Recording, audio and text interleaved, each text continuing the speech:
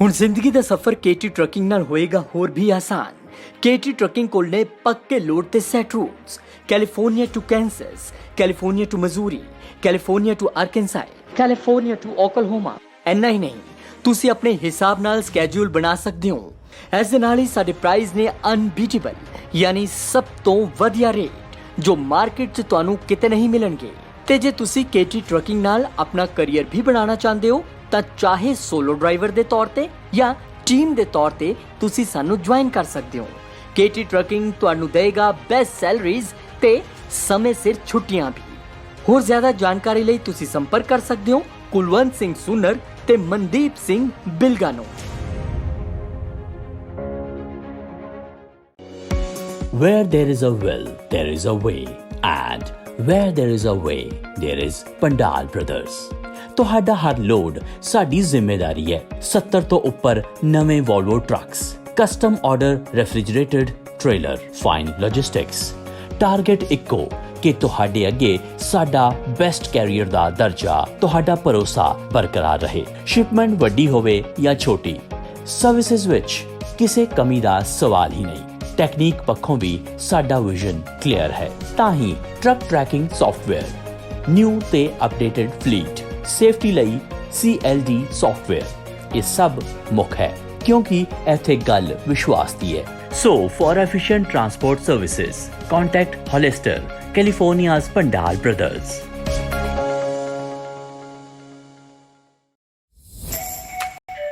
Reliable ਮਤਲਬ ਭਰੋਸੇਮੰਦ ਤੇ ਭਰੋਸੇਮੰਦ ਮਤਲਬ reliable tyre depot.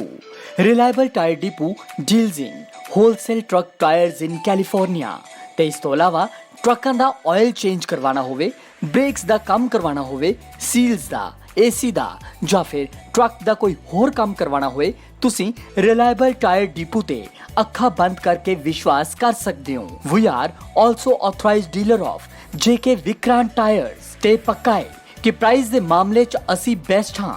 So do visit reliable tyre depot 1601 south union avenue, Bakersfield, California. ਜ਼ਿਆਦਾ ਜਾਣਕਾਰੀ ਦੇ ਲਈ ਸੁਰਜੀਤ ਸਿੰਘ ਬਾਜਵਾ ਤੇ ਇੰਦਰਜੀਤ ਸਿੰਘ ਗਿੱਲ ਨੂੰ ਹੇਠ ਲਿਖੇ ਨੰਬਰਾਂ ਤੇ ਸੰਪਰਕ ਕਰੋ। 6613782373, 6613784622।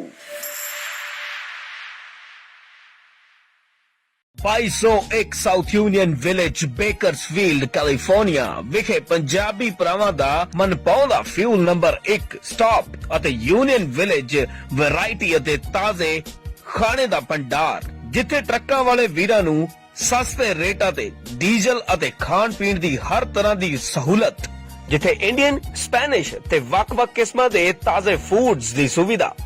ਇੱਕ ਵਾਰ ਬ੍ਰੇਕਾਂ ਮਾਰੋ, ਫੇਰ ਬ੍ਰੇਕਾਂ ਆਪਣੇ ਆਪ ਹੀ ਲੱਗਦੀਆਂ ਰਹਿਣਗੀਆਂ। ਸਾਨੂੰ ਅਜ਼ਮਾਓ। ਵਧੇਰੇ ਜਾਣਕਾਰੀ ਲਈ ਸੁੱਖੀ ਘੁੰਮਣ ਤੇ ਜੇ ਘੁੰਮਣ ਨੂੰ ਹੇਠ ਲਿਖੇ ਨੰਬਰਾਂ ਤੇ ਸੰਪਰਕ ਕਰੋ। 661 304 7500, 661 885 8858।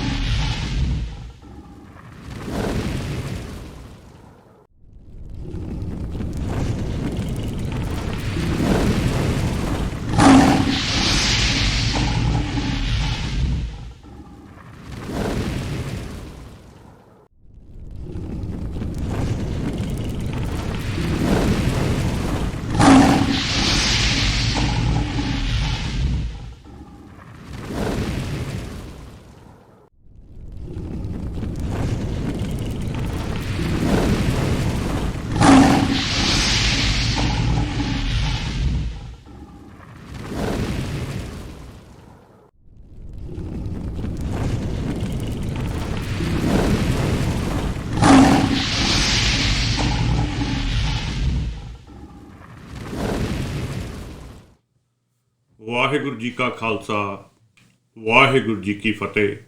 ਸਵਾਗਤ ਹੈ ਤੁਹਾਡਾ ਸਾਰਿਆਂ ਦਾ ਪ੍ਰੋਗਰਾਮ ਸਿੱਖਾਂ ਦੇ ਭਖ ਦੇ ਮਸਲੇ ਵਿੱਚ। ਐਤਵਾਰ ਦਾ ਪ੍ਰੋਗਰਾਮ ਲੈ ਕੇ ਤੁਹਾਡੇ ਸਾਹਮਣੇ ਹਾਜ਼ਰ ਹੋਏ ਹਾਂ। 1 ਸਾਲ ਤੋਂ ਲਗਾਤਾਰ ਆਪਾਂ ਕਮ ਸੇ ਕਮ ਇੱਕ ਪ੍ਰੋਗਰਾਮ ਹਫ਼ਤੇ ਦਾ ਕਿਸਾਨੀ ਅੰਦੋਲਨ ਨੂੰ ਡੈਡੀਕੇਟ ਕਰਦੇ ਰਹੇ ਹਾਂ। ਉਸੇ ਲੜੀ ਤਹਿਤ ਆਪਾਂ ਪ੍ਰੋਗਰਾਮ ਪਿਛਲੇ ਹਫ਼ਤੇ ਵੀ ਕੀਤਾ ਸੀ, ਉਸ ਤੋਂ ਪਿਛਲੇ ਵੀ ਕੀਤਾ ਸੀ, ਅਤੇ ਅੱਜ ਫਿਰ ਕਿਸੇ ਨਾ ਕਿਸੇ ਕਿਸਾਨ ਲੀਡਰ ਨੂੰ ਆਪਾਂ ਲੈ ਕੇ ਆ ਰਹੇ ਹਾਂ। ਗੁਰਬਾਣੀ ਦਾ ਵਾਕਿਆ ਵੱਡੇ ਹੱਥ ਵਡਿਆਈਆਂ, ਜੈ ਭਾਵੇਂ ਤੈਂ ਦੇ ਹੁਕਮ ਸਵਾਰੇ ਆਪਣਾ ਚਸਾ ਨਾ ਢਿੱਲ ਕਰੇ। ਬੜੇ ਲੋਕਾਂ ਨੇ ਕੋਸ਼ਿਸ਼ ਕੀਤੀ ਇਸ ਕਿਸਾਨੀ ਅੰਦੋਲਨ ਨੂੰ ਕੈਸ਼ ਕਰਨ ਦੀ ਕਿ ਸਾਨੂੰ ਕ੍ਰੈਡਿਟ ਮਿਲ ਜਾਵੇ, ਸਾਨੂੰ ਕ੍ਰੈਡਿਟ ਮਿਲ ਜਾਵੇ। ਬੜੇ ਰਾਜਨੀਤਿਕ ਬੰਦੇ, ਬੜੇ ਐਕਟਰ, ਬੜੇ ਹੋਰ ਲੋਕ ਇਸ ਅੰਦੋਲਨ ਦੇ ਵਿੱਚ ਘੁਸਪੈਠ ਕੀਤੀ ਵੀ ਕਿਸੇ ਤਰੀਕੇ ਨਾਲ ਸਾਨੂੰ ਕ੍ਰੈਡਿਟ ਮਿਲ ਜਾਵੇ, ਸਾਨੂੰ ਵਡਿਆਈਆਂ ਮਿਲ ਜਾਣ। ਪਰ ਜਿਵੇਂ ਗੁਰੂ ਮਹਾਰਾਜ ਦਾ ਵਾਕਿਆ ਕਿ ਜਿਹੜਾ ਹੁਕਮ ਆ, ਜਿਹੜਾ ਨਿਯਮ ਆ ਪਰਮਾਤਮਾ ਦਾ ਬਣਾਇਆ ਹੋਇਆ ਜਾਂ ਕੁਦਰਤ ਦਾ ਬਣਾਇਆ ਹੋਇਆ, ਉਹਨੂੰ ਕੋਈ ਵੀ ਤੁਸੀਂ ਨਾਂ ਦੇ ਦਿਓ, ਉਹਦੇ ਵਿੱਚ ਜੋ ਸੱਚਾ ਇਨਸਾਨ ਹੁੰਦਾ, ਜੋ ਸੱਚਾਈ 'ਤੇ ਚੱਲਦਾ, ਵਡਿਆਈਆਂ ਐਂਡ ਦੇ ਵਿੱਚ ਉਹਨੂੰ ਹੀ ਮਿਲਦੀਆਂ ਹੈ। ਸੱਚਾਈ ਸਾਹਮਣੇ ਆ ਹੀ ਜਾਂਦੀ ਆ ਜਿਹੜਾ ਸਿਰੜੀ ਹੋ ਕੇ ਸੱਚ ਉੱਤੇ ਤੁਰਦਾ ਰਵੇ। ਉਹਨਾਂ ਵਿੱਚੋਂ ਇੱਕ ਇਨਸਾਨ ਅੱਜ ਤੁਹਾਡੇ ਸਾਹਮਣੇ ਆ, ਸਰਦਾਰ ਜੋਗਿੰਦਰ ਸਿੰਘ ਉਗਰਾਹਾਂ। ਆਪਾਂ ਪਹਿਲਾਂ ਵੀ ਤੁਹਾਡੇ ਨਾਲ ਕਈ ਵਾਰੀ ਉਹਨਾਂ ਦੀ ਮੁਲਾਕਾਤ ਕਰਾ ਚੁੱਕੇ ਹਾਂ। ਸਭ ਤੋਂ ਵੱਡੀ ਕਿਸਾਨ ਜਥੇਬੰਦੀ ਦੇ ਉਹ ਲੀਡਰ ਆ, ਪਰ ਉਹਨਾਂ ਨੇ ਕਦੇ ਇਹ ਨਹੀਂ ਕਿਹਾ ਕਿ ਮੈਨੂੰ ਫਲਾਣੀ ਪਾਰਟੀ ਦੇ ਵਿੱਚ ਵੀ ਲਓ, ਮੈਨੂੰ ਫਲਾਣੀ ਮੀਟਿੰਗ ਦੇ ਵਿੱਚ ਵੀ ਲਓ, ਮੈਂ ਉਹਦਾ ਹਿੱਸਾ ਬਣਨਾ ਆ। ਹਾਲਾਂਕਿ ਸਭ ਤੋਂ ਵੱਡੀ ਜਥੇਬੰਦੀ ਆ, ਜੇ ਉਹ ਚਾਹਣ ਰੇੜਕਾ ਪਾਉਣਾ ਚਾਹਣ ਤੋਂ ਕਿਸੇ ਵੀ ਪਾਰਟੀ ਦਾ, ਕਿਸੇ ਵੀ ਜਥੇਬੰਦੀ ਦਾ, ਜਾਂ ਕੋਈ ਵੀ ਜਦੋਂ 32 ਮੈਂਬਰੀ ਦੀ ਗੱਲ ਹੁੰਦੀ ਜਾਂ 31 ਮੈਂਬਰਾਂ ਦੀ ਹੁੰਦੀ ਆ ਜਾਂ ਸੰਯੁਕਤ ਮੋਰਚੇ ਦੀ ਹੁੰਦੀ ਆ, ਉਹ ਕਹਿ ਸਕਦੇ ਮੈਨੂੰ ਵਿੱਚ ਲਓ ਵੀ।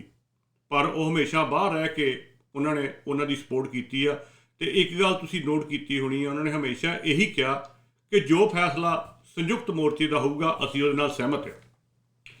ਸੋ ਬਹੁਤ ਘੱਟ ਹੁੰਦੇ ਆ ਇਹੋ ਜਿਹੇ ਇਨਸਾਨ, ਨਹੀਂ ਤਾਂ ਹਰੇਕ ਨੂੰ ਅੱਜ ਕੱਲ੍ਹ ਇਹਦੀ ਹੋੜ ਲੱਗੀ ਹੋਈ ਆ ਕਿ ਮੈਨੂੰ ਕ੍ਰੈਡਿਟ ਮਿਲ ਜਾਵੇ, ਮੈਨੂੰ ਕ੍ਰੈਡਿਟ ਮਿਲ ਜਾਵੇ, ਮੈਨੂੰ ਮੋਹਰੇ ਲੈ ਆਓ, ਮੈਨੂੰ ਲੀਡਰ ਬਣਾ ਲਓ। ਸੋ ਅੱਜ ਉਹਨਾਂ ਨਾਲ ਆਪਾਂ ਗੱਲਾਂ ਬਾਤਾਂ ਕਰਾਂਗੇ ਕਿ ਕਿਸਾਨੀ ਅੰਦੋਲਨ ਜਿਹੜਾ ਮੋਦੀ ਨੇ ਹੁਣ ਅਨਾਊਂਸ ਕਰਤਾ ਕਿ 3 ਬਿੱਲ, ਜਿਹੜੀ ਵੱਡੀ ਗੱਲ ਸੀਗੀ, 90-95% ਆਪਾਂ ਮੋਰਚਾ ਜਿੱਤ ਲਿਆ ਆ। ਇਹ ਲੋਕਾਂ ਨੂੰ ਸਮਝ ਆਉਣੀ ਚਾਹੀਦੀ, ਕਿਉਂਕਿ ਆਪਾਂ ਗਏ ਉੱਥੇ ਬਿੱਲਾਂ ਖਾਤਰ ਹੀ ਸੀ। ਬਾਕੀ ਦੇ ਜਿਹੜੇ ਮਸਲੇ ਆ ਉਹ ਬਾਅਦ ਦੇ ਮਸਲੇ ਆ, ਉਹ ਵੀ ਹੱਲ ਹੋਣੇ ਚਾਹੀਦੇ ਆ, ਪਰ ਜਿਹੜਾ ਮੇਨ ਸੀਗਾ ਉਹ ਹੱਲ ਹੋ ਚੁੱਕਾ ਆ। ਸੋ ਜਿੱਤ ਵੱਲ ਨੂੰ ਆਪਣੇ ਕਦਮ ਵੱਧ ਚੁੱਕੇ ਆ। ਸੋ ਅੱਜ ਆਪਾਂ ਗੱਲਬਾਤ ਕਰਾਂਗੇ ਵੀ ਅੱਗੋਂ ਆਪਣਾ ਕੀ ਪਲਾਨ ਆ, ਕੀ ਰਾਜਨੀਤੀ ਆ। ਸੋ ਹਾਂਜੀ ਜਗਮੋਹਨ ਸਿੰਘ ਜੀ, ਪ੍ਰੋਗਰਾਮ ਦੀ ਸ਼ੁਰੂਆਤ ਕਰੋ। ਹਾਂਜੀ, ਸਭ ਤੋਂ ਪਹਿਲਾਂ ਜੀ ਆਇਆਂ ਜਿਹੜੇ ਦਰਸ਼ਕ ਸਾਨੂੰ ਦੇਸੀ ਚੈਨਲ, ਗੁਰਮਤਿ ਟੀਵੀ, ਪਿਓਰ ਪੰਜਾਬੀ ਟੀਵੀ, ਸਾਂਝੀ ਸੋਚ ਟੀਵੀ, SDVM YouTube ਚੈਨਲ, ਗੁਰਮਤਿ ਟੀਵੀ ਫੇਸਬੁੱਕ, ਸੱਚ ਦੀ ਖੋਜ ਫੇਸਬੁੱਕ ਤੇ ਦੇਖਦੇ ਉਹਨਾਂ ਸਾਰੇ ਦਰਸ਼ਕਾਂ ਦਾ, ਜਿਹੜੇ ਸਾਨੂੰ ਵੱਖ-ਵੱਖ ਐਪਾਂ ਤੇ ਸੁਣਦੇ ਆ, ਉਹਨਾਂ ਸਾਰਿਆਂ ਦਾ, ਸਰੋਤਿਆਂ ਦਾ ਜੀ ਆਇਆਂ। ਅੱਜ 22 ਮੱਘਰ 553 ਸੰਮਤ ਮੂਲ ਨਾਨਕਸ਼ਾਹੀ ਕੈਲੰਡਰ ਅਨੁਸਾਰ ਪਾਲ ਸਿੰਘ ਪੁਰੇਵਾਲ, ਸਾਡਾ ਇਹ ਜਿਹੜਾ ਚੈਨਲ ਹੈ ਇੱਕ ਪੰਥ, ਇੱਕ ਗ੍ਰੰਥ ਤੇ ਇੱਕ ਮੂਲ ਨਾਨਕਸ਼ਾਹੀ ਕੈਲੰਡਰ ਨੂੰ ਸਮਰਪਿਤ ਆ। ਹਮੇਸ਼ਾ ਸੱਚ ਦੀ ਖੋਜ, ਸੱਚ ਦੀ ਆਵਾਜ਼ ਇਸ ਚੈਨਲ ਤੋਂ ਗੂੰਜਦੀ ਰਹਿੰਦੀ ਆ। ਅਸੀਂ ਸਾਰੇ ਹੀ ਉਹ ਇਨਸਾਨ, ਉਹ ਲੀਡਰ ਲੈ ਕੇ ਆਉਂਦੇ ਆ ਜਿਹੜੇ ਕਿ ਗਰਾਊਂਡ ਪੱਧਰ ਤੇ ਕੰਮ ਕਰ ਰਹੇ ਆ। ਸੋ ਇਸੇ ਲੜੀ ਦੇ ਵਿੱਚ ਸਰਦਾਰ ਜੋਗਿੰਦਰ ਸਿੰਘ ਉਗਰਾਹਾਂ ਹੁਣਾਂ ਦਾ ਜੀ ਆਇਆਂ ਪ੍ਰੋਗਰਾਮ ਦੇ ਵਿੱਚ, ਤੇ ਸਾਰੇ ਦਰਸ਼ਕਾਂ ਨੂੰ ਤੇ ਸਰਦਾਰ ਜੋਗਿੰਦਰ ਸਿੰਘ ਹੁਣਾਂ ਨੂੰ ਵਾਹਿਗੁਰੂ ਜੀ ਕਾ ਖਾਲਸਾ, ਵਾਹਿਗੁਰੂ ਜੀ ਕੀ ਫਤਿਹ। ਸੋ ਆਪਾਂ ਟਾਈਮ ਘੱਟ ਲੈਂਦੇ ਹੋਏ ਪਹਿਲਾ ਸਵਾਲ ਇਹ ਆ ਕਿ ਜਿਹੜਾ ਆਪਣੇ ਇਹ 3 ਕਾਨੂੰਨ ਰੱਦ ਹੋ ਗਏ, ਮੋਦੀ ਨੇ ਇੱਕਦਮ ਉੱਠ ਕੇ ਅਨਾਊਂਸ ਕਰ ਦਿੱਤਾ ਵੀ 3 ਕਾਨੂੰਨ ਰੱਦ ਆ। ਸੋ ਮੇਰਾ ਸਵਾਲ ਇਹ ਹੈ ਕਿ ਅਸੀਂ ਜਾਂ ਕਿਸਾਨ ਲੀਡਰ ਜਾਂ ਤੁਸੀਂ ਆਪ ਉਗਰਾਹਾਂ ਸਾਹਿਬ ਇਹ ਉਮੀਦ ਕਰਦੇ ਸੀ ਕਿ ਮੋਦੀ ਇੱਦਾਂ ਉੱਠ ਕੇ ਇੱਕ ਦਿਨ ਸਪੀਚ ਦੇ ਕੇ ਤੇ ਕਹਿ ਦਊਗਾ ਵੀ ਸਾਰੇ ਕਾਨੂੰਨ ਰੱਦ? ਹਾਂਜੀ। ਨਹੀਂ ਜੀ, ਪਹਿਲਾਂ ਤਾਂ ਸਾਨੂੰ ਇਹ ਉਮੀਦ ਨਹੀਂ ਸੀ, ਕਿਉਂਕਿ ਅੱਜ ਤੱਕ ਜਿੰਨੀਆਂ ਵੀ ਅਸੀਂ ਅੰਦੋਲਨ ਕੀਤੇ ਨੇ, ਅੰਦੋਲਨ ਕਰਨ ਵਾਲੀ ਧਿਰ ਤੇ ਸਰਕਾਰ, ਉਹਨਾਂ ਵਿਚਾਲੇ ਕੋਈ ਨਾ ਕੋਈ ਗੱਲਬਾਤ ਦਾ ਰਾਬਤਾ ਹੁੰਦਾ ਹੈ। ਉੱਥੇ ਦੋਵਾਂ ਧਿਰਾਂ ਦੀ ਸਹਿਮਤੀ ਦੇ ਨਾਲ ਜਿਹੜੀ ਗੱਲ ਤੈਅ ਹੁੰਦੀ ਹੈ, ਉਹੀ ਜਿਹੜਾ ਮੁੱਖ ਹੁੰਦਾ ਅਹੁਦੇਦਾਰ ਜਾਂ ਪ੍ਰਧਾਨ ਮੰਤਰੀ ਜਾਂ ਮੁੱਖ ਮੰਤਰੀ, ਉਹੀ ਗੱਲ ਉਹ ਐਲਾਨ ਕਰਦੇ ਆ ਕੇ। ਪਰ ਇਹ ਅਚਾਨਕ ਇੱਕਦਮ ਮੋਦੀ ਸਾਹਿਬ ਨੇ ਨਾ ਸਾਡੇ ਨਾਲ ਰਾਏ ਕੀਤੀ, ਨਾ ਆਪਣੀ ਕੈਬਨਿਟ ਦੇ ਵਿੱਚ, ਨਾ ਕਦੇ ਬਿਆਨ ਦਿੱਤਾ, ਤੇ ਅਚਾਨਕ ਐਲਾਨ ਕਰਤਾ। ਇਹਦੇ ਵਿੱਚੋਂ ਤਾਂ ਸਾਨੂੰ ਇਹ ਲੱਗੀ ਜਾਂਦਾ ਹੈ ਵੀ ਅਸਲ ਵਿੱਚ ਉਹਨੇ ਇਹ ਆਪਦੀ ਜਿਹੜੀ ਪਿਛਲਾ ਉਹਦਾ ਕਿਰਦਾਰ ਹੈ, ਜਿਹੜੀ ਪਿਛਲਾ ਉਹਦਾ ਸੁਭਾਅ ਹੈ, ਜਾਂ ਪਿਛਲੀ ਉਹਦੀ ਈਗੋ ਹੈ, ਜਿਵੇਂ ਪਹਿਲਾਂ ਫੈਸਲੇ ਉਹ ਕਰਦਾ ਰਿਹਾ, ਉਹ ਫੈਸਲਿਆਂ ਦੀ ਤਰ੍ਹਾਂ ਇੱਕ ਇਹ ਫੈਸਲਾ ਕੀਤਾ ਹੈ। ਜਿਵੇਂ ਮੈਂ ਤੁਹਾਨੂੰ ਨਾਲ ਯਾਦ ਕਰਾਉਣਾ, ਨੋਟਬੰਦੀ ਵੇਲੇ ਕਿਸੇ ਨੂੰ ਜਾਣਕਾਰੀ ਨਾ ਹੋਣਾ, ਅਚਾਨਕ ਐਲਾਨ ਕਰ ਦੇਣਾ। ਧਾਰਾ 370 ਤੋੜਨ ਵੇਲੇ ਉਹ ਨਾ ਕਿਸੇ ਨੂੰ ਪੁੱਛਣਾ। ਜਦੋਂ ਆਪਣਾ ਲਾਕਡਾਊਨ ਲਾਇਆ, ਉਹਦਾ ਕਿਸੇ ਨਾਲ ਰਾਏ ਕਰਨਾ, ਉਹਨੇ ਐਲਾਨ ਹੀ ਕਰ ਦੇਣਾ। ਤੇ ਇਸ ਤਰ੍ਹਾਂ ਦੇ ਫੈਸਲੇ ਪਹਿਲਾਂ ਉਹ ਕਰਦਾ ਰਿਹਾ।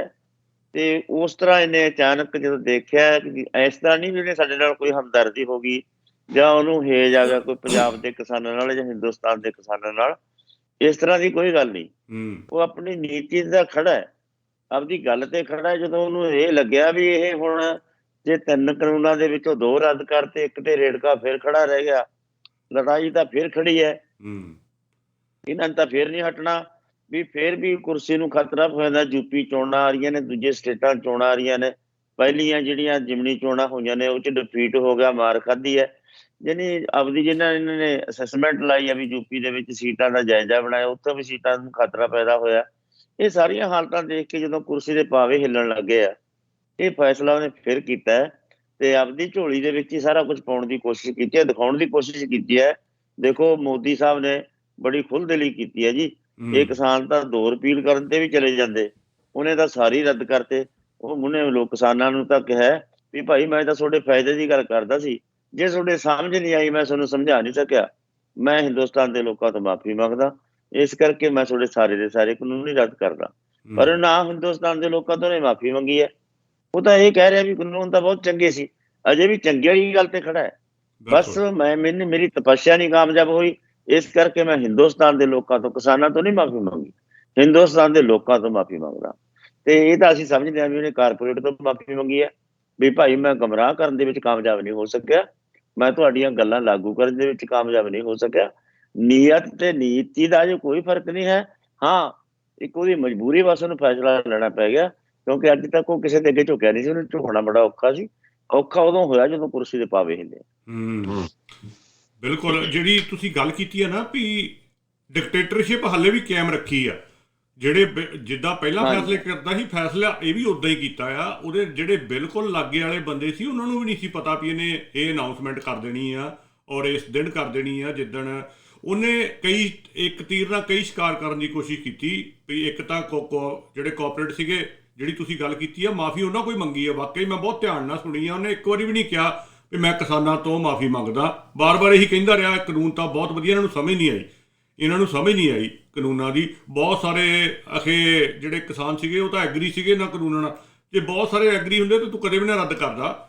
ਗੱਲ ਤਾਂ ਇਹ ਸੀ ਕੋਈ ਵੀ ਨਹੀਂ ਸੀ ਐਗਰੀ ਹੈਗਾ। ਉਹ ਜਿਹੜੇ ਤੇਰੇ ਖਾਸ ਬੰਦੇ ਸੀਗੇ ਉਹ ਭਾਵੇਂ 1-2 ਐਗਰੀ ਹੋਏ ਹੋਣ ਇਹਦੇ ਨਾਲ। ਤੇ ਜਿਹੜੀ ਕੈਬਨਿਟ ਵਿੱਚ ਵੀ ਹੁਣ ਕੀਤੀ ਆ, ਜਦੋਂ ਇਹਨਾਂ ਨੇ ਉੱਥੇ ਵੀ ਕੋਈ ਧੂੰਆਂ ਨਹੀਂ ਕੱਢਿਆ, ਉੱਥੇ ਵੀ ਇਹੀ ਕਿਹਾ ਵੀ ਇਹ ਬਿੱਲ ਬਹੁਤ ਵਧੀਆ, ਉਹ ਘੰਟੇ 2 ਘੰਟੇ 'ਚ ਹੀ ਕੰਮ ਨਿਬੇੜਤਾ। ਲੋਕਾਂ ਨੂੰ ਸੀਗਾ ਵੀ ਲਾਊਗੇ ਕੋਈ ਹਫ਼ਤਾ 2 ਹਫ਼ਤੇ ਉਹਦੇ 'ਤੇ ਕੋਈ ਗੱਲਬਾਤ ਕਰੂਗੇ। ਉਹ ਵੀ ਮੈਂ ਜੋ ਦੇਖਿਆ ਕਹਿੰਦੇ ਰਾਜ ਸਭਾ 'ਚ ਵੀ ਹੋ ਗਿਆ ਜੀ, ਉੱਥੇ ਵੀ ਹੋ ਗਿਆ, ਲੋਕ ਸਭਾ 'ਚ ਵੀ ਹੋ ਗਿਆ, ਇਕੱਠਾ ਹੀ ਕਰਤਾ ਦੋਨਾਂ 'ਚ। ਮੈਂ ਬੜਾ ਹੈਰਾਨ ਸੀ ਵੀ ਇਹ ਡਰਾਮਾ ਹੀ ਸੀਗਾ ਤਾਂ ਮਤਲਬ ਵੀ ਜਦੋਂ ਮਰਜ਼ੀ ਜੋ ਮਰਜ਼ੀ ਕਰ ਦਿਓ। ਸੋ ਇਹ ਵਾਕਈ ਤੁਸੀਂ ਜਿਹੜੀ ਗੱਲ ਕੀਤੀ ਆ ਵੀ ਡਿਕਟੇਟਰਸ਼ਿਪ, ਉਹਨੇ ਹਾਲੇ ਵੀ ਮੈਸੇਜ ਇਹੀ ਦਿੱਤਾ ਆਪਣੇ ਜਿਹੜਾ ਉਹਦਾ ਬੇਸ ਆ ਉਹਨਾਂ ਨੂੰ ਵੀ ਭਾਈ ਜੋ ਮੈਂ ਕਹਿੰਦਾ ਉਹੀ ਹੁੰਦਾ ਆ, ਹੋਰ ਕੋਈ ਮੇਰੇ ਤੇ ਕੁਝ ਕਹਿ ਨਹੀਂ ਸਕਦਾ। ਹਾਂਜੀ ਜਗਮੋਹਨ ਸਿੰਘ, ਤੁਸੀਂ ਕੁਝ ਕਹਿਣਾ ਚਾਹੋ ਇਹਦੇ ਬਾਰੇ? ਹਾਂਜੀ, ਬਿਲਕੁਲ। ਜਿਹੜੀ ਗੱਲ ਹੈ, ਗੱਲ ਡਿਕਟੇਟਰਸ਼ਿਪ ਦੀ ਆ। ਉਹਨੂੰ ਪਤਾ ਆ ਕਿ ਉਹਨੇ, ਮੇਰਾ ਖਿਆਲ ਹੈ ਗੁਜਰਾਤ ਦਾ, ਮੱਧ ਪ੍ਰਦੇਸ਼ ਦਾ, 3 ਜ਼ਿਲ੍ਹਿਆਂ ਦੇ, ਉਹਨੇ 3 ਸਟੇਟਾਂ ਦੇ ਮੁੱਖ ਮੰਤਰੀ ਆਪਣੇ ਹਿਸਾਬ ਨਾਲ ਬਦਲ ਦਿੱਤੇ। ਯੋਗੀ ਨੂੰ ਵੀ ਬਦਲ ਨੂੰ ਫਿਰਦਾ ਸੀ ਪਰ ਉਹਦਾ ਸੂਤ ਨਹੀਂ ਲੱਗਿਆ, ਉੱਥੇ ਰੌਲਾ ਪੈ ਗਿਆ, ਨਹੀਂ ਬਦਲ ਹੋਇਆ। ਹੁਣ ਜਿਹੜਾ ਕਿਸਾਨ ਅੰਦੋਲਨ ਤੋਂ ਬਾਅਦ ਦਾ ਇਫੈਕਟ ਚੱਲ ਰਿਹਾ, ਉਹ ਆਪਾਂ ਦੇਖ ਰਹੇ ਹਾਂ ਵੀ ਨਵਾਜ਼ ਪੜ੍ਹਨ ਤੇ ਮੁਸਲਮਾਨਾਂ ਦੇ ਬਹੁਤ ਰੌਲਾ ਪੈ ਰਿਹਾ ਉੱਥੇ।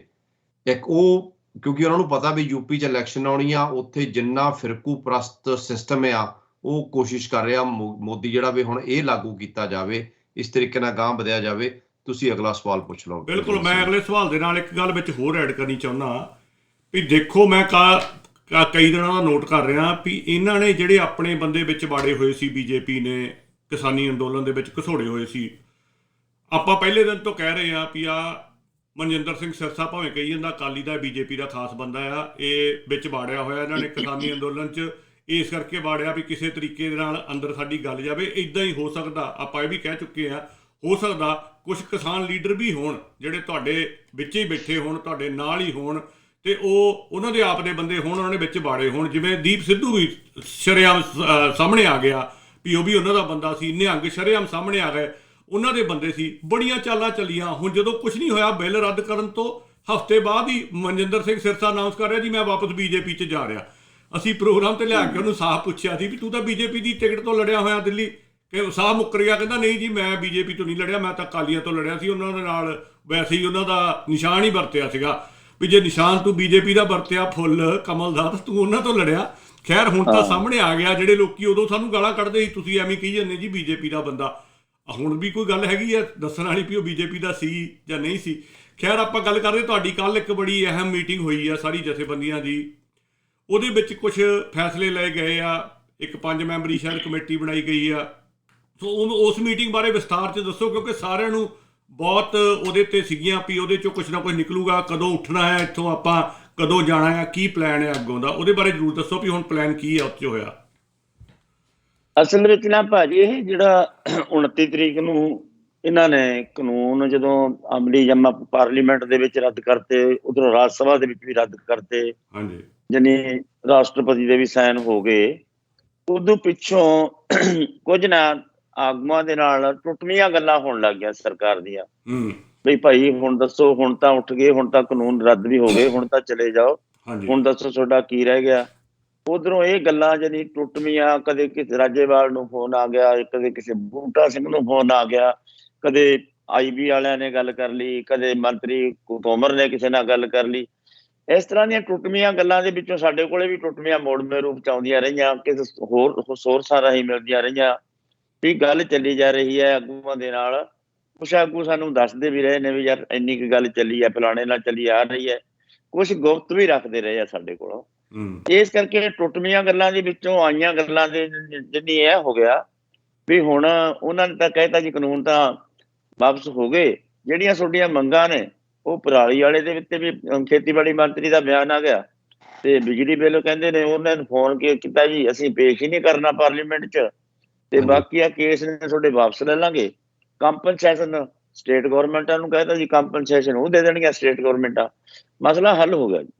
ਇਹ ਇਸ ਤਰ੍ਹਾਂ ਦਾ ਰੇੜਕਾ ਹੁੰਦੇ ਹੁੰਦੇ ਇੱਕ ਸਟੇਜ ਇਹ ਆ ਗਈ 30 ਨਵੰਬਰ ਵਾਲੇ ਦਿਨ ਕਿ ਪੰਜਾਬ ਦੀਆਂ 32 ਜਥੇਬੰਦੀਆਂ ਮੀਟਿੰਗ ਕਰ ਰਹੀਆਂ ਨੇ ਕਿ ਉਹ 1 ਤਰੀਕ ਨੂੰ ਇੱਥੋਂ ਅੰਦੋਲਨ ਸਮਾਪਤ ਕਰਨਗੀਆਂ। ਇਹ ਚਰਚਾ ਸੀ, ਝੂਠ ਸੀ, ਜਦੋਂ ਤੱਕ ਸਾਡੇ ਕੋਲੇ ਗੱਲਾਂ ਆਉਂਦੀਆਂ ਰਹੀਆਂ। ਤਾਂ ਸਾਨੂੰ 9 ਮਹੀਨੇ ਨੂੰ ਅਚਾਨਕ ਫੈਸਲਾ ਕਰਨਾ ਪਿਆ ਵੀ ਯਾਰ ਇਹ ਕੀ ਹੋਇਆ, ਵੀ ਐਡੀ ਕਾਹਲੀ ਕਿਉਂ, ਵੀ ਅਸਲ ਵਿੱਚ ਸਾਡੇ ਹੱਥ 'ਚ ਕੁਛ ਨਹੀਂ ਆਇਆ। ਠੀਕ ਹੈ ਕਾਨੂੰਨ ਰੱਦ ਹੋ ਗਏ, ਇਹ ਠੀਕ ਹੈ ਗੱਲ, ਕਿਉਂਕਿ ਦੂਜੀਆਂ ਸਟੇਟਾਂ ਤਾਂ MSP ਤੇ ਖੜੀਆਂ ਨੇ, ਦੂਜੀਆਂ ਸਟੇਟਾਂ ਦੇ ਨਾਲ ਤਾਂ ਰੜਕਵੀਂ ਗੱਲ ਇਹ ਵੀ ਹੈ ਵੀ ਉਹਨਾਂ ਤੇ ਪਾਏ ਹੋਏ ਝੂਠੇ ਪੇਰ। ਹੁਣ ਹਰਿਆਣੇ ਦੇ ਕਿਸਾਨਾਂ ਤੇ 48,000 ਤੇ ਲੋਕਾਂ ਤੇ ਕੇਸ ਪਏ ਹੋਏ ਆ, ਉਹ ਕਹਿੰਦੇ ਵੀ ਸਾਡੇ ਕੇਸ ਦਾ ਘੱਟੋ ਘੱਟ ਅੰਦੋਲਨ ਦੌਰਾਨ ਪਏ ਨੇ ਉਹ ਤਾਂ ਵਾਪਸ ਹੋਣ। ਟਰੈਕਟਰ ਖੜੇ ਨੇ ਸਾਡੇ ਥਾਣਿਆਂ 'ਚ, ਟਰੈਕਟਰ ਖੜੇ ਆ, ਉਹ ਟਰੈਕਟਰ ਬੰਦ ਕੱਢੇ, ਸਾਲ ਤੋਂ ਕੰਮ ਨਹੀਂ ਲੱਗਿਆ ਲਏ ਉਹ ਵੀ ਇਹ ਪਰਚੇ ਦਰਜ ਨਹੀਂ ਜੇ ਹੁੰਦੇ, ਇਹਦਾ ਕੰਡੀਸ਼ਨ ਘੱਟੋ ਘੱਟ ਬਣਾਓ। ਇਹਨਾਂ ਗੱਲਾਂ ਦਾ ਜਦੋਂ ਇਸ ਤਰ੍ਹਾਂ ਦੀ ਗੱਲਾਂ ਆਉਣ ਲੱਗ ਗਈਆਂ, ਫਿਰ ਅਸੀਂ ਫੌਰੀ ਮੀਟਿੰਗ ਦੇ ਵਿੱਚ ਇਹ ਗੱਲ ਕੀਤੀ ਵੀ ਆਪਾਂ ਨੂੰ ਇਹ ਸੁਨੇਹਾ ਪਹੁੰਚਾਉਣਾ ਚਾਹੀਦਾ 32 ਜਥੇਬੰਦੀਆਂ ਨੂੰ ਵੀ ਭਾਈ ਕਾਹਲ ਨਾ ਕਰੋ, ਅਜੇ ਕੁਛ ਹੱਥ 'ਚ ਨਹੀਂ ਆਇਆ। 1 ਤਰੀਕ ਦੀ ਮੀਟਿੰਗ ਹੈ ਜਿਹੜੀ ਕੈਂਸਲ ਕਰੋ, 4 ਦੀ ਮੀਟਿੰਗ ਤੇ ਫੈਸਲਾ ਕਰਾਂਗੇ। 4 ਦੀ ਮੀਟਿੰਗ ਤੇ ਜਾਨੀ ਫਿਰ ਇਹ ਫੈਸਲਾ ਕੀਤਾ ਵੀ ਭਾਈ ਕੋਈ ਮਤਲਬ ਨਹੀਂ ਜਾਣਦਾ ਜਿੰਨਾ ਚਿਰ ਸਾਡੇ ਕੋਲੇ ਆ ਜਿਹੜੀਆਂ ਰਹਿੰਦੀਆਂ ਮੰਗਾਂ ਨੇ ਲਿਖਤੀ ਹੱਥ 'ਚ ਨਹੀਂ ਆਉਂਦੀਆਂ। ਇਹਨਾਂ ਦੇ ਵਿੱਚੋਂ ਕੰਡੀਸ਼ਨਲ ਮੰਗ ਸਾਡੀ ਇਹ ਹੈ ਵੀ ਜਿੰਨਾ ਚਿਰ ਕਿਸਾਨਾਂ ਤੇ ਅੰਦੋਲਨ ਦੌਰਾਨ ਪਏ ਪਰਚੇ ਨਹੀਂ ਰੱਦ ਹੁੰਦੇ, ਉਹਨਾਂ ਚਿਰ ਜਾਣ ਦਾ ਸਵਾਲ ਹੀ ਨਹੀਂ ਪੈਦਾ ਹੁੰਦਾ।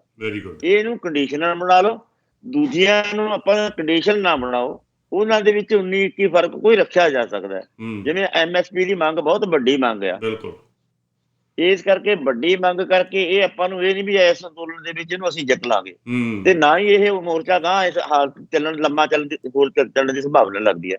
ਇਸ ਕਰਕੇ ਇਹਨੂੰ ਕੰਟੀਨਿਊ ਰੱਖ ਲਿਆ ਜਾਵੇ। ਜੇ ਕੋਈ ਕਮੇਟੀ ਬਣਾਉਣ ਦੀ, ਸਾਡਾ ਤਾਂ ਚਲੋ ਇਹ ਮਤ ਸੀ ਸਾਨੂੰ ਤਾਂ ਕਮੇਟੀ ਜਿਵੇਂ ਨਹੀਂ ਜਾਣਾ ਚਾਹੀਦਾ, ਤੇ ਕਮੇਟੀ ਤੇ ਇੱਕਦਮ ਰੱਦ ਕਰਨੀ ਚਾਹੀਦੀ ਹੈ ਕਮੇਟੀ। ਸਰਕਾਰ ਨੂੰ ਕਹੋ ਵੀ ਤੁਹਾਨੂੰ ਦਿੱਤਾ ਸਮਾਂ, ਤੁਸੀਂ ਮਹੀਨੇ ਦਾ ਲੈ ਲਓ, 2 ਮਹੀਨਿਆਂ ਦਾ ਲੈ ਲਓ, ਆਪਦੀ ਕਮੇਟੀ ਇਹੀ ਜੀ ਤੁਸੀਂ ਬਣਾਉਣੀ ਆ ਬਣਾ ਲਓ, ਤੇ ਸਾਨੂੰ ਇਹ ਦੱਸੋ ਵੀ ਤੁਸੀਂ MSP ਦਾ ਕਾਨੂੰਨ ਕਦੋਂ ਬਣਾਉਂਦੇ ਹੋ। ਉਹਦੇ ਵਾਸਤੇ ਅਰਸਾ ਲੈ ਲੈਣਾ। ਜੇ ਤੁਸੀਂ ਨਹੀਂ ਬਣਾਉਣਾ ਤਾਂ ਸਾਡੀ ਲੜਾਈ ਜਾਰੀ ਰਹੂਗੀ। ਫਿਰ ਇਹ ਜਿਹੜਾ MSC ਨੂੰ ਇਸ ਇਸ਼ੂ ਨੂੰ ਮੁੱਖ ਰੱਖ ਲਓ ਤੇ ਨਾਲ ਕਰਜ਼ੇ ਵਾਲਾ ਜੋੜ ਲਓ, ਨਾਲ ਸਵਾਮੀਨਾਥਨ ਵਾਲੀ ਮੰਗ ਜੋੜ ਲਓ। ਉਹ ਦੂਜੇ ਨੰਬਰ ਦੀਆਂ ਹੁਣ ਮੁੱਖ MSP ਹੋਵੇ ਤੇ ਦੇਸ਼ ਦੇ ਵਿੱਚ ਇਹਦਾ ਪ੍ਰਚਾਰ ਕਰਕੇ ਫਿਰ ਅਗਲੇ ਨਵੰਬਰ 26 ਨਵੰਬਰ ਨੂੰ ਮੋਰਚਾ ਦਿੱਲੀ ਦੇ ਵਿੱਚ ਫੇਰ ਲਾ ਦੀ 2024 ਦੀਆਂ ਚੋਣਾਂ ਤੋਂ ਪਹਿਲਾਂ ਇਹ ਸਰਕਾਰ ਤੇ ਵਜਨ ਬਣਾ ਕੇ ਦਵਾਇਆ ਜਾ ਸਕਦਾ ਹੈ। ਇਸ ਤਰ੍ਹਾਂ ਦੀ ਸਕੀਮ ਸੀਗੀ ਇਹ। ਤੇ ਫਿਰ ਇਹ ਚੰਗਾ ਇਹ ਹੋਇਆ ਵੀ ਉਹਨਾਂ ਨੂੰ ਕਨਵੇ ਹੋ ਗਿਆ 1 ਤਰੀਕ ਨੂੰ 30 ਤਰੀਕ ਨੂੰ ਵੀ ਜਿਹੜੇ 9 ਮੈਂਬਰੀ ਆ ਉਹਦੇ ਵਿੱਚ ਤੇ ਦੂਜੀਆਂ ਯੂਪੀ ਦੀਆਂ ਜਥੇਬੰਦੀਆਂ, ਹਰਿਆਣੇ ਦੀਆਂ ਜਥੇਬੰਦੀਆਂ ਦੇ ਵਿੱਚ ਕੁਝ ਫਰਕ ਪੈਣਗੇ। ਇਸ ਕਰਕੇ ਮੋਰਚਾ ਟੁੱਟ ਨਾ ਜਾਵੇ, ਇਕਜੁੱਟ ਆਏ ਆ ਤੇ ਇਕਜੁੱਟ ਵਾਪਸ ਜਾਈਏ। ਇਹ ਗੱਲ ਅਸੀਂ ਉਹਨਾਂ ਤੱਕ ਪਹੁੰਚਾਤੀ ਸੀ। ਉਹਨਾਂ ਨੇ ਇਹਨੂੰ ਸੋਚ ਕੇ ਧਿਆਨ 'ਚ ਰੱਖ ਕੇ ਫੈਸਲਾ ਬਦਲ ਲਿਆ ਵੀ ਠੀਕ ਹੈ ਯਾਰ, ਅਜੇ ਅਸੀਂ ਕਾਹਲੀ ਨਹੀਂ ਕਰਦੇ। ਜੇ ਇਸ ਤਰ੍ਹਾਂ ਦੇ ਬਖਰੇਵੇਂ ਨੇ ਫਿਰ ਅਸੀਂ ਸਾਰੇ ਇਕਜੁੱਟ ਹੀ ਉੱਠਾਂਗੇ। ਜਿਹੜੀ 4 ਤਰੀਕ ਦੀ ਸਾਡੀ ਮੀਟਿੰਗ ਹੋਈ ਉਹ ਬਹੁਤ ਹੀ, ਜਿਵੇਂ 1 ਸਾਲ ਦੀਆਂ ਮੀਟਿੰਗਾਂ ਦੇ ਵਿੱਚੋਂ ਮੈਂ ਸਮਝਦਾ ਵੀ ਸਾਰੀ ਮਤਲਬ ਉਹ ਮੀਟਿੰਗ ਸਾਡੀ ਬਹੁਤ ਹੀ ਪੋਜ਼ਿਟਿਵ ਤਰੀਕੇ ਨਾਲ ਹੋਈ। ਬਹੁਤ ਹੀ ਜਿਵੇਂ ਮੀਟਿੰਗ ਹੋਣੀ ਚਾਹੀਦੀ ਹੈ। ਫਿਰ ਵੀ ਛੋਟੇ ਮੋਟੇ ਫਰਕ ਤਾਂ ਰਹਿ ਗਏ।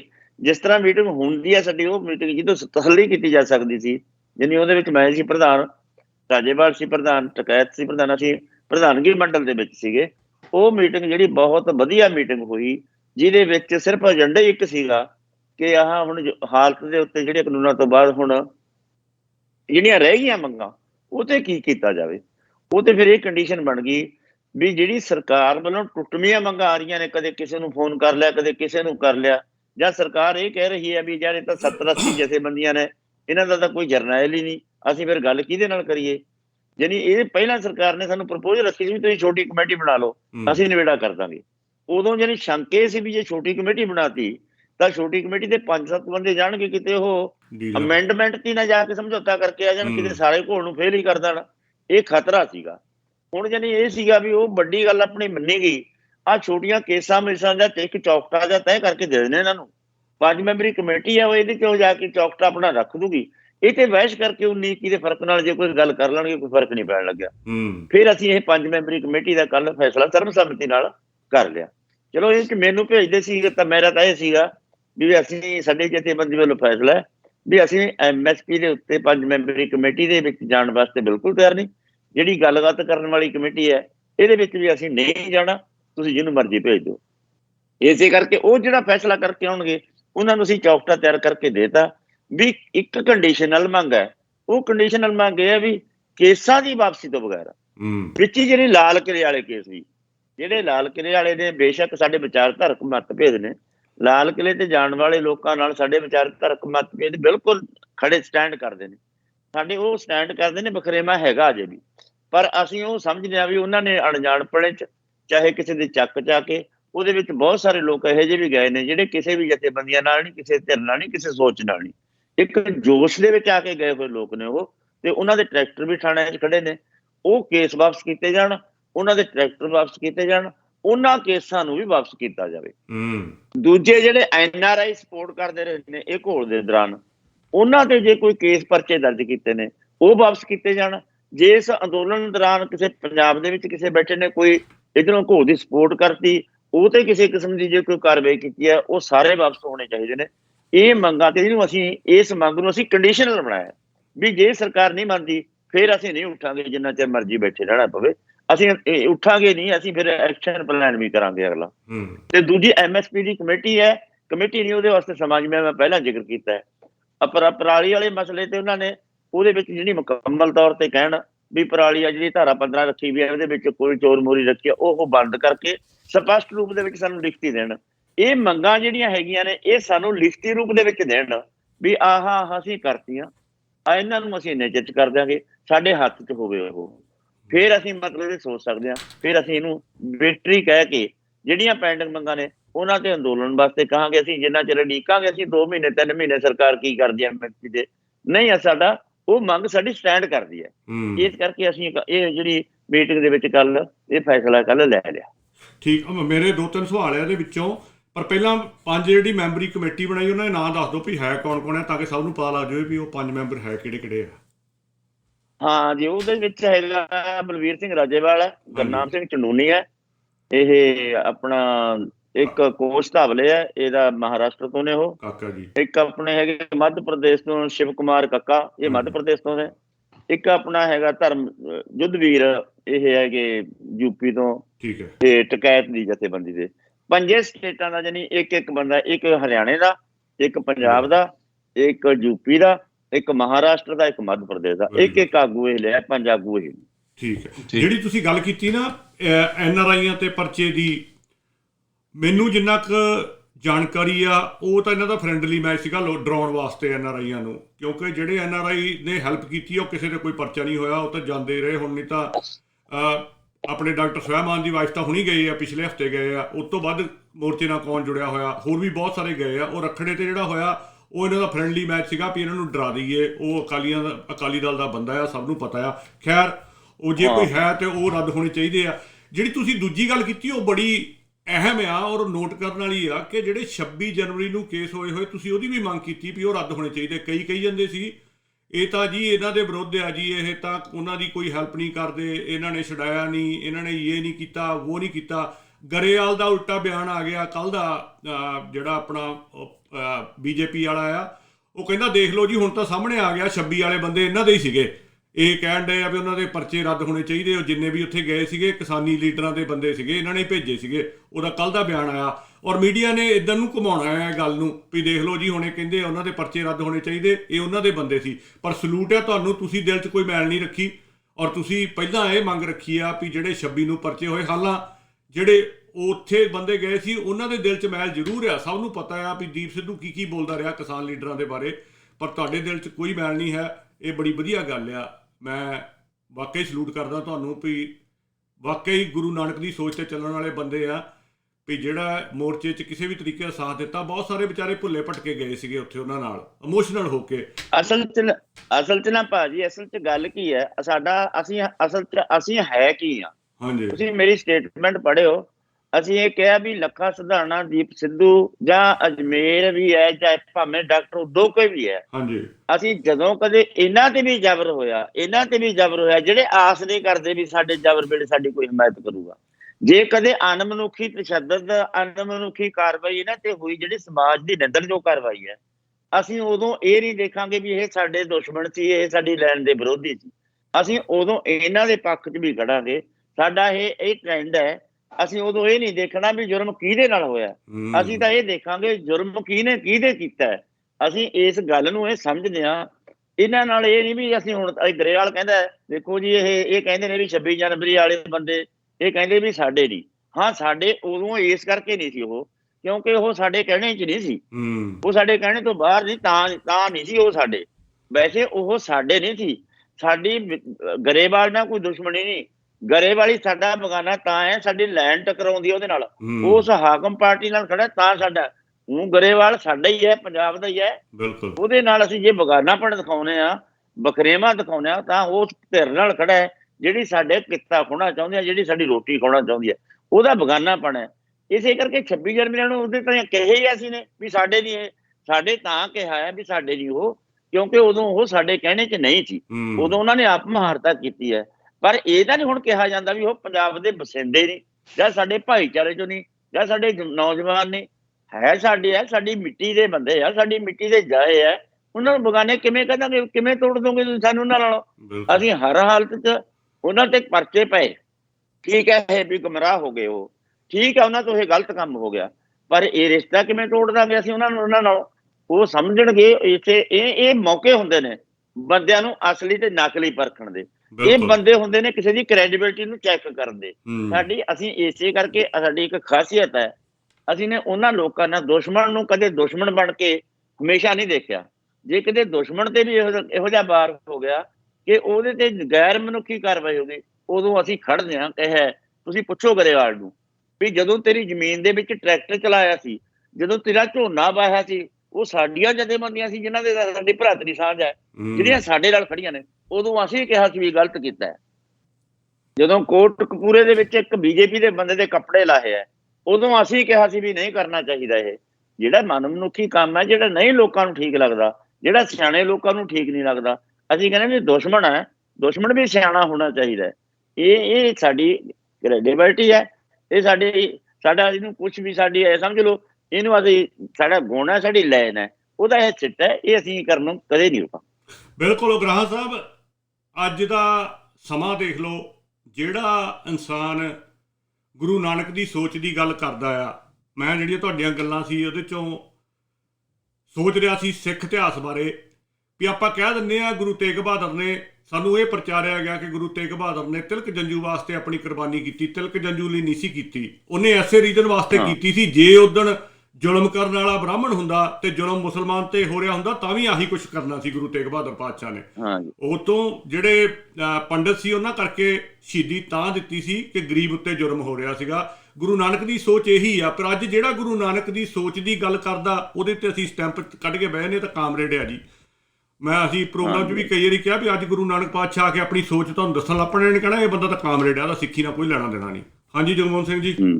ਬਿਲਕੁਲ ਜੀ, ਜਿਹੜੀਆਂ ਗੱਲਾਂ ਉਗਰਾਹਾਂ ਸਾਹਿਬ ਨੇ ਕੀਤੀਆਂ ਆ, ਮੈਂ ਬਿਲਕੁਲ 110% ਇਹਨਾਂ ਦੀਆਂ ਗੱਲਾਂ ਦੇ ਨਾਲ ਸਹਿਮਤ ਹੈ, ਕਿਉਂਕਿ ਆਪਾਂ ਅਕਸਰ ਚੈਨਲ ਤੋਂ ਕਹਿੰਦੇ ਆ ਜਦੋਂ ਕਿਸੇ ਪਾਰਟੀ ਦੀ ਗੱਲ ਆਉਂਦੀ ਆ, ਆਪਾਂ ਕਹਿੰਦੇ ਵੀ ਹਰ ਇਨਸਾਨ ਨੂੰ ਹੱਕ ਆ ਕਿਸੇ ਵੀ ਪਾਰਟੀ ਜੁਆਇਨ ਕਰਨ ਦਾ, ਕਿਤੋਂ ਵੀ ਇਲੈਕਸ਼ਨ ਲੜਨ ਦਾ।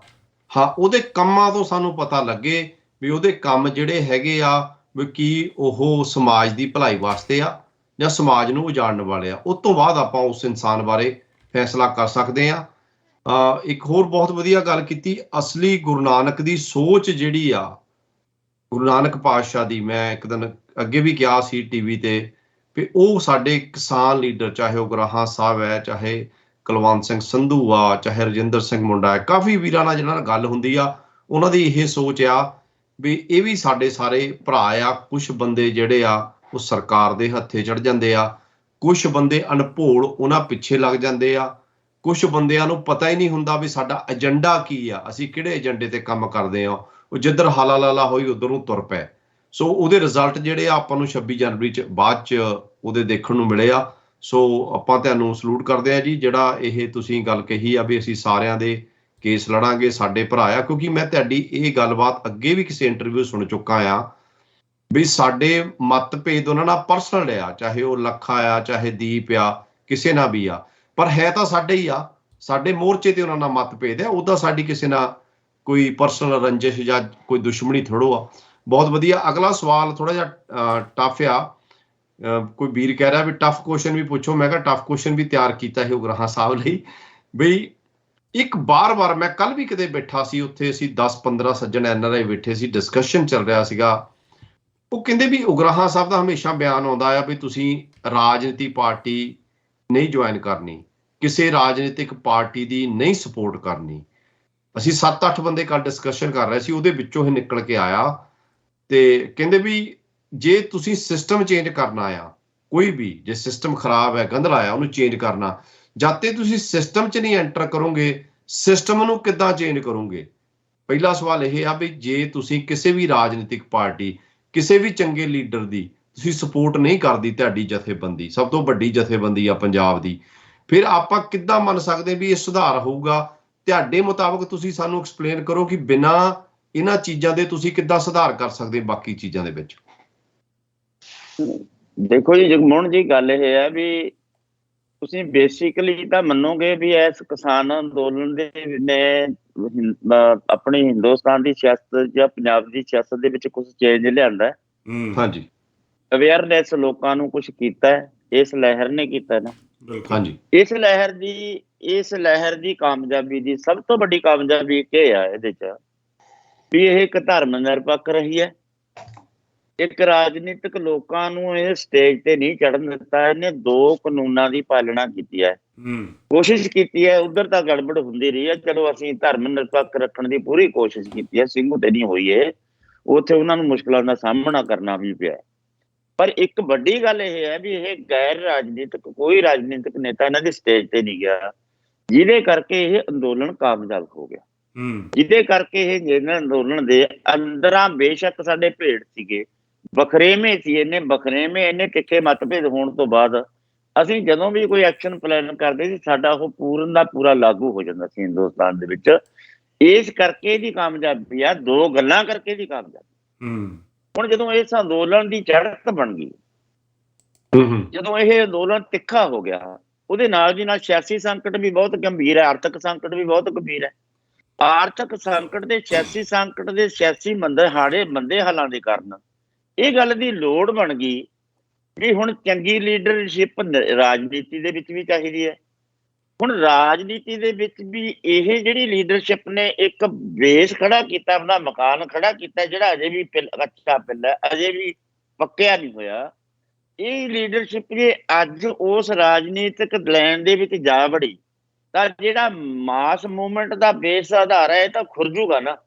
ਇੱਧਰੋਂ ਭਰੋਸਾ ਵੀ ਖੁਰਜੂਗਾ, ਕਿਉਂਕਿ ਅੱਗੇ ਜਿੱਧਰ ਅਸੀਂ ਨੇ ਜਾਣਾ, ਜਿਹੜੀਆਂ ਪੌੜੀਆਂ ਤੇ ਅਸੀਂ ਨੇ ਜਾ ਕੇ ਚੜ੍ਹਨਾ, ਉੱਥੇ ਸਿਸਟਮ ਇੰਨਾ ਗਿੰਦਲਿਆ ਹੋਇਆ, ਸਰਮਾਏਦਾਰੀ ਉੱਥੇ ਇੰਨੀ ਭਾਰੀ ਹੈ, ਸਾਡੇ ਲੋਕ ਗੁੰਮਰਾਹ ਹੋ ਜਾਂਦੇ ਨੇ, ਦਿਨਾਂ ਦੇ ਵਿੱਚ ਗੁੰਮਰਾਹ ਹੋ ਜਾਂਦੇ ਨੇ।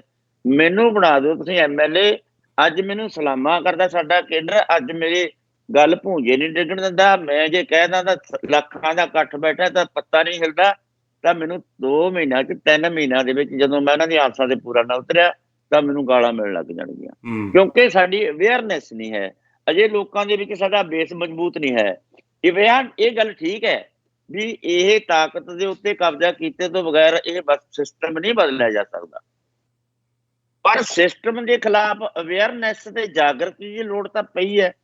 ਜਿਹੜੀ ਤਾਕਤ ਨੇ ਹਿੰਦੁਸਤਾਨ ਦੇ, ਅਸੀਂ ਲੋਕਾਂ ਦਾ ਰਾਜ ਕਹਿੰਦੇ ਵੀ, ਲੋਕਾਂ ਦਾ ਰਾਜ ਤਾਂ ਉਦੋਂ ਹੋਊਗਾ ਜਦੋਂ ਲੋਕ ਰਾਜ ਚਲਾਉਣ ਦੇ ਸਮਰੱਥ ਹੋਣਗੇ। ਇਹ ਨਹੀਂ ਵੀ ਲੋਕਾਂ ਨੇ ਰਾਜ ਸੱਤਾ ਦੇ ਉੱਤੇ ਆ ਕੇ ਵੀ ਚਲਾਉਣਾ ਹੈ। ਜੇ ਐਂ ਕਹਿਣਾ ਹੋਵੇ, ਜੇ ਤਾਕਤ ਹੋਵੇ ਤਾਂ ਰਾਜ ਲੋਕ ਚਲਾ ਸਕਦੇ ਨੇ, ਸੱਤਾ ਤੋਂ ਬਾਹਰ ਰਹਿ ਕੇ ਵੀ ਚਲਾ ਸਕਦੇ ਨੇ। ਜੇ ਉਹ ਤਾਕਤ ਮਜ਼ਬੂਤ ਹੈ, ਉਹ ਥੜਾ ਮਜ਼ਬੂਤ ਹੈ, ਉਹ ਮਜ਼ਬੂਤ ਤਾਂ ਰਹੂਗਾ ਜੇ ਇਹਨਾਂ ਨਾਲੋਂ, ਰਾਜਨੀਤਿਕ ਲੋਕਾਂ ਨਾਲੋਂ ਉਹਦੀ ਲਾਈਨ ਵੱਖਰੀ ਹੋਊ। ਇਹ ਠੀਕ ਹੈ, ਇਸ ਲਹਿਰ ਦੇ ਵਿੱਚੋਂ ਕੋਈ ਰਾਜਨੀਤਿਕ ਧਿਰ, ਚੰਗੇ ਬੰਦੇ ਉੱਠ ਕੇ ਕੋਈ ਆਪਣੀ ਵੱਖਰੀ ਪਾਰਟੀ ਬਣਾ ਲੈਣ, ਇਸ ਲਹਿਰ ਦੇ ਵਿੱਚੋਂ ਪੈਦਾ ਹੋ ਜੇ ਕੋਈ ਰਾਜਨੀਤਿਕ ਪਾਰਟੀ, ਉਹ ਇੱਕ ਥੜਾ ਲੈ ਕੇ ਬੇਸਿਕਲੀ ਥੜੇ ਤੇ ਚੋਣਾਂ ਲੜੇ। ਉਹਦੀਆਂ ਇਹ ਮੰਗਾਂ ਨਾ ਹੋਣ ਜਿਵੇਂ ਹੁਣੇ ਕਹੀ ਜਾਂਦੇ ਨੇ, ਤੁਹਾਡੀਆਂ ਅਸੀਂ ਪੈਨਸ਼ਨਾਂ ਲਾ ਦਾਂਗੇ, ਤੁਹਾਡੀਆਂ ਗਲੀਆਂ ਪੱਕੀਆਂ ਕਰਾ ਦਾਂਗੇ, ਤੁਹਾਡੀਆਂ ਥਾਈਆਂ ਪੱਕੀਆਂ ਕਰਾ ਦਾਂਗੇ, ਇਹ ਤੇ ਵੋਟਾਂ। ਉਹ ਤਾਂ ਫਿਰ ਇਹ ਕਹਿਣ ਵੀ ਵਿਸ਼ਵ ਭਾਰਤ ਸੰਸਥਾ ਦੀਆਂ ਨੀਤੀਆਂ ਤੋਂ ਬਾਹਰ ਆਵਾਂਗੇ ਭਾਈ, ਅਸੀਂ ਕੇਂਦਰੀ ਮੰਤਰੀ ਮੁੰਦਰਾ ਪੂੰਜੀ ਨਿਵੇਸ਼ ਨਹੀਂ ਹੋਣ ਦਿੰਦੇ ਬਾਹਰਲਾ, ਅਸੀਂ ਸੈਲਫ ਡਿਪੈਂਡ ਕਰਾਂਗੇ, ਅਸੀਂ ਭੂਮੀ ਦੀ ਕਾਣੀ ਵੰਡ ਖਤਮ ਕਰਾਂਗੇ, ਅਸੀਂ ਸਰਮਾਏ ਦੀ ਕਾਣੀ ਵੰਡ ਖਤਮ ਕਰਾਂਗੇ। ਇਹ ਚੋਣ ਮੈਨੀਫੈਸਟੋ ਦੇ ਵਿੱਚ ਆਪਣੀਆਂ ਗੱਲਾਂ ਬਦਲਣ, ਜਿਹੜੀਆਂ ਲੋਕਾਂ ਨੂੰ ਦੂਜਿਆਂ ਨਾਲ ਵੱਖਰੀਆਂ ਲੱਗਣ। ਉਹ ਕਹਿਣ ਵੀ ਹਾਂ ਇਹ ਥੜਾ ਹੈਗਾ। ਅਜੇ ਉਸ ਕਿਸਮ ਦੀ ਪਾਰਟੀ, ਉਸ ਕਿਸਮ ਦੀ ਅਵੇਅਰਨੈਸ, ਉਸ ਕਿਸਮ ਦੀ ਚੇਤਨਾ ਲੋਕਾਂ ਦੀ ਬਣੀ ਨਹੀਂ। ਬਹੁਤ ਕਾਲੇ ਪਏ ਨੇ ਸਾਡੇ ਲੋਕ, ਮੈਨੂੰ ਬੜੇ ਲਾਂਭੇ ਦਿੰਦੇ ਨੇ, ਤੁਸੀਂ ਹੁਣ ਗਦਾਰੀ ਕਰ ਰਹੇ ਹੋ ਲੋਕਾਂ ਨਾਲ, ਜੇ ਤੁਸੀਂ ਸੱਤਾ 'ਚ ਨਹੀਂ ਕਰਦੇ। ਅਸੀਂ ਗਦਾਰੀ ਨਹੀਂ ਕਰਦੇ, ਤੁਸੀਂ ਸਾਨੂੰ ਨਰਕ ਦੇ ਕੁਝ ਕਿਉਂ ਸਿੱਟੀ ਜਾਂਦੇ ਹੋ? ਸਾਡੇ 2 ਸਾਲ ਪਤਾ ਨਹੀਂ 3 ਸਾਲ ਵਾਹਿਗੁਰੂ ਨੂੰ ਦੇਣੇ ਨੇ ਕਿ ਨਹੀਂ ਦੇਣੇ, ਵੀ ਤੁਸੀਂ ਸਾਨੂੰ ਉਧਰ ਜ਼ਿੰਦਗੀ 'ਚ, ਠੀਕ ਹੈ ਇਹ ਗੱਲ, ਨਿਕਲਣੀ ਹੈ ਇਸ ਲਹਿਰ ਦੇ ਵਿੱਚੋਂ, ਨਿਕਲਣੀ ਹੈ ਪਾਰਟੀ, ਬਣਨੀ ਹੈ ਕਿਸੇ ਨਾ ਕਿਸੇ ਬਾਗਡੋਰ, ਸਾਹਮਣੇ ਹੈ ਜੀ ਬਾਗਡੋਰ, ਪਰ ਤੁਸੀਂ ਅਜੇ ਕਾਹਲੇ ਨਾ ਪਓ, ਹੋਰ ਨਿੱਤਰ ਲਾਣ ਦਿਓ। ਜਿਹੜੇ ਵਿਗੜੇ ਤਿਗੜੇ ਲੋਕ ਨੇ, ਜਿਹੜੇ ਹੁਣ ਸਾਡੇ ਵਿੱਚ ਬਹੁਤ ਬੰਦੇ, ਇਸ ਕਿਸਮ ਦੀ ਹੈ ਵੀ ਸਾਡੇ ਅੱਜ ਧਿਰਾਂ ਦੇ ਵਿੱਚ ਬਹੁਤ ਮੁੰਡੇ ਕਾਲੇ ਨੇ ਵੀ ਛੇਤੀ ਖਤਮ ਕਰੋ, ਉਹਨਾਂ ਨੇ ਚੋਣਾਂ ਲੜਨੀਆਂ ਨੇ, ਕਿਉਂਕਿ ਹੁਣ ਉਹਨਾਂ ਦਾ ਗਾਂਹ ਮਨੋਰਥ ਸੀ ਜਿਹੜਾ ਉਹਨਾਂ ਦਾ ਪੂਰਾ ਹੋ ਗਿਆ, ਤੇ ਹੁਣ ਇਹ ਅੰਦੋਲਨ ਤੇ ਖੜ ਕੇ ਚੋਣਾਂ ਵੋਟਾਂ ਲੈਣਗੇ, ਮਿਲ ਵੀ ਜਾਣਗੀਆਂ, ਜਿੱਤ ਵੀ ਜਾਣਗੇ, ਤੇ ਗਾਲਾਂ ਵੀ ਬਰਾਬਰੀ ਪਈਆਂ ਨੇ ਉਹਨਾਂ ਨੂੰ ਓਨੀ। ਅਸੀਂ ਵੀ ਕਹਿ ਕੇ ਆਏ ਵੀ ਜਰਜੇਵਾਲ ਸਾਹਿਬ ਤੁਹਾਡੀ ਸਲਾਹ ਹੋ ਜਾਣ ਦੀ, ਅਸੀਂ ਮੁਰਦਾਬਾਦ ਦੇ ਨਾਰੇ ਤੁਹਾਡੇ ਵੀ ਲਾਵਾਂਗੇ, ਤਿਆਰ ਰਹੋ।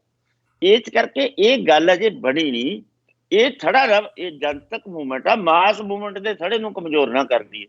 ਕੱਢ ਲਿਓ ਪਾਰਟੀ, ਬਥੇਰੇ ਪੜ੍ਹੇ ਲਿਖੇ ਬੰਦੇ ਫਿਰਦੇ ਨੇ, ਉਹਦੇ ਵਿੱਚੋਂ ਬਥੇਰੇ ਸਿਆਣੇ ਨੇ, ਉਹ ਪਾਰਟੀ ਬਣ ਜੇ। ਹੁਣ ਸਾਰੀਆਂ ਜ਼ਿੰਮੇਵਾਰੀਆਂ ਸਾਨੂੰ ਤੇ ਨਹੀਂ ਦੇਣੀਆਂ ਵੀ ਤੁਸੀਂ ਗਦਾਰੀ ਕਰਦੇ ਹੋ। ਅਸੀਂ ਤਾਂ ਇਹ ਥੜੇ ਨੂੰ ਮਜ਼ਬੂਤ ਰੱਖਣਾ ਚਾਹੁੰਦੇ ਹਾਂ। ਇੱਕ ਧਿਰ ਹੋਵੇ ਜਿਹਦੇ ਤੋਂ ਡਰਦੀ ਹੋਵੇ ਸਰਕਾਰ, ਜਿਹਦੇ ਤੋਂ ਪਤਾ ਹੋਵੇ ਲੋਕ ਤਾਂ ਉਹਦੀ ਚੱਕ ਲੈਣਗੇ ਤੇ ਉਹਦੀ ਖੜ ਕੇ ਸਰਕਾਰ ਨੂੰ ਮੋੜ ਦੇਣਗੇ ਵੀ ਹਾਂ ਕੰਨ ਫੜ ਕੇ ਵੀ ਆ ਇੱਥੇ। ਇਹੀ ਜੀ ਤਾਕਤ ਕੋਈ ਹੈ ਨਹੀਂ, ਇਹੀ ਜੀ ਆਪੋਜੀਸ਼ਨ ਕੋਈ ਹੈ ਨਹੀਂ। ਇਸ ਕਰਕੇ ਇਸ ਮਾਸ ਮੂਵਮੈਂਟ ਨੂੰ ਅਸੀਂ ਕਮਜ਼ੋਰ ਨਹੀਂ ਕਰਨਾ ਚਾਹੁੰਦੇ। ਇਹਦੀ ਅਵੇਅਰਨੈਸ ਹੁਣ ਦੇਖੋ, ਸਾਡੇ ਤੁਸੀਂ ਤਾਂ ਨਾਲ ਜੁੜੇ ਹੋਏ ਹੋ ਸਾਡੇ ਹਰ ਵੇਲੇ। ਇਸ ਵੇਲੇ ਪੰਜਾਬ ਦੇ ਵਿੱਚ ਸਭ ਤੋਂ ਵੱਧ ਮਾਈਆਂ ਜਿਹੜੀਆਂ ਨੇ ਆਪਣੇ ਇਕੱਠਾਂ ਦੇ ਵਿੱਚ ਹੁੰਦੀਆਂ ਨੇ। ਅਸੀਂ ਇਹ ਕਹਿ ਸਕਦੇ ਹਾਂ, ਯਾਨੀ ਪੰਜਾਬ 'ਚ ਤਾਂ ਕਹਿ ਸਕਦੇ ਹਾਂ ਵੀ ਸਾਡੇ ਨਾਲੋਂ ਵੱਧ ਕੋਈ ਨਹੀਂ। ਮੈਨੂੰ ਨਹੀਂ ਲੱਗਦਾ ਵੀ ਹਿੰਦੁਸਤਾਨ ਦੇ ਵਿੱਚ ਕੋਈ ਸਾਡੀ ਜਥੇਬੰਦੀ ਦੇ ਮੁਕਾਬਲੇ ਮਾਈਆਂ ਦਾ ਇਕੱਠ ਕਰ ਸਕਦੀ ਹੈ। ਅਸੀਂ ਸਮਰੱਥਾ ਰੱਖਦੇ ਹਾਂ ਵੀ 1 ਲੱਖ ਮਾਈਆਂ ਦਾ ਇਕੱਠ ਕਰ ਸਕਦੇ ਹਾਂ, ਤੇ ਮਾਈਆਂ ਜਿੰਨਾ ਚਿਰ ਬੁਲਾਰਾ ਬੋਲਦਾ ਰਹੋ, ਇੱਕ ਵੀ ਬੱਤਾ ਨਹੀਂ ਹਿਲਦਾ, ਵੀ ਛਾਈ ਰਹੂਗੀ ਚੁੱਪ ਪੰਡਾਲ ਦੇ ਵਿੱਚ। ਇਹ ਇੱਕ ਅਵੇਅਰਨੈਸ ਦਾ ਸਿੱਟਾ ਹੈ, ਇਹਦੇ ਵਿੱਚੋਂ ਕੱਢਣਾ ਚਾਹੁੰਦੇ ਹਾਂ। ਫਿਰ ਬਾਬਿਆਂ ਦੇ ਮਗਰੋਂ, ਫਿਰ ਜਿਹੜੇ ਇਹਨਾਂ ਦੇ ਗੁੰਮਰਾਹਕੂ ਨਾਰੇ ਨੇ ਉਹਨਾਂ ਦੇ ਮਗਰੋਂ, ਜਦੋਂ ਲੋਕ ਸ਼ਰਾਬਾਂ ਲੈਣੋਂ ਹਟ ਜਾਣਗੇ, ਜਦੋਂ ਲੋਕ ਵੋਟਾਂ ਵੇਚਣੋਂ ਹਟ ਜਾਣਗੇ, ਜਦੋਂ ਲੋਕਾਂ ਨੂੰ ਇਹ ਗੱਲ ਦਾ ਪਤਾ ਲੱਗ ਜੂ ਵੀ ਇਮਾਨਦਾਰ ਤੇ ਸੱਚੇ ਲੀਡਰਾਂ ਦੀ ਲੋੜ ਹੈ, ਵੋਟ ਦੀ ਕੀਮਤ ਕੀ ਹੈ, ਜਦੋਂ ਲੋਕਾਂ ਨੂੰ ਇਹ ਗੱਲਾਂ ਦਾ ਪਤਾ ਲੱਗ ਜੂ, ਉਦੋਂ ਬਾਈ ਚੰਗੀ ਲੀਡਰਸ਼ਿਪ ਵੀ ਬਣ ਜੂ, ਚੰਗੀ ਸਿਸਟਮ ਵੀ ਬਣ ਜੂ। ਉਦੋਂ ਨਾ ਕਿਸੇ ਦੀ ਰਿਸ਼ਵਤ ਲੈਣ ਦੀ ਕੋਸ਼ਿਸ਼ ਕਰੇ, ਉਦੋਂ ਨਾ ਕਿਸੇ ਦੀ। ਹੁਣ ਅਸੀਂ ਇਹਨਾਂ ਨੂੰ ਇਹ ਦਿਖਾਤਾ ਵੀ ਤੁਸੀਂ ਜਾਓ ਥਾਣੇ, ਲੈ ਲੈ ਹਾਂ ਕੋਈ ਪੈਸਾ, ਜਾਓ ਪਟਵਾਰੀ ਕੋਲੇ, ਲੈ ਲੇਗਾ ਕੋਈ ਪੈਸਾ, ਤਹਿਸੀਲਦਾਰ ਨੇ ਪੈਸੇ ਲੈ ਲਏ, CBI ਦੇ ਇੰਸਪੈਕਟਰ ਨੇ ਜੇ ਪੈਸੇ ਲੈ ਲਏ, ਅਸੀਂ ਉਹਨਾਂ ਤੋਂ ਮੁੜਵਾ ਕੇ ਲਿਆਂਦੇ ਨੇ, ਇੰਟੈਲੀਜੈਂਸੀ ਵਾਲਿਆਂ ਤੋਂ। ਜਿਹੜੇ ਪੁਲਿਸ ਵਾਲਿਆਂ ਤੋਂ ਡਰਦੇ ਹੁੰਦੇ ਸੀ ਲੋਕ, ਉਹਨਾਂ ਤੋਂ ਪੈਸੇ ਮੁੜਵਾ ਕੇ ਲਿਆਂਦੇ ਨੇ। ਜੇ ਕਿਤੇ ਖੁਦਕੁਸ਼ੀ ਹੋ ਜਾਂਦੀ, ਅਸੀਂ ਸਰਪੰਚ ਨੂੰ ਜਾ ਕੇ ਕਹਿੰਦੇ ਮੇਰਾ ਸੀਰੀ ਮਰ ਗਿਆ ਖੇਤ ਯਾਰ, ਆਈ ਸੰਸਕਾਰ ਕਰਨਾ। ਅਸੀਂ ਹੁਣ ਐਂ ਜਾ ਕੇ ਕਹਿੰਦੇ ਥਾਣੇ 'ਚ ਵੀ ਐਂ ਲਿਖ ਬਾਈ ਸਾਡਾ ਬੰਦਾ ਸਪਰੇਅ ਚੜ ਕੇ ਮਰ ਗਿਆ, ਖੁਦਕੁਸ਼ੀ ਕਰ ਗਿਆ, ਕਰਜ਼ਾ ਕਰਕੇ ਸਪਰੇਅ ਪੀ ਗਿਆ। ਇਹ ਡਰ ਚੱਕ ਕੇ ਲੋਕਾਂ ਨੂੰ ਆਪਣੀ ਤਾਕਤ ਦਾ ਅਹਿਸਾਸ ਕਰਾਉਣਾ ਵੀ ਸਾਡੀ ਤਾਕਤ ਇਹ ਨਹੀਂ ਵੀ ਵੋਟ ਪਾ ਕੇ ਕਿਸੇ ਨੂੰ ਤਾਕਤ ਬਣਾ ਕੇ ਸਾਡੀ ਤਾਕਤ ਹੁੰਦੀ ਹੈ, ਵੋਟ ਦੇਣ ਤੋਂ ਬਾਅਦ ਵੀ ਸਾਡੀ ਤਾਕਤ ਰਹਿੰਦੀ ਹੈ। ਉਹ ਇੱਕ ਤਾਕਤ ਸਟੈਂਡ ਕਰਕੇ ਸਰਕਾਰ ਦੇ ਪੈਰਲਲ ਇੱਕ ਤਾਕਤ ਖੜੀ ਰੱਖਣਾ ਚਾਹੁੰਦੇ ਆ, ਉਹ ਥੜੇ ਨੂੰ ਅਸੀਂ ਕਮਜ਼ੋਰ ਨਹੀਂ ਹੋਣਾ ਚਾਹੁੰਦੇ। ਇਹ ਹੈ ਸਾਡੀ ਪਾਲਿਸੀ। ਕਿਆ ਬਾਤ ਹੈ। ਮੈਂ ਤੁਹਾਡੀਆਂ ਗੱਲਾਂ ਨਾਲ ਕਾਫੀ ਹੱਦ ਤੇ ਸਹਿਮਤ ਹੈ, ਕਿਉਂਕਿ ਜਦੋਂ ਸਾਡੇ ਕੋਲ ਧਾਰਮਿਕ ਪ੍ਰਚਾਰਕ, ਨਾਮ ਲੈ ਕੇ ਕਹੂੰਗਾ ਸਰਬਜੀਤ ਸਿੰਘ ਧੁੰਦਾ, ਸਾਡੇ ਕੋਲ ਆਉਂਦੇ ਜਾਂਦੇ ਰਹਿੰਦੇ ਆ। ਜਦੋਂ ਆਮ ਆਦਮੀ ਪਾਰਟੀ ਦੀਆਂ ਇਲੈਕਸ਼ਨ ਸੀ, ਸਾਡੇ ਹੀ ਮਿੱਤਰ ਜਿਹੜੇ ਸੀਗੇ ਬਹੁਤ ਜ਼ੋਰ ਪਾ ਰਹੇ ਸੀ ਇਹਨਾਂ ਨੂੰ ਕਹੋ ਵੀ ਆਮ ਆਦਮੀ ਵਾਸਤੇ ਲੋਕਾਂ 'ਚ ਪ੍ਰਚਾਰ ਕਰਨ, ਤੇ ਉਹਨਾਂ ਦਾ ਇੱਕ ਤੁਹਾਡੇ ਵਰਗੇ ਫੈਸਲਾ ਸੀ। ਉਹ ਕਹਿੰਦਾ ਵੀ ਮੈਂ ਇਹ ਕਹਿ ਸਕਦਾ ਸਟੇਜ ਤੋਂ, ਚੰਗੇ ਪਾਰਟੀ ਚੰਗੇ ਬੰਦੇ ਨੂੰ ਵੋਟ ਪਾਓ, ਪਾਰਟੀ ਨੂੰ ਨਹੀਂ, ਚੰਗੇ ਬੰਦੇ ਨੂੰ ਵੋਟ ਪਾਓ, ਜਿਹੜਾ ਤੁਹਾਨੂੰ ਲੱਗਦਾ ਵੀ ਤੁਹਾਡੀ ਵੋਟ ਦਾ ਮੁੱਲ ਮੋੜੂਗਾ, ਉਹਨੂੰ ਵੋਟ ਪਾਓ। ਅੱਜ ਮੈਂ ਕਿਸੇ ਪਾਰਟੀ ਦੀ ਹਿਮਾਇਤ ਕਰਦੇ ਆ, ਪਾਰਟੀ ਕੱਲ ਨੂੰ ਸਾਰਾ ਕਰਪਟ, ਤੇ ਮੇਰਾ ਵੀ ਨਾਮ ਜੁੜ ਕੇ ਮੈਂ ਵੀ ਉਹ ਜਿਹੜੀ ਤੁਸੀਂ ਗੱਲ ਕੀਤੀ ਵੀ ਉਸੇ ਦਲਦਲ 'ਚ ਚਲੇ ਜਾਣਾ। ਵੀ ਇਹ ਲੋਕਾਂ ਨੂੰ ਕਹਿੰਦੇ ਅਸੀਂ ਨਾਨਕ ਦੇ ਸਿਧਾਂਤ ਤੇ ਚੱਲਦੇ ਹਾਂ, ਗੁਰੂ ਨਾਨਕ ਪਾਤਸ਼ਾਹ ਦੇ, ਪਰ ਲੋਕਾਂ ਨੂੰ ਗੁੰਮਰਾਹ ਕਰਦੇ ਆ। ਬਹੁਤ ਵਧੀਆ ਸੀ ਤੁਹਾਡੀ ਸਟੇਟਮੈਂਟ। ਇੱਕ ਹੋਰ ਸਟੇਟਮੈਂਟ ਮੈਂ ਚਾਹੁੰਦਾ ਤੁਹਾਡੇ ਕੋਲੋਂ, ਜੇ ਤੁਸੀਂ ਉਹ ਦੇ ਸਕੋ ਦਰਸ਼ਕਾਂ ਨੂੰ, ਵੀ ਤੁਸੀਂ ਬਿਨਾਂ ਰਾਜਨੀਤੀ ਤੋਂ ਜਾ ਕੇ ਥੋੜੀ ਜਿਹੀਆਂ ਆਪਣੀਆਂ 4-5 ਪ੍ਰਾਪਤੀਆਂ ਦੱਸੋ, ਵੀ ਜੇ ਅਸੀਂ ਰਾਜਨੀਤੀ 'ਚ ਨਹੀਂ ਵੀ ਸੀਗੇ ਇੰਨੇ ਚਿਰ ਦੇ, ਵੀ ਅਸੀਂ 5-10 ਪ੍ਰਾਪਤੀਆਂ ਜਿਹੜੀਆਂ ਆ ਉਹ ਪ੍ਰੈਸ਼ਰ ਗਰੁੱਪ ਬਣਾ ਕੇ ਕਿੱਦਾਂ ਕੀਤੀਆਂ ਪੰਜਾਬ ਸਟੇਟ ਦੇ ਵਿੱਚ, ਕਿਉਂਕਿ ਲੋਕਾਂ ਨੂੰ ਇਹ ਜਾਣਕਾਰੀ ਨਹੀਂ ਆ ਵੀ ਤੁਸੀਂ ਕੀ ਪ੍ਰਾਪਤ ਕੀਤਾ ਆ। ਜਿਹੜੇ ਖਾਸ ਕਰ ਬਾਹਰ ਬੈਠੇ ਆ ਜਾਂ ਯੰਗ ਮੁੰਡੇ ਆ, ਉਹ ਵੀ ਥੋੜੀਆਂ ਦੱਸ ਦਿਓ। ਅਗਲੇ ਸਵਾਲਾਂ ਫਿਰ ਵਧਦੇ ਆਪਾਂ। ਦੇਖੋ ਜੀ, ਪਹਿਲਾਂ ਤਾਂ ਇਹ ਪਹਿਲੀ ਪ੍ਰਾਪਤੀ ਸਾਡੀ ਇਹ ਹੈ ਵੀ ਆਹ ਕਿਸਾਨਾਂ ਨੂੰ ਕਰਜ਼ੇ ਦੇ ਸੰਬੰਧ ਦੇ ਵਿੱਚ ਥਾਣਿਆਂ ਦੇ ਵਿੱਚ ਜਲੀਲ ਕੀਤਾ ਜਾਂਦਾ ਸੀ, ਕਿਸਾਨਾਂ ਨੂੰ ਫੜ ਕੇ ਥਾਣਿਆਂ ਦੇ ਵਿੱਚ ਜਲੀਲ ਕੀਤਾ ਜਾਂਦਾ ਸੀ, ਜੇਲ੍ਹਾਂ 'ਚ ਬੰਦ ਕੀਤਾ ਜਾਂਦਾ ਸੀ, ਉਹ ਤੋਂ ਖਰਚੇ ਭਰਾਏ ਜਾਂਦੇ ਸੀ। ਕਿਸਾਨਾਂ ਨੂੰ ਕਰਜ਼ ਫੜ ਕੇ ਜਾਂ ਉਹਨਾਂ ਦੇ ਰਿਸ਼ਤੇਦਾਰਾਂ 'ਚ ਉਹਦੇ ਇਸ਼ਤਿਹਾਰ ਕੱਢੇ ਜਾਂਦੇ ਸੀ, ਉਹਨੂੰ ਬਦਨਾਮ ਕੀਤਾ ਜਾਂਦਾ ਸੀ। ਜੇ ਉਹਨੂੰ ਫੜ ਲੈਂਦੇ ਤਾਂ ਉਹਨੂੰ ਰਿਸ਼ਤੇਦਾਰੀਆਂ 'ਚ ਘੁਮਾਉਂਦੇ। ਕਈ ਵਾਰੀ ਅਸੀਂ ਦੇਖਿਆ ਵੀ ਬਰਨਾਲੇ ਇੱਕ ਕਿਸਾਨ ਨੂੰ ਫੜ ਕੇ ਲੈਂਡਮਾਰਕ ਬੈਂਕ ਦੀ ਖਿੜਕੀ ਦੇ ਨਾਲ ਬੰਨ੍ਹ ਕੇ ਰੱਸੇ ਨਾਲ ਨੂੜ ਕੇ ਬਾਜ਼ਾਰ ਦੇ ਵਿੱਚ ਰੱਖਿਆ। ਕਿਸਾਨਾਂ ਨੂੰ ਜਲਾਲਤ ਅਸੀਂ ਨੇ ਬੰਦ ਕਰਤੀ, ਤੇ ਹੁਣ ਕਿਸੇ ਵੀ ਕਿਸਾਨ ਨੂੰ ਇਹ ਜੇਲ੍ਹ 'ਚ ਨਹੀਂ ਬੰਦ ਕਰ ਸਕਦੇ। ਅਸੀਂ ਕਈ ਵਾਰ ਕਿਸਾਨ ਜੇਲ੍ਹਾਂ 'ਚੋਂ ਬੰਦ ਕੀਤੇ ਹੋਏ ਛਡਾਏ ਨੇ। ਇਹ ਪਹਿਲੀ ਗੱਲ ਹੈ। ਕੁਰਕੀਆਂ ਜ਼ਮੀਨਾਂ ਦੀਆਂ ਹੁੰਦੀਆਂ, ਸ਼ਰੇਆਮ ਨਿਲਾਮੀਆਂ ਹੁੰਦੀਆਂ, ਉਹ ਨਿਲਾਮੀਆਂ ਹੁਣ ਉਹ ਹਟਾਈਆਂ ਨੇ। ਥਾਣਿਆਂ ਦੇ ਵਿੱਚ ਇਹਨਾਂ ਨੂੰ ਫੜ ਕੇ ਲੈਣ ਦੇਣ ਦੇ ਮਸਲੇ 'ਚ ਥਾਣਿਆਂ ਦੇ ਵਿੱਚ ਫੜ ਕੇ ਖਾਲੀ ਕਾਗਜ਼ਾਂ ਤੇ ਅੰਗੂਠੇ ਲਵਾਏ ਜਾਂਦੇ ਸੀ ਪਾੜਤੀਆਂ ਤੋਂ। ਇਹਨਾਂ ਨੂੰ ਕਿਉਂਕਿ ਇਹ ਕਮਜ਼ੋਰ ਸੀ, ਉਹਨਾਂ ਦੀ ਅਪਰੋਚ ਸੀ, ਅਸੀਂ ਥਾਣਿਆਂ ਦੀ ਦਾਖਲਅੰਦਾਜ਼ੀ ਲੈਣ ਦੇਣ ਦੇ ਮਸਲੇ 'ਚ ਬੰਦ ਕਰਵਾਈ ਹੈ। ਇਦੋਂ ਪਿੱਛੋਂ ਕਰਜ਼ੇ ਨਾਲ ਖੁਦਕੁਸ਼ੀਆਂ ਕਰ ਰਹੇ ਨੇ ਕਿਸਾਨ ਸੀ ਜਿਹੜੇ, ਉਹਨਾਂ ਨੂੰ ਇਹ ਕਹਿੰਦੇ ਹੁੰਦੇ ਸੀ ਸਾਨੂੰ ਲੋਕ, ਜਦੋਂ ਅਸੀਂ ਇਹਨਾਂ ਨੇ ਲਿਸਟਾਂ ਮੰਗੀਆਂ ਵੀ ਸਾਨੂੰ ਖੁਦਕੁਸ਼ੀਆਂ ਵਾਲੇ ਦੱਸੋ ਬੰਦੇ ਕਿੰਨੇ ਕਰ ਗਏ, ਉਹ ਸਾਨੂੰ ਐਂ ਕਹਿੰਦੇ ਹੁੰਦੇ, ਅਸੀਂ ਕਿਹਾ ਵੀ ਇਹਨਾਂ ਦਾ ਮਾਮਲਾ ਦਵਾਵਾਂਗੇ। ਇਹ ਕਹਿੰਦੇ ਹੁੰਦੇ ਵੀ ਕਦੇ ਮੋਇਆਂ ਦੇ ਪੈਸੇ ਵੀ ਮਿਲੇ ਆ। ਅਸੀਂ ਖੁਦਕੁਸ਼ੀਆਂ ਦੀ ਲਿਸਟ ਕੱਢੀ, ਬਰਨਾਲੇ ਇੱਕ ਕਨਵੈਨਸ਼ਨ ਕੀਤੀ, ਕਨਵੈਨਸ਼ਨ ਦੇ ਵਿੱਚ ਗੱਲ ਹਾਈਲਾਈਟ ਹੋਈ, ਸਰਕਾਰ ਦੇ ਨਾਲ ਗੱਲ ਕੀਤੀ ਵੀ ਜਿਹੜੀਆਂ ਖੁਦਕੁਸ਼ੀਆਂ ਨੇ ਆਰਥਿਕ ਤੰਗੀਆਂ ਕਰਕੇ ਹੁੰਦੀਆਂ ਨੇ, ਆਰਥਿਕ ਤੰਗੀਆਂ ਤੁਹਾਡੀਆਂ ਨੀਤੀਆਂ ਕਰਕੇ ਲੱਗੀਆਂ ਹੋਈਆਂ ਨੇ। ਇਸ ਕਰਕੇ ਜਿਹੜੀ ਖੁਦਕੁਸ਼ੀ ਹੈ ਇਹ ਖੁਦਕੁਸ਼ੀ ਨਹੀਂ, ਇਹ ਕਤਲ ਹੈ। ਇਹ ਸਰਕਾਰ ਦੀਆਂ ਨੀਤੀਆਂ ਦਾ ਕਰਕੇ ਕਾਤਲ, ਇਹਦਾ ਮਤਲਬ ਮੌਕੇ ਦੀ ਹੁਕੂਮਤ ਹੈ, ਇਹਦਾ ਅਵਜਾਨਾ ਦੇਣਾ ਚਾਹੀਦਾ ਹੈ। ਇਹਦੇ ਪਰਿਵਾਰ ਨੂੰ ਕੋਈ ਕਮਾਊ ਸੀ, ਉਹ ਮਰ ਗਿਆ, ਇਹਦਾ ਤੁਹਾਨੂੰ ਅਵਜਾਨਾ ਭਰਨਾ ਚਾਹੀਦਾ। ਇਹਦੇ ਕਰਕੇ 3 ਲੱਖ ਰੁਪਈਆ ਮੁਆਵਜ਼ਾ ਹੁਣ ਸਰਕਾਰ ਤੋਂ ਮਿਲਦਾ ਹੈ। ਅਸੀਂ ਲੈ ਕੇ ਦਿਖਾਇਆ 48 ਕਰੋੜ ਰੁਪਈਆ ਅਸੀਂ ਸੈਕਟਰੀਏਟ ਬਠਿੰਡੇ ਦਾ ਘੇਰ ਕੇ 24 ਘੰਟਿਆਂ ਦੇ ਵਿੱਚ 48 ਕਰੋੜ ਰੁਪਈਆ ਅਸੀਂ ਵੰਡਵਾਇਆ ਹੈ।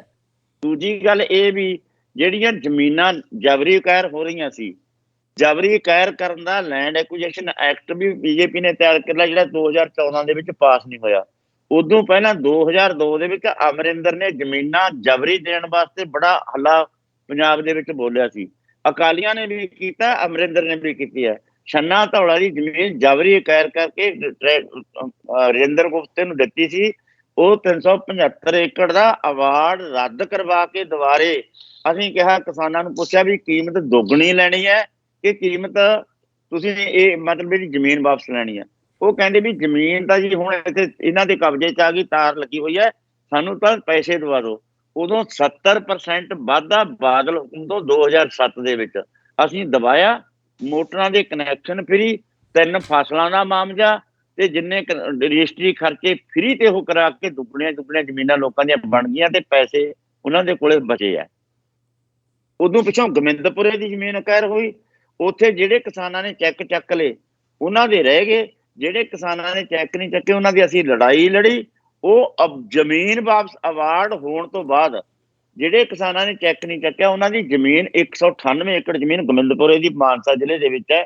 ਅਕਾਲੀ ਦਲ ਬਾਦਲ ਦੇ ਵਿੱਚ 2011 ਦੇ ਵਿੱਚ ਇਹ ਹੋਈ ਸੀ ਅਕਵਾਇਰ, ਉਹ ਵਾਪਸ ਕਰਵਾਈ ਹੈ। ਇਹ ਉਹ ਗੱਲਾਂ ਕਰਵਾਈਆਂ ਨੇ ਤੁਸੀਂ ਉਹ ਗੱਲਾਂ ਅਸੀਂ ਕਰਵਾਈਆਂ ਨੇ ਜਿਹੜੀਆਂ ਐ ਹੋ ਜਾਂਦੀਆਂ ਨੇ ਵੀ ਸੰਭਵ ਹੀ ਨਹੀਂ। ਅਸੀਂ ਮਨਜੀਤ ਸਿੰਘ ਧਨੇਰ ਨੂੰ ਸੁਪਰੀਮ ਕੋਰਟ ਨੇ ਉਮਰ ਕੈਦ ਦੀ ਸਜ਼ਾ ਕਰਤੀ ਸੀ। ਇੱਕ ਬਲਾਤਕਾਰ ਨਾਲ ਆਪਣੀ ਮਹਿਲ ਕਲਾਂ ਦੀ ਕੁੜੀ ਮਾਰੀ ਗਈ ਸੀ, ਉਹਦਾ ਇਹਨਾਂ ਨੇ ਕੇਸ ਝਗੜਿਆ ਸੀ। ਉੱਥੇ ਇੱਕ ਪਾਰਟੀ ਨੂੰ ਉਮਰ ਕੈਦ ਦੀ ਸਜ਼ਾ ਕਰਾਈ ਸੀ, ਉਹਨਾਂ ਦਾ ਇੱਕ ਬੁੱਢਾ ਮਰ ਗਿਆ ਜਿਹੜਾ ਕਤਲ ਦਾ ਪਰਚਾ ਮਨਜੀਤ ਧਨੇਰ ਤੇ ਪੈ ਗਿਆ ਸੀ। ਉਹ ਗਲਤ ਸੀ, ਉਹ ਗਲਤ ਐਵੀਡੈਂਸ ਹੋਣ ਕਰਕੇ ਉਹ ਬਿਆਨ ਦੇ ਗਿਆ ਮਰਨ ਤੋਂ ਪਹਿਲਾਂ ਮਨਜੀਤ ਨੇ ਮੇਰੇ ਤੇ ਹਮਲਾ ਕੀਤਾ। ਉਹਦੇ ਆਧਾਰ ਤੇ ਇਹਨੂੰ ਉਮਰ ਕੈਦ ਦੀ ਸਜ਼ਾ ਹਾਈ ਕੋਰਟ ਚੋਂ ਵੀ ਰਹਿ ਗਈ, ਸੁਪਰੀਮ ਕੋਰਟ ਦੇ ਵਿੱਚੋਂ ਵੀ ਬਹਾਲ ਹੋ ਗਈ। ਉਹ ਅਸੀਂ ਉਹਨੂੰ ਜੇਲ੍ਹ ਦੇ ਵਿੱਚ ਹਾਜ਼ਰ ਕਰਕੇ ਜੇਲ੍ਹ ਘੇਰ ਕੇ 2020 ਦੇ ਵਿੱਚ 5 ਮਹੀਨਿਆਂ ਦੇ ਵਿੱਚ, ਜਿਹਨੂੰ ਦੁਨੀਆ ਕਹਿੰਦੀ ਸੀ ਵੀ ਸੁਪਰੀਮ ਕੋਰਟ ਦੀ ਸਜ਼ਾ ਨੂੰ ਤਾਂ ਕੋਈ ਚੈਲੰਜ ਹੀ ਨਹੀਂ ਕਰ ਸਕਦਾ, ਉਹਨੂੰ ਉਮਰ ਕੈਦ ਦੀ ਹੋਈ ਸਜ਼ਾ ਚੋਂ ਜੇਲ੍ਹ ਚੋਂ ਬਾਹਰ ਕਢਾ ਕੇ ਲਿਆਂਦਾ। ਬਾਈ ਇਦੋਂ ਵੱਧ ਹੋਰ ਅਸੀਂ ਇਹਨਾਂ ਨੂੰ ਕੀ ਦੱਸ ਸਕਦੇ ਹਾਂ। ਆਹ ਜਿਹੜੀ ਕਾਨੂੰਨ ਨੇ ਦੁਨੀਆ ਕਹਿੰਦੀ ਸੀ ਵੀ ਮੋਦੀ ਨਹੀਂ ਕਿਸੇ ਤੋਂ ਮੰਨਦਾ, ਇਹ ਤਾਂ ਜਿਹੜੀ ਕਹਿਣਾ ਹੁੰਦਾ ਮੁੜਦੇ ਨਹੀਂ। ਇਹ ਤਾਂ ਬਹੁਤ ਆਕੜ ਕਰਨਾ ਹੈ। ਸਾਨੂੰ ਤਾਂ ਹੁਣੀ ਕਹਿਣ ਲੱਗ ਗਏ ਸੀ ਲੋਕ ਵੀ ਬਾਈ ਆ ਜਾਓ, ਹੁਣ ਤਾਂ ਬਹੁਤ ਹੋ ਗਿਆ, ਹੁਣ ਨਹੀਂ ਉਹ ਮੰਨਦਾ। ਮੈਂ ਕਿਹਾ ਇਹਨਾਂ ਨੂੰ ਕੁਰਸੀ ਪਿਆਰੀ ਹੁੰਦੀ ਆ, ਤੁਹਾਨੂੰ ਨਹੀਂ ਪਤਾ। ਲੋਕ ਸਾਡੇ ਪੱਕੇ ਕਰੇ ਹੋਏ ਸੀ, ਸਾਡੀ ਗੱਲ ਜਚਾਈ ਹੋਈ ਸੀ, ਲੋਕਾਂ ਨੂੰ ਸਾਡੇ ਭਰੋਸਾ ਸੀ ਵੀ ਜਿਹੜੀ ਇਹ ਗੱਲ ਕਹਿੰਦੇ ਨੇ ਹੋਊਗੀ। ਅਸੀਂ ਕਿਹਾ ਵੀ ਕੁਰਸੀ ਦੇ ਪਾਵੇ ਹਿੱਲਣਗੇ, ਇਹਦਾ ਤਾਂ ਪਿਓ ਵੀ ਮੰਨੂਗਾ। ਆਹ ਚਿੱਤ ਕੀਤਾ ਪਿਆ। ਕੋਈ ਸਟੇਟਮੈਂਟ ਸਾਡੀ ਪੜ੍ਹ ਲਓ, ਅਸੀਂ ਲੈ ਕੇ ਆਉਣ ਤੋਂ ਪਹਿਲਾਂ ਕਿਹਾ ਸੀ ਵੀ ਲੰਮੀ ਲੜਾਈ ਹੈ, ਜਿੱਤੀ ਜ਼ਰੂਰ ਜਾਊਗੀ, ਅਸੰਭਵ ਨਹੀਂ ਹੈ। ਇਸ ਕਰਕੇ ਇਹਨੂੰ ਲੜਾਈ ਨੂੰ ਲਿਆਂਦਾ। ਆਹ ਤੁਹਾਡੀ ਤਾਕਤ ਦੀਆਂ ਮੋਟੀਆਂ ਤਾਂ ਮੈਂ ਤੁਹਾਨੂੰ ਗੱਲਾਂ ਗਣੀਆਂ ਨੇ, ਜੇ ਨਿੱਕੀਆਂ ਗਣਾਉਣੀਆਂ ਹੁਣ ਤਾਂ ਬਹੁਤ ਜ਼ਿਆਦਾ ਨੇ। ਬਿਲਕੁਲ ਜੀ, ਬਹੁਤ ਧੰਨਵਾਦ। ਤੁਸੀਂ ਵਿਸਤਾਰ ਪੂਰਵਕ ਬੜੀਆਂ ਗੱਲਾਂ ਸਾਨੂੰ ਦੱਸੀਆਂ, ਉਹਦੇ ਲਈ ਧੰਨਵਾਦ ਆ। ਤੇ ਆਖਰੀ ਵਿੱਚ ਮੈਂ ਇਹ ਵੀ ਚਾਹੂੰਗਾ ਵੀ ਚਲੋ ਪਹਿਲਾਂ ਵੀਰਵਿੰਦਰ ਸਿੰਘ ਜੀ ਤੁਸੀਂ ਅਗਲਾ ਸਵਾਲ ਜ਼ਰੂਰ। ਉਗਰਾਹਾਂ ਸਾਹਿਬ, ਆਪਾਂ ਰਾਜਨੀਤੀ ਦੀ ਗੱਲ ਕਰ ਰਹੇ ਹਾਂ। ਮੈਂ ਕੱਲ ਵੀ ਇੱਥੇ ਪ੍ਰੋਗਰਾਮ 'ਚ ਗੱਲ ਕੀਤੀ ਸੀ ਕਿ ਜਦੋਂ ਅਸੀਂ, ਜਿਨ੍ਹਾਂ ਨੂੰ ਹੁਣ ਮੈਨੂੰ 30-32 ਸਾਲ ਹੋ ਗਏ ਇੱਥੇ ਅਮਰੀਕਾ 'ਚ ਆਇਆ ਨੂੰ, ਸਾਡੀ ਸੋਚ ਇੱਦਾਂ ਦੀ ਬਣ ਗਈ ਹੋਈ ਆ ਜਿੱਦਾਂ ਦੀ ਇੱਥੇ ਰਾਜਨੀਤੀ ਆ। ਕਦੀ ਅੱਜ ਤੱਕ ਨਹੀਂ ਸੁਣਿਆ ਵੀ ਕਿਸੇ ਲੀਡਰ ਨੇ ਇੱਕ ਪਾਰਟੀ ਨੂੰ ਛੱਡ ਕੇ ਦੂਜੀ ਪਾਰਟੀ 'ਚ ਗਿਆ ਹੋਵੇ, ਜਿਹਨੂੰ ਆਪਾਂ ਦਲ ਬਦਲੂ ਕਹਿੰਦੇ ਆ। ਅੱਜ ਤੱਕ ਨਹੀਂ ਸੁਣਿਆ ਇੱਥੇ, ਕਿਉਂਕਿ ਜਿਹੜਾ ਆਪਾਂ ਤੁਸੀਂ ਪਹਿਲਾਂ ਗੱਲ ਕੀਤੀ ਮੈਨੀਫੈਸਟੋ ਦੀ, ਪਾਰਟੀਆਂ ਦਾ ਇੱਕ ਸੰਵਿਧਾਨ ਹੁੰਦਾ ਆ। ਉਹ ਜਦੋਂ ਸੰਵਿਧਾਨ ਰਿਪਬਲਿਕਨ ਦਾ ਡੈਮੋਕ੍ਰੇਟ ਦਾ ਮੈਚ ਕਰਦੇ ਆ ਤਾਂ ਬਿਲਕੁਲ ਆਪੋਜਿਟ ਆ। ਕੋਈ ਵੀ ਗੱਲ ਇੱਕ ਦੂਜੇ ਨਾਲ ਨਹੀਂ ਰਲਦੀ। ਸੋ ਸਵਾਲ ਹੀ ਪੈਦਾ ਨਹੀਂ ਹੁੰਦਾ ਵੀ ਇੱਕ ਪਾਰਟੀ ਚੋਂ ਛੱਡ ਕੇ ਅਗਲਾ ਦੂਜੇ ਚੋਂ ਚੱਲ ਜੂਗਾ, ਕਿਉਂਕਿ ਸ਼ੁਰੂ ਤੋਂ ਸੋਚ ਜਿਹਦੀ ਉਸ ਪਾਰਟੀ ਵਾਲੀ ਆ, ਉਸ ਸੰਵਿਧਾਨ ਨਾਲ ਸਹਿਮਤ ਆ, ਉਸ ਪਾਰਟੀ 'ਚ ਹੁੰਦਾ, ਜਿਹੜਾ ਉਸ ਨਾਲ ਸਹਿਮਤ ਆ ਉਹ 'ਚ ਹੁੰਦਾ। ਸਾਡੀ ਉੱਥੇ ਪ੍ਰੋਬਲਮ ਇਹ ਆ ਵੀ ਕੋਈ ਪਾਰਟੀ ਦਾ ਮੈਨੀਫੈਸਟੋ ਹੀ ਹੈ ਨਹੀਂ ਗਾ। ਮੈਨੀਫੈਸਟੋ ਆਹੀ ਹੁੰਦੇ ਆ ਵੀ ਆ ਬੀਬੀਆਂ ਨੂੰ 1-1000 ਰੁਪਈਆ ਪੈਨਸ਼ਨ ਦੇ ਦਿਆਂਗੇ, ਤੇ ਤੁਹਾਡਾ ਬਿਜਲੀ ਦਾ ਬਿੱਲ ਮਾਫ਼ ਕਰ ਦਿਆਂਗੇ, ਅਸੀਂ ਇੰਨੇ ਯੂਨਿਟ ਮਾਫ਼ ਕਰ ਦਿਆਂਗੇ ਬਿਜਲੀ ਦੇ, ਤੁਹਾਨੂੰ ਫ੍ਰੀ ਦੇ ਦਿਆਂਗੇ, ਉਹ ਫ੍ਰੀ ਦੇ ਦਿਆਂਗੇ। ਉਹ ਗੱਲਾਂ ਹੁੰਦੀਆਂ ਸਾਰੀਆਂ ਪਾਰਟੀਆਂ ਦੀਆਂ ਸੇਮ ਹੀ ਹੁੰਦੀਆਂ, ਕੋਈ ਫਰਕ ਨਹੀਂ ਹੁੰਦਾ। ਸੋ ਪਹਿਲਾਂ ਤਾਂ ਮੇਰਾ ਸਵਾਲ ਤੁਹਾਨੂੰ ਇਹ ਆ ਵੀ ਖਾਸ ਕਰਕੇ ਲੇਟਲੀ ਬਹੁਤ ਸਾਰੀਆਂ ਬੰਦੇ ਜਿਹੜੇ ਪਾਰਟੀਆਂ ਬਦਲ ਰਹੇ ਆ। ਕੱਲ ਅਕਾਲੀ ਦਲ 'ਚ ਸੀਗਾ, ਅੱਜ ਬੀਜੇਪੀ 'ਚ, ਕੱਲ ਕਾਂਗਰਸ 'ਚ ਸੀਗਾ, ਅੱਜ ਆਮ ਆਦਮੀ 'ਚ, ਕਦੀ ਆਮ ਆਦਮੀ ਤੋਂ ਕਾਂਗਰਸ 'ਚ। ਮੇਰਾ ਖਿਆਲ ਨਹੀਂ ਕੋਈ ਚੱਜ ਦਾ ਲੀਡਰ ਹੋਣਾ ਜਿਹਨੇ ਕਦੀ ਪਾਰਟੀ ਨਾ ਬਦਲੀ ਹੋਵੇ। ਸਾਰਿਆਂ ਨੇ ਬਦਲੀ ਆ, ਕੋਈ ਕਿਤੋਂ ਆਇਆ, ਕੋਈ ਕਿਤੋਂ ਆਇਆ, ਕੋਈ ਕਿਤੋਂ ਆਇਆ, 2-4 ਨੂੰ ਛੱਡ ਕੇ। ਇੱਕ ਤਾਂ ਮੇਰਾ ਇਹ ਸਵਾਲ ਆ ਵੀ ਇੰਨਾ ਜ਼ਿਆਦਾ ਕਿਉਂ ਹੁੰਦਾ ਆ ਇਹ ਪਾਰਟੀ ਬਦਲਣ ਵਾਲਾ ਸਿਸਟਮ। ਦੂਜੀ ਗੱਲ ਇਹ ਆ ਵੀ ਜੇ ਵਾਕਿਆ ਹੀ ਕੋਈ ਕਿਸਾਨ ਪਾਰਟੀ ਬਣਾਉਂਦੇ ਆ, ਇਹਨਾਂ ਵਿੱਚੋਂ ਕੋਈ ਚੰਗੀ ਜਥੇਬੰਦੀ ਨਿਕਲਦੀ ਆ ਜਿਹਦਾ ਵਾਕਿਆ ਹੀ ਮੈਨੀਫੈਸਟੋ ਸੈਂਸ ਕਰਦਾ ਹੋਵੇ ਵੀ ਹਾਂ ਵੀ ਇਹਨੇ ਇਹਨਾਂ ਸਿਧਾਂਤਾਂ 'ਤੇ ਚੱਲਣਾ, ਇਹਨੂੰ ਇਹਦੇ ਨਾਲ ਕੋਈ ਲੈਣਾ ਦੇਣਾ ਨਹੀਂ ਵੀ ਆਹ ਫ੍ਰੀ ਦਿਆਂਗੇ, ਉਹ ਫ੍ਰੀ ਦਿਆਂਗੇ, ਇਹ ਵਾਕਿਆ ਹੀ ਲੋਕਾਂ ਦੀ ਪਾਰਟੀ ਆ। ਅਸੀਂ ਪਿਛਲੀ ਵਾਰ ਵੀ ਬੜੀ ਕੋਸ਼ਿਸ਼ ਕੀਤੀ ਸੀ ਵੀ ਭਾਈ, ਕਿਉਂਕਿ ਸਾਰੀਆਂ ਪਾਰਟੀਆਂ ਸਾਨੂੰ ਲੱਗਦੀਆਂ ਸੀ ਵੀ ਗਲਤ ਆ, ਵੀ ਆਹ 2 ਬੰਦਿਆਂ ਦਾ ਅਸੀਂ ਨਾਂ ਦਿੱਤਾ ਸੀ, ਇੱਕ ਬੀਬੀ ਖਾਲੜਾ ਤੇ ਇੱਕ ਆਪਣੇ ਦੂਜੇ ਕੀ ਉਹ ਜਗਮੋਹਨ ਸਿੰਘ ਜੀ ਗਿਆਸਪੁਰਾ ਸਾਹਿਬ, ਗਿਆਸਪੁਰਾ ਸਾਹਿਬ, ਇਹਨਾਂ 2 ਬੰਦਿਆਂ ਨੂੰ ਵੋਟ ਪਾ ਦਿਓ, ਸਾਨੂੰ ਪਤਾ ਚੰਗੇ ਬੰਦੇ ਆ, ਕਮ ਸੇ ਕਮ 2 ਚੰਗੇ ਬੰਦੇ ਤਾਂ ਭੇਜੀਏ ਆਪਾਂ ਉੱਥੇ, ਜਿਹੜੇ ਸੱਚੇ ਸੁੱਚੇ ਬੰਦੇ ਆ। ਪਰ ਉੱਥੇ ਤੁਹਾਨੂੰ ਪਤਾ ਕੀ ਹੋਇਆ, ਉਸ ਤੋਂ ਬਾਅਦ ਬੀਬੀ ਜਗੀਰ ਕੌਰ ਨੂੰ ਤੇ ਡਿੰਪੇ ਨੂੰ ਵੋਟਾਂ ਪੈ ਗਈਆਂ ਬੀਬੀ ਖਾਲੜੇ ਤੋਂ।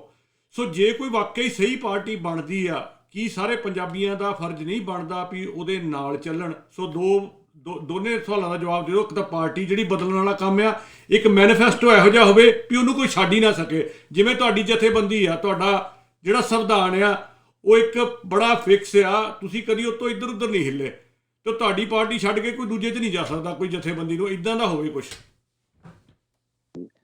ਅਸਲ 'ਚ ਇਹਨੂੰ ਨਾ ਜੀ ਆਪਾਂ ਹੁਣ ਜਿਵੇਂ ਕਹਿੰਦੇ, ਮੈਂ ਤੁਹਾਨੂੰ ਪਹਿਲੀ ਤੁਹਾਡੀ ਗੱਲ ਦਾ ਇੱਕ ਤਾਂ ਇਹਦੇ ਵਿੱਚ ਹੀ ਜਵਾਬ ਆ ਗਿਆ, ਕਿਉਂਕਿ ਜਿਹੜੀ ਇੱਕ ਤਾਂ ਇਹ ਵੀ ਸਾਡੇ ਲੋਕਾਂ ਨੂੰ ਕੋਈ ਇਤਰਾਜ਼ ਹੀ ਨਹੀਂ, ਸਾਡੇ ਲੋਕਾਂ ਨੂੰ ਇਸ ਗੱਲ ਤੇ ਕੋਈ ਇਤਰਾਜ਼ ਨਹੀਂ ਵੀ ਯਾਰ ਇਹ ਛੱਡ ਕੇ ਉਧਰ ਚਲਾ ਗਿਆ। ਇਹ ਤਾਂ ਇੱਕ ਰਵਾਇਤ ਬਣ ਗਈ ਵੀ ਕੋਈ ਗੱਲ ਨਹੀਂ ਯਾਰ, ਜਾਂਦੇ ਹੁੰਦੇ ਆ, ਪਹਿਲਾਂ ਕਿਹੜਾ ਗਏ ਨਹੀਂ। ਜਦੋਂ ਅਮਰਿੰਦਰ ਵਰਗੇ ਵੱਡੇ ਵੱਡੇ ਬੰਦੇ ਛੱਡ ਕੇ, ਜਿਹੜੇ ਅਹੁਦਾ ਤੇ ਛੱਡ ਕੇ ਚਲੇ ਜਾਂਦੇ ਨੇ ਬੰਦੇ, ਵੀ ਇਹਨਾਂ ਤੇ ਤਾਂ ਕੋਈ ਐ ਇਤਰਾਜ਼ ਹੀ ਨਹੀਂ। ਸਿੱਧੂ ਚਲਾ ਗਿਆ, ਅਮਰਿੰਦਰ ਚਲਾ ਗਿਆ, ਕੌਣ ਵੀ ਇਹ ਆਮ ਜੀ ਗੱਲ ਬਣ ਗਈ, ਲੋਕਾਂ ਨੂੰ ਇਹ ਰੜਕ ਨਹੀਂ ਰਹੀ, ਸਾਨੂੰ ਰੜਕ ਰਹੀ ਹੈ ਵੀ ਯਾਰ ਕੋਈ ਸਨਾਤ ਕੋਈ ਹੈ। ਦੂਜੀ ਗੱਲ ਜਿਹੜੀ ਉਹ ਤੁਹਾਡੀ ਹੈ, ਇਹਨੂੰ ਆਰਥਿਕ ਸਿਆਸੀ ਸੰਕਟ ਕਹਿੰਦੇ ਆ ਇਹਨਾਂ ਸਾਰੀਆਂ ਗੱਲਾਂ ਨੂੰ, ਵੀ ਕਿਸੇ ਕੋਲੇ ਕੋਈ ਪ੍ਰੋਗਰਾਮ ਹੈ ਹੀ ਨਹੀਂ, ਬਿਨਾਂ ਪ੍ਰੋਗਰਾਮ ਹੀ ਤੁਰਿਆ ਫਿਰਦੇ ਨੇ। ਜੇ ਲੋਕ ਜਿੱਤਦੇ ਨੇ ਤਾਂ ਇਸ ਕਰਕੇ ਨਹੀਂ ਜਿੱਤਦੇ ਵੀ ਉਹਨਾਂ ਦਾ ਪ੍ਰੋਗਰਾਮ ਵਧੀਆ ਪ੍ਰੋਗਰਾਮ ਲੈ ਕੇ ਆਏ ਸੀ, ਉਹ ਲੋਕ ਨਹੀਂ ਦੇਖਦੇ। ਉਹ ਤਾਂ ਇਹ ਦੇਖਦੇ ਨੇ ਵੀ ਇਹਨੇ ਪੈਸੇ ਕਿੰਨੇ ਲਾਏ ਆ। ਜਿਹੜੀ ਤੁਸੀਂ ਆਮ ਗੱਲ ਆਉਂਦੀ ਆ ਆਪਾਂ ਨੂੰ ਵੀ ਯਾਰ ਮੈਂ ਤਾਂ ਇਤਕੀ ਚੋਣਾਂ ਵਾਸਤੇ 18 ਕਰੋੜ ਰੁਪਇਆ ਰੱਖਿਆ, ਇਹਦਾ ਮਤਲਬ 18 ਕਰੋੜ ਵਾਲਾ ਜਿੱਤੂਗਾ, ਜਿਹੜੇ ਨੇ ਪੈਸੇ ਲਾਉਣੇ ਉਹ ਨਹੀਂ ਜਿੱਤਦਾ, ਭਾਵੇਂ ਕਿੰਨਾ ਮਰਜ਼ੀ ਚੰਗਾ ਹੋਵੇ। ਇਹ ਸਾਡੇ ਲੋਕਾਂ ਨੂੰ ਇਹ ਗੱਲ ਨਹੀਂ ਵੀ ਯਾਰ ਇਹ 18 ਕਰੋੜ ਲਾਉਂਦਾ ਤੇ 18,000 ਲਾਉਣ ਵਾਲਾ ਨਹੀਂ ਬੰਦਾ ਇਹ ਵਧੀਆ, ਇਸ ਕਰਕੇ ਵਧੀਆ ਬੰਦਾ ਹਾਰੂਗਾ ਤੇ ਪੈਸੇ ਵਾਲਾ ਜਿੱਤੂਗਾ। ਇਹਨੂੰ ਆਰਥਿਕ ਇਹਨੂੰ ਸਿਆਸੀ ਸੰਕਟ ਕਹਿੰਦੇ ਆ ਅਸੀਂ। ਇਸ ਕਰਕੇ ਆਹ ਹਾਲਤ ਤਾਂ ਆਹ ਬਣੀ ਖੜੀ ਹੈ ਵੀ ਇੱਥੇ ਮਤਲਬ ਉਹਨਾਂ ਲੋਕਾਂ ਦੀ ਇਹ ਨਹੀਂ ਦੇਖੀ ਜਾਂਦੀ ਵੀ ਭਾਈ ਪੁੱਛਿਆ ਨਹੀਂ ਜਾਂਦਾ, ਨਹੀਂ ਤੇ ਸਾਨੂੰ ਕੀ, ਉਹਨਾਂ ਨੂੰ ਕੀ ਲੋੜ ਹੈ ਘਰ ਘਰ ਜਾ ਕੇ ਕਿਸੇ ਦੇ ਨਰਮਾ ਚੁਗਣ ਦੀ, ਕਿਸੇ ਨਾਲ ਫੁੱਟੀਆਂ ਚੁੰਨੀਆਂ ਬਦਲਾਉਣ ਦੀ, ਜਾਂ ਕਿਸੇ ਦੇ ਘਰੇ ਜਾ ਕੇ ਝੂਠੀਆਂ ਰੋਟੀਆਂ ਖਾਣ ਦੀ। ਇਹ ਗੁੰਮਰਾਹ ਕਰਕੇ ਡਰਾਮੇ ਕਰਨ ਦੀ ਲੋੜ ਹੈ। ਤੁਸੀਂ ਸਿੱਧਮ ਸਿੱਧਾ ਆਪਦਾ ਟੀਵੀ ਦੇ ਪ੍ਰੋਗਰਾਮ ਦੇ ਦਿਓ, ਭਾਈ ਸਾਡਾ ਆਹ ਪ੍ਰੋਗਰਾਮ ਸਾਡਾ ਹੈ, ਤੁਹਾਡਾ ਦੂਜਾ ਕਹੋ ਆਹ ਮੇਰਾ ਹੈ, ਵੋਟ ਜਿਹਨੂੰ ਮਰਜ਼ੀ ਪਾ ਦਿਓ। ਇਹਦਾ ਮਤਲਬ ਇਹ ਵੀ ਜਿਹੜਾ ਸਾਡਾ ਕੇਡਰ ਹੈ ਜਿਹਨੇ ਸਾਨੂੰ ਵੋਟ ਪਾਉਣੀ ਹੈ, ਉਹਨਾਂ ਨੂੰ ਅਵੇਅਰਨੈਸ ਨਹੀਂ ਹੋਊਗੀ। ਇਹ ਲੋੜ ਸਾਡੀ ਤਾਂ ਹੈਗੀ ਅਵੇਅਰਨੈਸ ਕਰਨ ਦੀ, ਇਹ ਹਾਕਮ ਪਾਰਟੀਆਂ ਦੀ ਇਹ ਜ਼ਰੂਰਤ ਨਹੀਂ ਹੈ ਜਿਹੜੀਆਂ ਸਾਡੀਆਂ ਰਾਜਨੀਤਿਕ ਪਾਰਟੀਆਂ ਨੇ।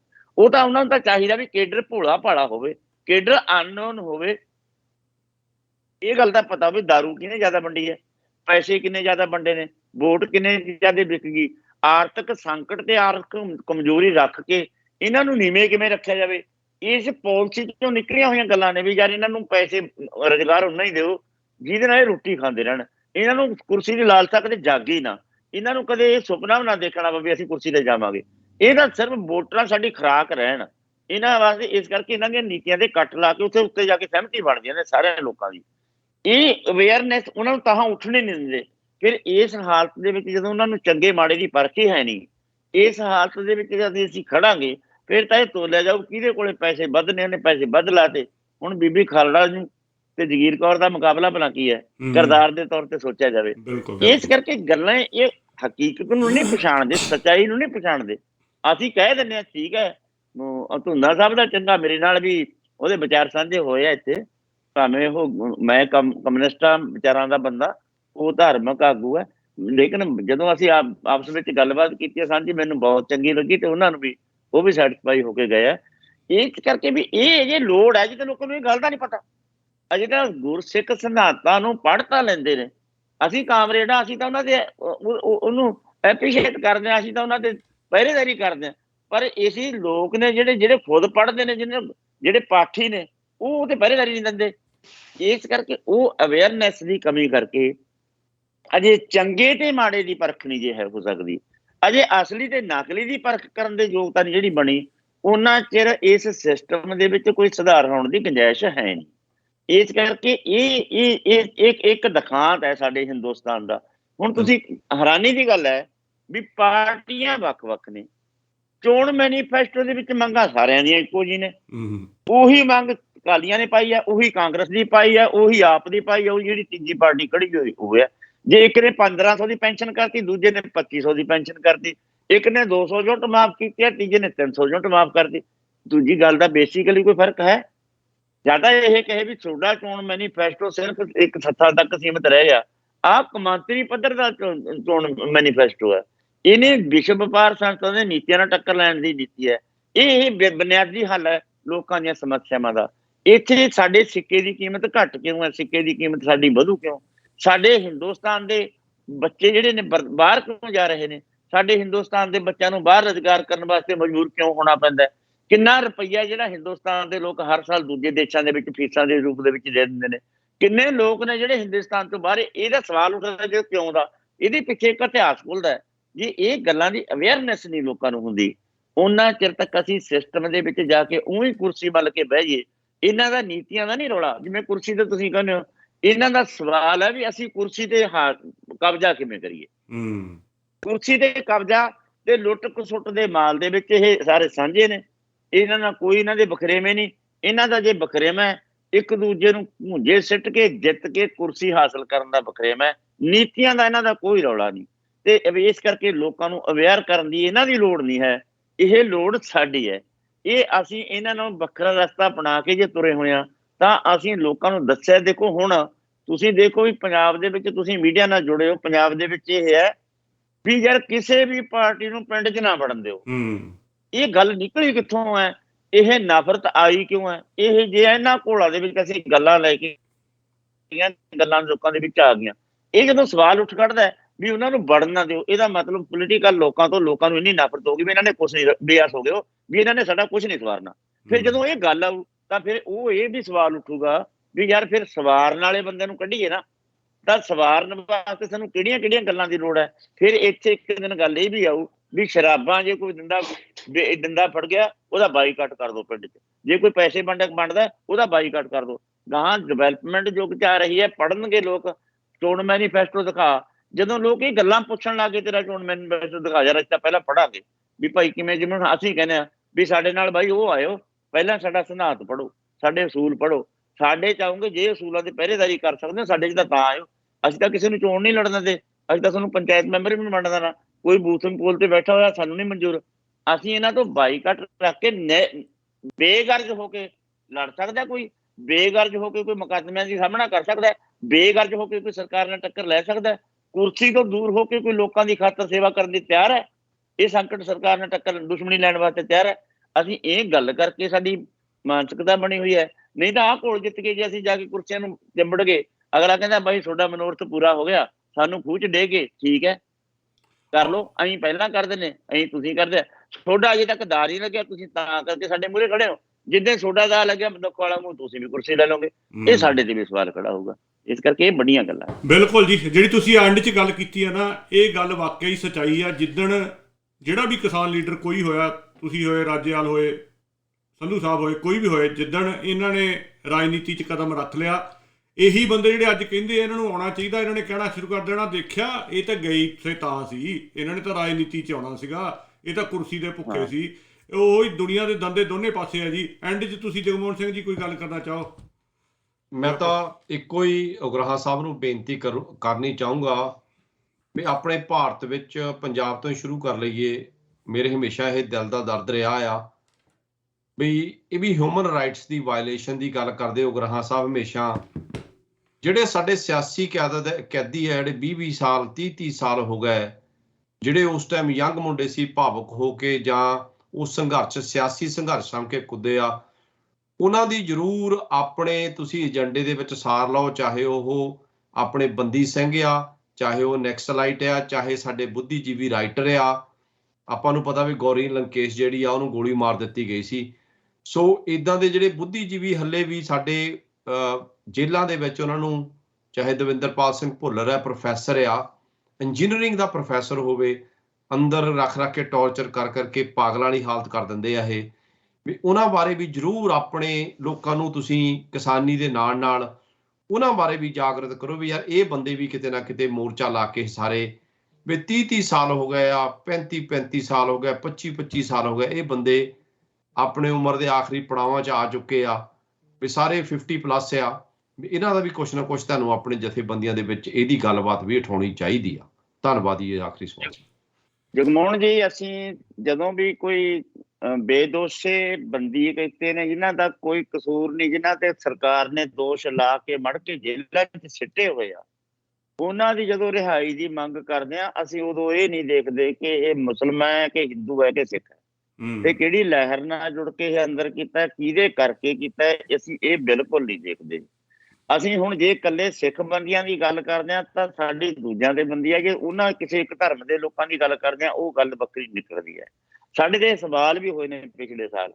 ਅਸੀਂ ਜਿਹੜੇ ਮਨੁੱਖੀ 10 ਦਸੰਬਰ ਦਾ ਦਿਨ ਆ ਰਿਹਾ, ਮਨੁੱਖੀ ਦਿਵਸ ਆ ਰਿਹਾ, ਅਸੀਂ ਉਸ ਦਿਨ ਤੇ ਜਦੋਂ ਬੁੱਧੀਜੀਵੀ ਦਾ ਦਿਨ ਮਨਾਇਆ, ਅਸੀਂ ਬੁੱਧੀਜੀਵੀਆਂ ਦੀ ਰਿਹਾਈ ਦਾ, ਜਿਹੜੇ ਬੇਦੋਸ਼ੇ ਅੰਦਰ ਬੈਠੇ ਨੇ ਜੇਲ੍ਹਾਂ 'ਚ, ਜਿਹੜੇ ਤੁਸੀਂ ਬੰਦ ਕੀਤੇ ਨੇ, ਜਿਨ੍ਹਾਂ ਤੇ ਤੁਸੀਂ ਮੱਤ ਕੇ ਪਰਚੇ ਪਾਏ ਨੇ ਉਲਝਾਉਣ ਦੀ ਖਾਤਰ, ਉਹਨਾਂ ਸਾਰਿਆਂ ਦੀ ਰਿਹਾਈ ਦੀ ਮੰਗ ਅਸੀਂ ਪਹਿਲਾਂ ਤੋਂ ਵੀ ਕਰ ਰਹੇ ਹਾਂ, ਹੁਣ ਵੀ ਕਰਦੇ ਹਾਂ। ਅਸੀਂ ਪਹਿਲੀ ਜਿਹੜੀ ਟ੍ਰੈਂਡ ਜਿਹੜਾ ਤੁਹਾਨੂੰ ਪਹਿਲਾਂ ਦੱਸਿਆ ਸੀ, ਸਾਨੂੰ ਇਹ ਨਹੀਂ ਹੈ ਵੀ ਇਹ ਸਾਡੀ ਵਿਚਾਰਾਂ ਦਾ ਹੈ ਕਿ ਨਹੀਂ ਹੈ, ਉਹ ਵਿਚਾਰਾਂ ਦਾ ਕਿਸੇ ਦਾ ਵੀ ਹੋਵੇ, ਉਹ ਕਿਸੇ ਵਿਚਾਰਾਂ ਨਾਲ ਸਾਂਝ ਰੱਖਦਾ ਹੋਵੇ, ਸਾਨੂੰ ਇਹ ਤੇ ਕੋਈ ਇਤਰਾਜ਼ ਨਹੀਂ। ਜੇ ਉਹ ਬੇਦੋਸ਼ਾ ਇਹਨਾਂ ਨੇ ਸਰਕਾਰ ਨੇ, ਕਿਸੇ ਵੀ ਸਰਕਾਰ ਨੇ ਅੰਦਰ ਬੰਦ ਕੀਤਾ, ਉਹ ਰਿਹਾਈ ਦੀ ਅਸੀਂ ਮੰਗ ਕਰਦੇ ਹਾਂ। ਉਹ ਰਿਹਾਈ ਦੀ ਅਸੀਂ ਮੰਗ ਉਹਨਾਂ ਦੀ ਵੀ ਕਰਦੇ ਹਾਂ, ਚਾਹੇ ਸਿੱਖ ਨੇ, ਚਾਹੇ ਮੁਸਲਮਾਨ ਨੇ, ਚਾਹੇ ਕਿਸੇ ਵੀ ਸਮਝ ਨਾਲ ਰੱਖਦੇ ਨੇ, ਕਿਸੇ ਵੀ ਕਮਿਊਨਿਟੀ ਦੇ ਬੰਦੇ ਨੇ, ਉਹਨਾਂ ਸਾਰਿਆਂ ਦੀ ਰਿਹਾਈ ਦੀ ਮੰਗ ਅਸੀਂ ਪਿਛਲੇ ਸਾਲ ਵੀ ਕੀਤੀ। ਉਹ ਤਾਂ ਸਾਡੇ ਤੇ ਨੈਸ਼ਨਲ ਮੀਡੀਆ ਭਰਿਆ, ਚੱਲ ਨੈਸ਼ਨਲ ਮੀਡੀਆ ਤਾਂ ਭਰੇ, ਸਾਡੇ ਤਾਂ ਆਪਣਿਆਂ ਨੇ ਵੀ ਉਦੋਂ ਹਮਲੇ ਕੀਤੇ ਨੇ, ਬਈ ਆਹ ਖਾਮਖਾਹ ਦੇ ਵਿੱਚ ਪੰਗੇ ਲਈ ਜਾਂਦੇ ਤੁਸੀਂ। ਉਦੋਂ ਸਾਨੂੰ ਤਾਂ ਬਾਹਰ ਨਿਕਲਣਾ ਮੁਸ਼ਕਿਲ ਕਰਤਾ, ਦੂਜੇ ਤੀਜੇ ਦਿਨ ਹੋ ਕੇ ਸੈੱਟ ਹੋਇਆ ਸੀ। ਇਸ ਕਰਕੇ ਅਸੀਂ ਉਹ ਨਹੀਂ ਵਖਰੇਵਾਂ ਰੱਖਦੇ। ਅਸੀਂ ਕਿਉਂ ਕਹਾਂਗੇ ਕਿਸੇ, ਅਸੀਂ ਤਾਂ ਉਦੋਂ ਵੀ ਕਿਹਾ, ਅਸੀਂ ਤਾਂ ਝੂਠੇ ਪੁਲਿਸ ਮੁਕਾਬਲਿਆਂ ਵੇਲੇ ਵੀ ਕਹਿੰਦੇ ਰਿਹਾ, ਠੀਕ ਹੈ, ਜਿਹੜਾ ਜਦੋਂ ਅਸੀਂ ਹਥਿਆਰ ਅਸੀਂ ਚੱਕ ਲਏ, ਹਥਿਆਰ ਤੁਸੀਂ ਚੱਕ ਲਏ, ਅਸੀਂ ਉਦੋਂ ਮਾਰੇ ਜਾਈਏ, ਜੇ ਦੂਜਾ ਮਾਰੇ ਜਾਣਾ ਦੂਜਾ ਮਾਰੇ ਜਾਂਦਾ। ਜਿਹੜੇ ਕਦੇ ਹਥਿਆਰ ਚੱਕੇ ਨਹੀਂ ਤੁਸੀਂ, ਉਹਨਾਂ ਦੇ ਝੂਠਾਂ ਦੇ ਫੜ ਮੁਕਾਬਲੇ ਬਣਾਏ ਜਾਂਦੇ ਹੋ। ਅਸੀਂ ਤਾਂ ਉਦੋਂ ਵੀ ਆਵਾਜ਼ ਚੁੱਕੀ ਹੈ ਵੀ ਝੂਠੇ ਪੁਲਿਸ ਬੇਦੋਸ਼ੇ ਬੰਦਿਆਂ ਨੂੰ ਮਾਰਨਾ, ਬੱਸਾਂ ਚੋਂ ਕੱਢ ਕੇ ਮਾਰਨਾ ਵੀ ਮਾੜਾ ਹੈ, ਤੇ ਝੂਠੇ ਮੁਕਾਬਲੇ ਬਣਾ ਕੇ ਵੀ ਮਾੜਾ ਹੈ। ਇਹ ਬੇਦੋਸ਼ੇ ਲੋਕਾਂ ਦੇ ਕਤਲ ਕਰਨੇ ਬੰਦ ਕਰੋ। ਉਦੋਂ ਅਸੀਂ ਆਵਾਜ਼ ਚੱਕੀ ਹੈ, ਹੁਣ ਵੀ ਅਸੀਂ ਇਹ ਕਹਿੰਦੇ ਹਾਂ ਵੀ ਜਿਹੜੇ ਬੇਦੋਸ਼ੇ ਜੇਲ੍ਹਾਂ ਦੇ ਵਿੱਚ ਬੰਦ ਨੇ, ਉਹਨਾਂ ਦੀ ਰਿਹਾਈ ਕੀਤੀ ਹੈ।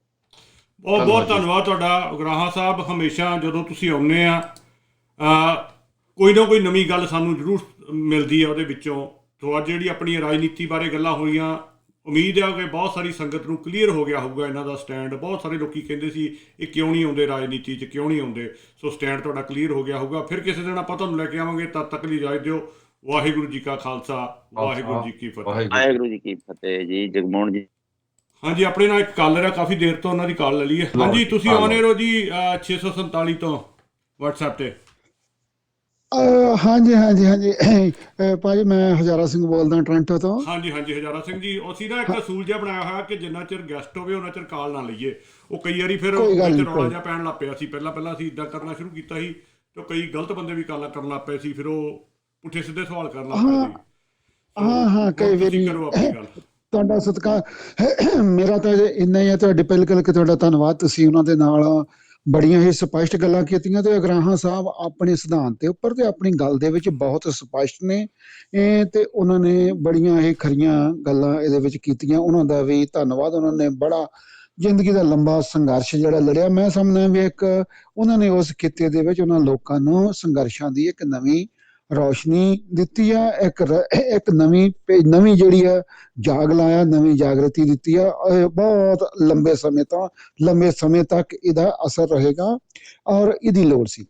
ਅੱਛਾ, ਹੁਣ ਗੱਲ ਸਿਰਫ ਤੁਹਾਡਾ ਜੀ ਇੱਕ ਨੁਕਤਾ, ਜਿਹੜਾ ਕੇਂਦਰੀ ਨੁਕਤਾ ਇਸ ਵਕਤ ਜਿਹੜਾ ਸਮੇਂ ਦੇ ਉੱਪਰ ਕਹਿੰਦਾ ਮਤਲਬ ਬਣਿਆ ਹੋਇਆ, ਕਿ ਇੱਕ ਐਡਾ ਵੱਡਾ ਸਿਆਸੀ ਤਬਦੀਲੀ ਦਾ ਮਾਹੌਲ ਬਣਿਆ, ਮੌਕਾ ਆ ਰਿਹਾ, ਕੀ ਇਸ ਚੀਜ਼ ਨੂੰ ਅਜਾਈਂ ਗਵਾ ਦਿੱਤਾ ਜਾਵੇ, ਜਾਂ ਇਹਨੂੰ ਤੁਸੀਂ ਏਡਾ ਵੱਡਾ ਮੌਕਾ ਤੁਹਾਡੇ ਕੋਲ ਆ ਰਿਹਾ, ਉਸ ਚੀਜ਼ ਦੇ ਨਾਲ ਕਿਵੇਂ ਨਿਪਟਿਆ ਜਾਵੇ ਵੀ ਬਿਲਕੁਲ ਪਾਸੇ ਰਹਿ ਕੇ ਵੀ ਨੁਕਸਾਨ ਹੋ ਸਕਦਾ, ਵਿੱਚ ਜੰਪ ਕਰਕੇ ਪੂਰੀ ਤਰ੍ਹਾਂ ਛਾਲ ਮਾਰ ਜਾਓ ਤੁਸੀਂ ਤੇ ਉਹਦੇ ਚੋਂ ਵੀ ਹਾਸਲ ਨਾ ਕਰੋ, ਐਵੇਂ ਲਿਬੜ ਕੇ ਬਾਹਰ ਨਿਕਲੋ, ਫਿਰ ਵੀ ਨੁਕਸਾਨ ਹੋ ਸਕਦਾ। ਪਰ ਕਿਵੇਂ ਕੀਤਾ ਜਾਵੇ, ਇਹ ਇੱਕ ਬਹੁਤ ਵੱਡਾ ਆਪਣੇ ਆਪ ਦੇ ਵਿੱਚ ਸਵਾਲ ਹੈ। ਜਿਵੇਂ ਉਗਰਾਹਾਂ ਸਾਹਿਬ ਦੀ ਲਾਈਨ ਉਹਨਾਂ ਦੀ ਹੈਗੀ ਕਿ ਉਤੋਂ ਇਹ ਜਾਪਦਾ ਕਿ ਉਹ ਮਹਿਸੂਸ ਕਰਦੇ ਵੀ ਅਜੇ ਸਾਡੇ ਲੋਕ ਇਸ ਕੰਮ ਲਈ ਤਿਆਰ ਨਹੀਂ। ਜੇਕਰ ਜਿਵੇਂ ਆਪਾਂ 1992 ਦੀਆਂ ਇਲੈਕਸ਼ਨਾਂ ਦੇ ਬਾਈਕਾਟ ਦਾ ਕਰਦੇ ਆ, ਇੱਕ ਪੱਖ ਇਹ ਕਹਿੰਦਾ ਕਿ ਸਾਨੂੰ ਬਾਈਕਾਟ ਨਹੀਂ ਸੀ ਕਰਨਾ ਚਾਹੀਦਾ। ਬਿਲਕੁਲ। ਜੇ ਅਸੀਂ ਬਾਈਕਾਟ ਨਾ ਕਰਦੇ, ਸਰਕਾਰ ਸਾਡੇ ਹੱਥ ਹੁੰਦੀ, ਸਾਡੇ ਕੋਲ ਇੰਨਾ ਅਸੀਂ ਬਹੁਤ ਸਾਰਾ ਬਚਾਅ ਕਰ ਸਕਦੇ ਸਾਂ।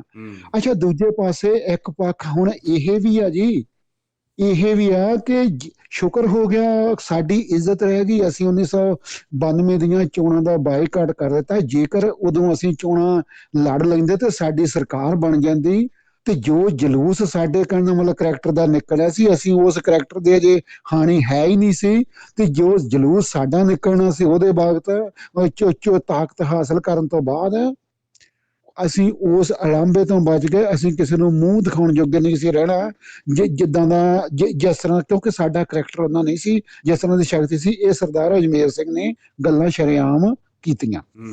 ਅੱਛਾ, ਹੁਣ ਸਵਾਲ ਪੈਦਾ, ਉਹਦਾ ਮਤਲਬ ਵੀ ਤਿਆਰ ਨੇ। ਅਗਰਾਹਾਂ ਸਾਹਿਬ ਦੀ ਗੱਲ ਤੋਂ ਵੀ ਇਸ ਤਰ੍ਹਾਂ ਜਾਪਦਾ ਵੀ ਅਸੀਂ ਤਿਆਰ ਨਹੀਂ। ਮੈਂ ਇਹ ਮਹਿਸੂਸ ਕਰਦਾ ਜੀ ਇਹਦੇ ਵਿੱਚ ਹੁਣ ਜੇ ਦੋਵੇਂ ਗੱਲਾਂ ਦਾ ਹੈਗਾ, ਇੱਕ ਇਹਨਾਂ ਨੂੰ ਵਿਚਲਾ ਰਾਹ ਜ਼ਰੂਰ ਅਖਤਿਆਰ ਕਰਨਾ ਚਾਹੀਦਾ। ਮੇਰਾ ਨਿੱਜੀ ਜੋ ਹੁਣ ਤੱਕ ਦਾ ਪ੍ਰਭਾਵ ਹੋਇਆ ਵੀ ਇਸ ਮੌਕੇ ਦਾ ਲਾਭ ਉਠਾਉਣਾ ਚਾਹੀਦਾ।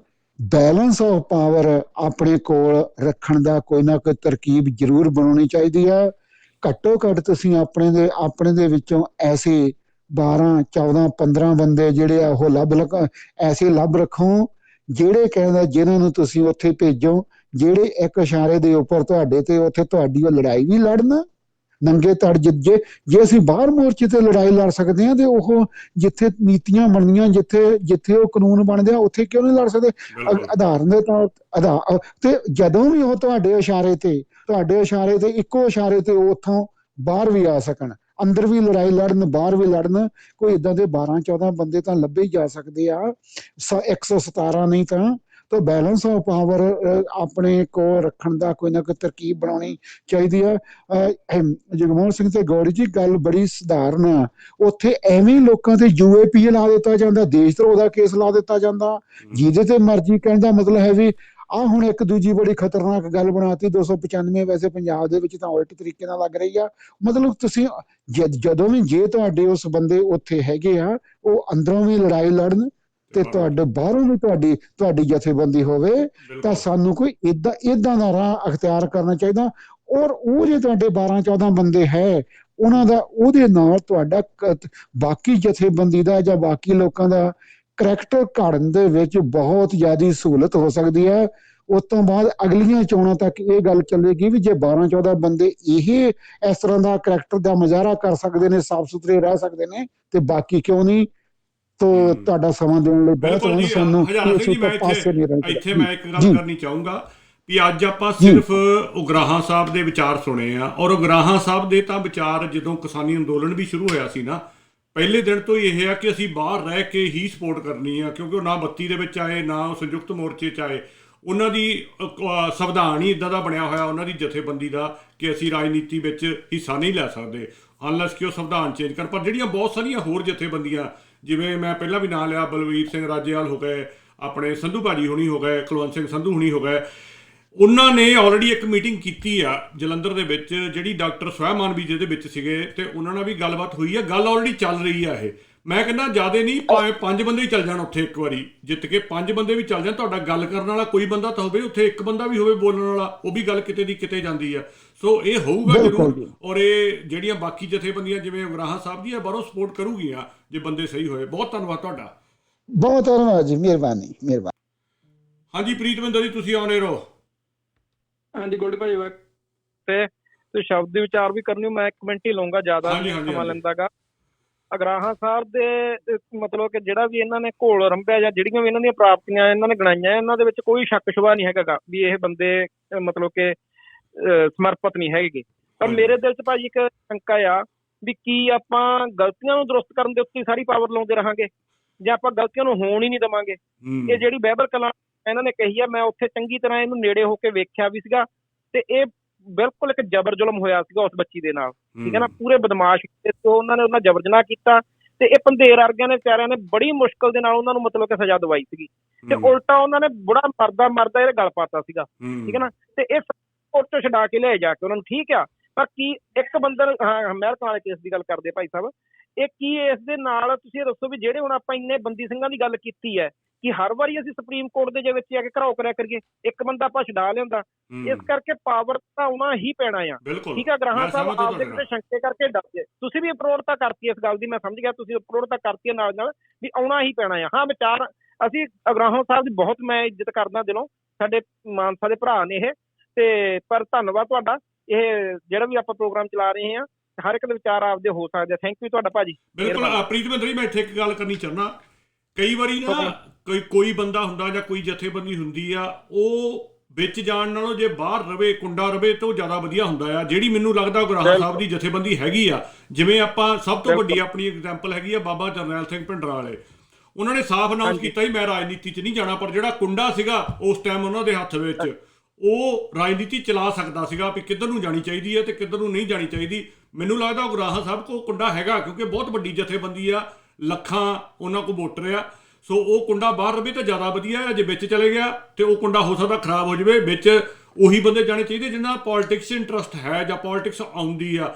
ਮੈਂ ਕੱਲ ਵੀ ਗੱਲ ਕੀਤੀ ਸੀ ਵੀ ਸਿੱਧੂ ਮੂਸੇਵਾਲਾ ਜਾ ਤਾਂ ਰਿਹਾ, ਪਰ ਪੋਲੀਟਿਕਸ ਬਾਰੇ ਕੁਝ ਪਤਾ ਆ? ਜੇ ਨਹੀਂ ਪਤਾ ਤੇ ਉਹ ਕੰਮ ਸੋ ਖਤਰਨਾਕ ਹੋ ਜਾਂਦਾ ਆ। ਜੇ ਬੰਦੇ ਨੂੰ ਪਤਾ ਹੋਵੇ, ਨੌਲੇਜ ਹੋਵੇ ਮੈਂ ਕਿਵੇਂ ਕਰਨਾ ਕੰਮ, ਰਾਜਨੀਤੀ ਦਾ ਕੋਈ ਐਕਸਪੀਰੀਅੰਸ ਹੋਵੇ, ਰਾਜੇਵਾਲ ਉਹਨਾਂ ਦਾ ਹੈਗਾ ਆ ਐਕਸਪੀਰੀਅੰਸ ਹੈਗਾ, ਉਹ ਜਾ ਸਕਦੇ ਆ ਇਹਦੇ ਵਿੱਚ, ਉਹ ਕੁਝ ਕਰ ਸਕਦੇ ਆ।